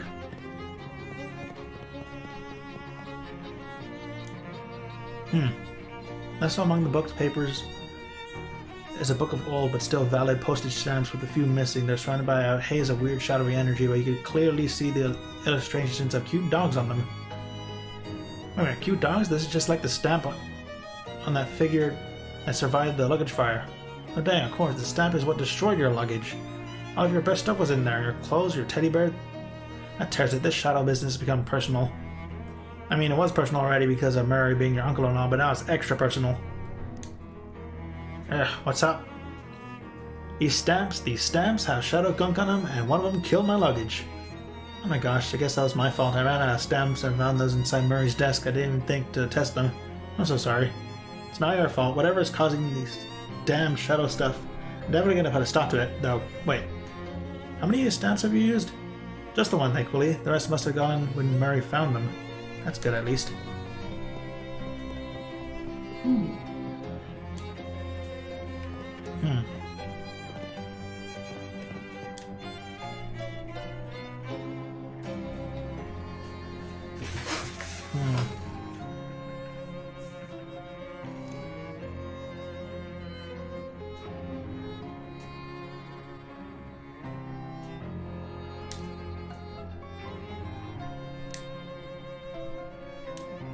Well then.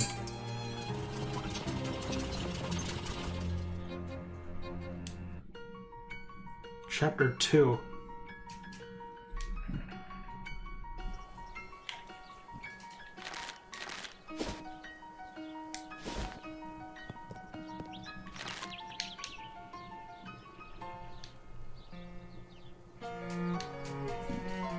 Alright.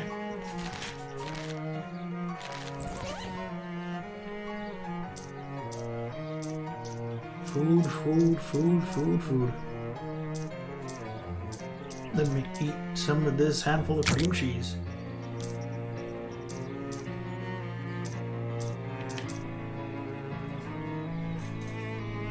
And some bubbling black sludge. I don't have anything else that gives me Mystic Alley. Oh no, but this hand washing gasoline will work.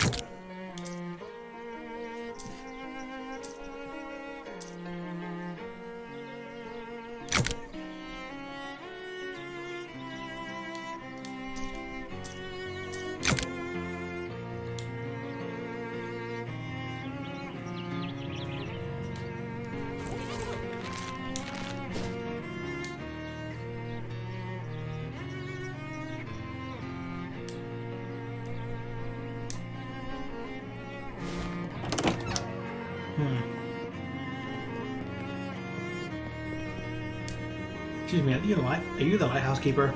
Sorry to bother you, my name is Dan Man. I have red leather, yellow leather, red leather, yellow leather. You okay? Oh yeah, I just talked out loud while I get rusty. I see. Lighthouse keeping is a lonely job, eh? Well, it's solitary, that's for sure. I ain't mind it, though.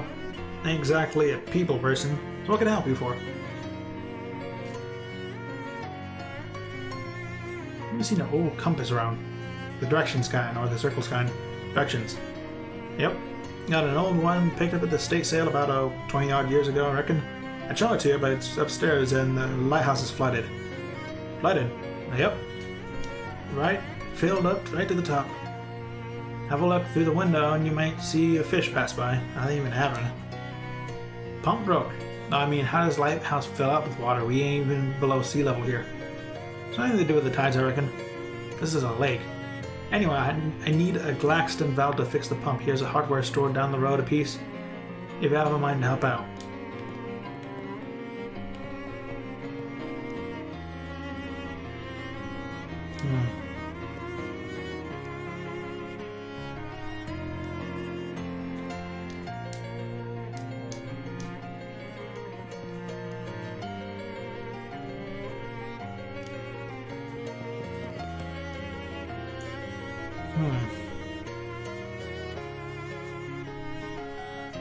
War and Peace, huh? That's a hefty one. Mind the bookmark now. Of course, it looks like you just started. Been reading about 5.5 years. Your bookmark is still on chapter 1. I just got up about the last sentence of it. Been reading 1 word a day. War and Peace is about 600,000 words long. Yep, don't tell me how that ends. I won't. Well then.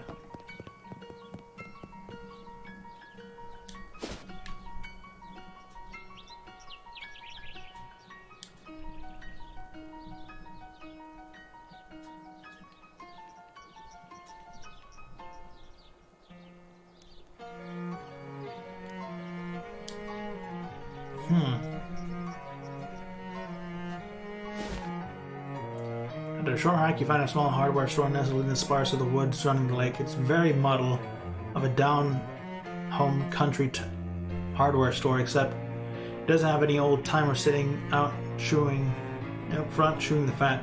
Maybe it's their day off, or maybe they ran out of fat. Oh, hold on. Letters. The code reads, "Nice man asking for candy."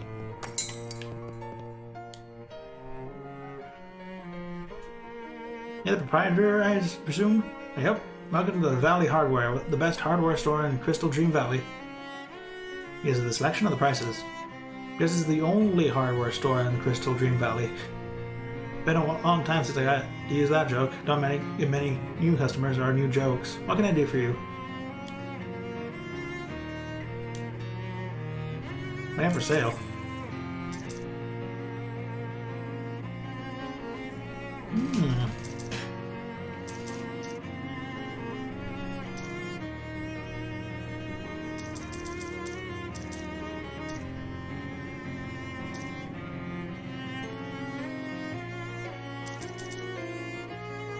Give me that. And a sharpening stone.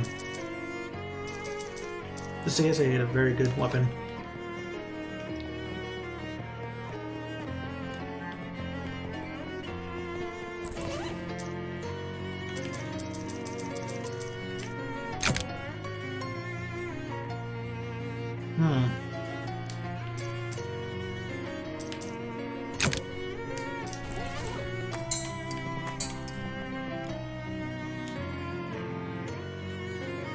Need a Glaxton valve. Oh shucks, they stopped making those things nearly a decade ago. I guess there's a slight chance there's still one in the back room. Ain't been back there since the termites got at the inventory, or maybe after it got flooded. Anyway, it's still a real biblical style disaster back there. Here, I'll unlock the door for you so you can take a look around. If you can find a Glaxton valve in that mess, you're welcome to it. Thank you. Powerful grit.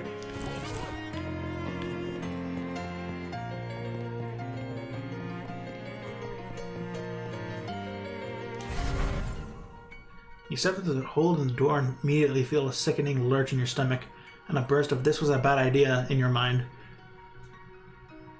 Like when you hit the first drop of a traveling carnival's rusty and hastily assembled roller coaster. After a moment, when the feeling has subsided enough, you open your eyes and look around.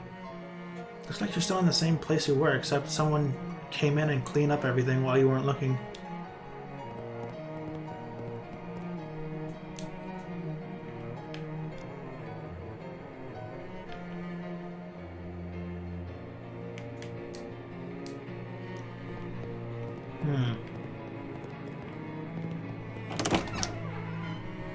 You leave the store and then the shopkeeper spins around and you both stare at each other in surprise because the shopkeeper was quite a bit younger than he was when you went in there.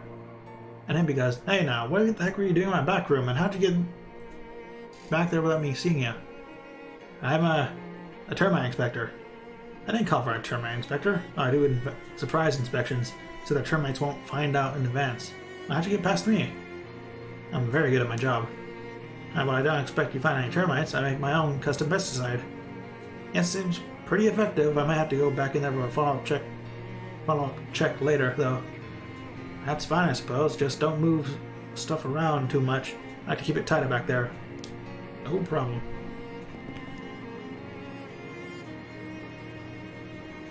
Because it's the only hardware store in the valley? Oh, that's a good one. I'll have to remember that. I'm sure you will. What can I do for you? I'd like to buy one of those new Glaxton valves. Sorry, Gov. No. Sorry, government fellows bought my entire stock. What? Yep, for the big dam they're building. I can order you one, though. How long will that take? 6 to 8 weeks. Would you mind holding on to it for me if I'm not back right away? Oh, sure. That's no problem. How long do you figure? 11 years. What? No, forget how I said that's not a problem. Listen, I can tell you they bought a heap more Glaxton valves than what they're going to need for the dam. If you go up to the work site, you might get to the foreman to sell you one of their spares. Where is it? It's at the south end of the valley. You got a map? Well, I got a postcard. Crystal Dream Lake. Never heard of that. It's got a little picture of a dam on it here, see? That's about the same place relative to there.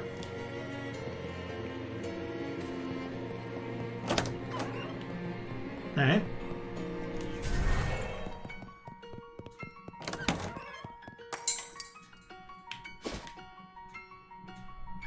See if I can scrounge up one.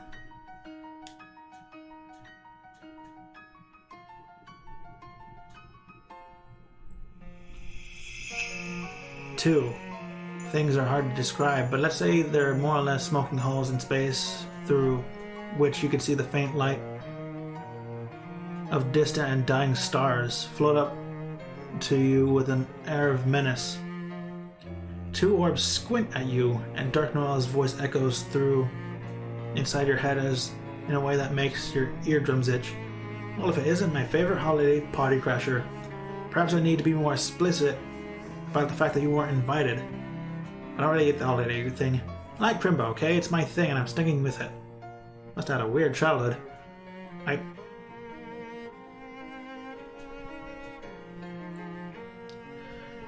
That's none of your business, and neither is the rest of this investigation or whatever it is you think you're doing. You need to keep your nose out of other people's affairs. I'm just trying to find my uncle. How about you keep your nose out of my affairs? What a disagreeable little urchin you are. Do you know what naughty children find in their Crimbo stockings? A festive cheese log?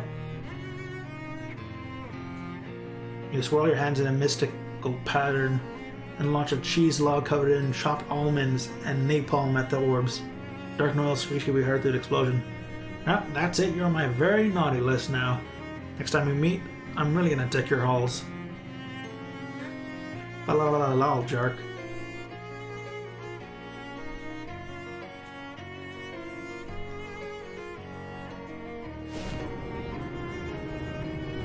This, what do you call it, is huge, damn.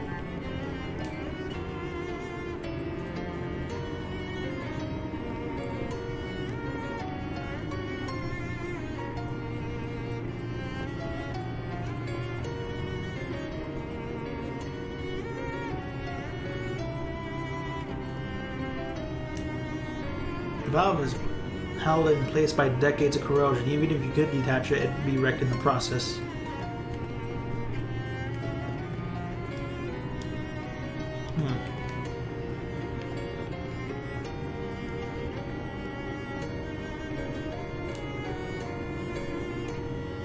Meat hidden in pipe. Oh, you reach down the pipe and snag the concealed and congealed wealth.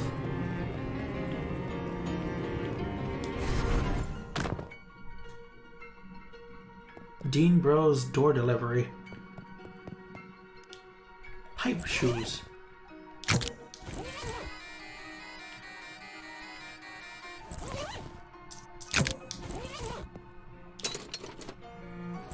What gloves?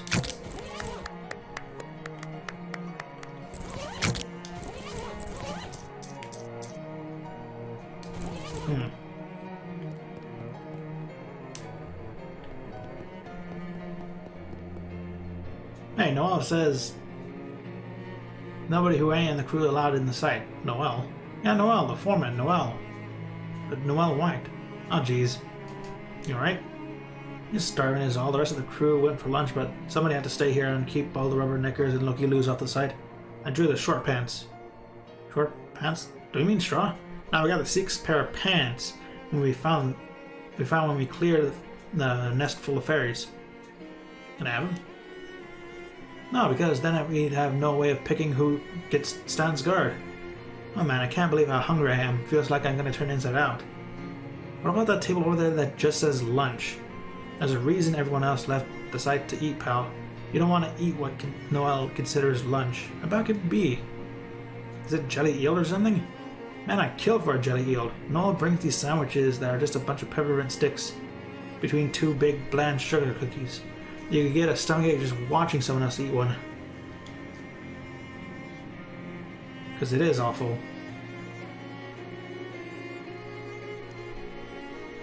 Here, freshly baked roll. Oh, thank you. Have another.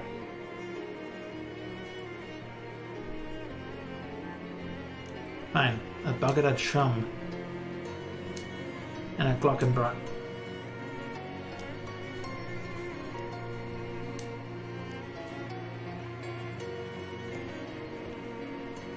I'll be back with more food.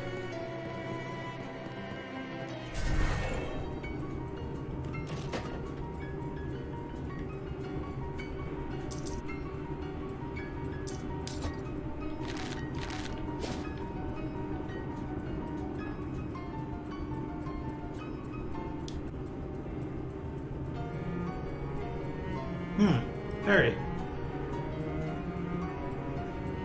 Hello there, hello. Gosh, you're really beautiful. You're beautiful. Ah, that just sounded like my voice. Are you guys mimics? That's really cool. Ah, it's on my face, not my eyes. Ah. What the hell? You swat the fairy away that fluttered up next to you and attempted to stab you in the neck with a rusty needle.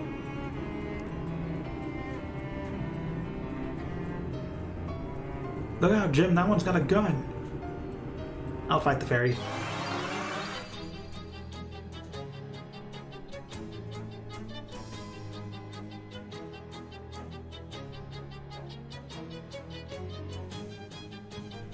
The fairy twig thumper, gun mother, and mush tender.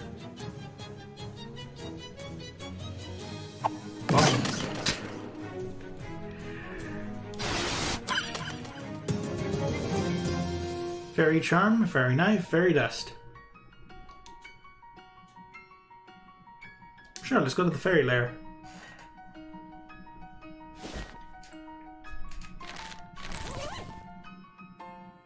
Combat item. Accessory.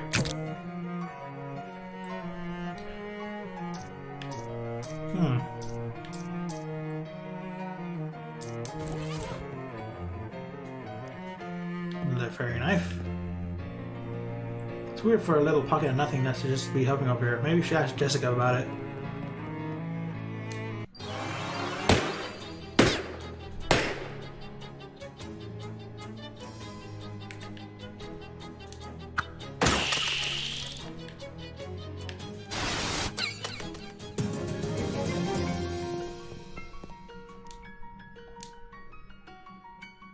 Impenetrable shellac.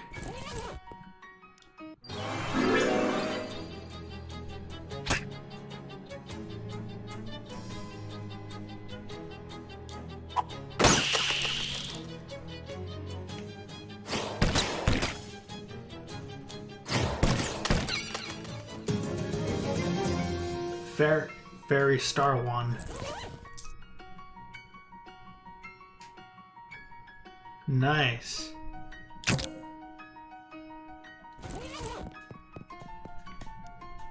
Universal Ring of Healthcare.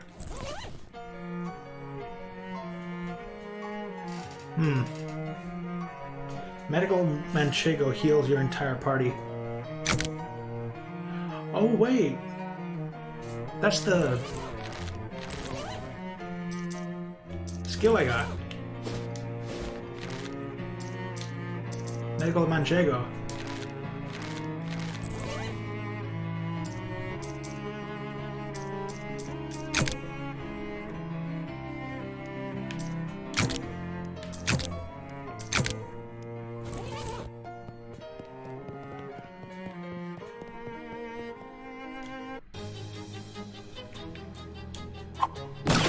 Nah, I didn't need to do that.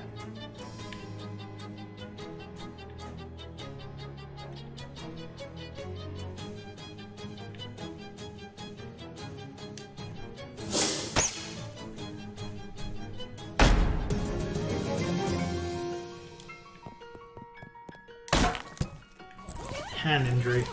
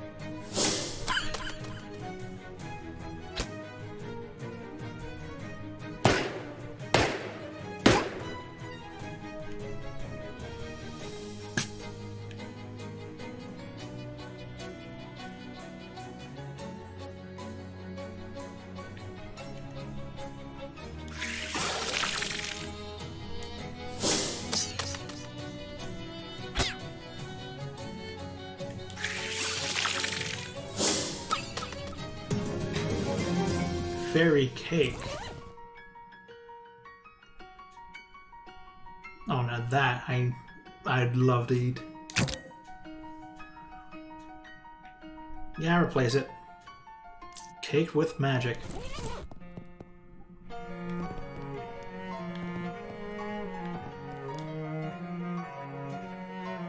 Yes.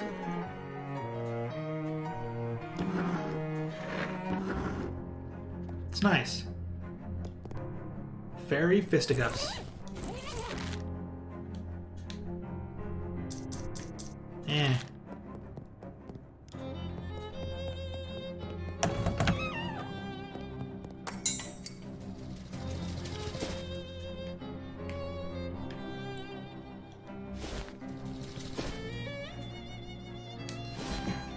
Actually, I think that'll do for now.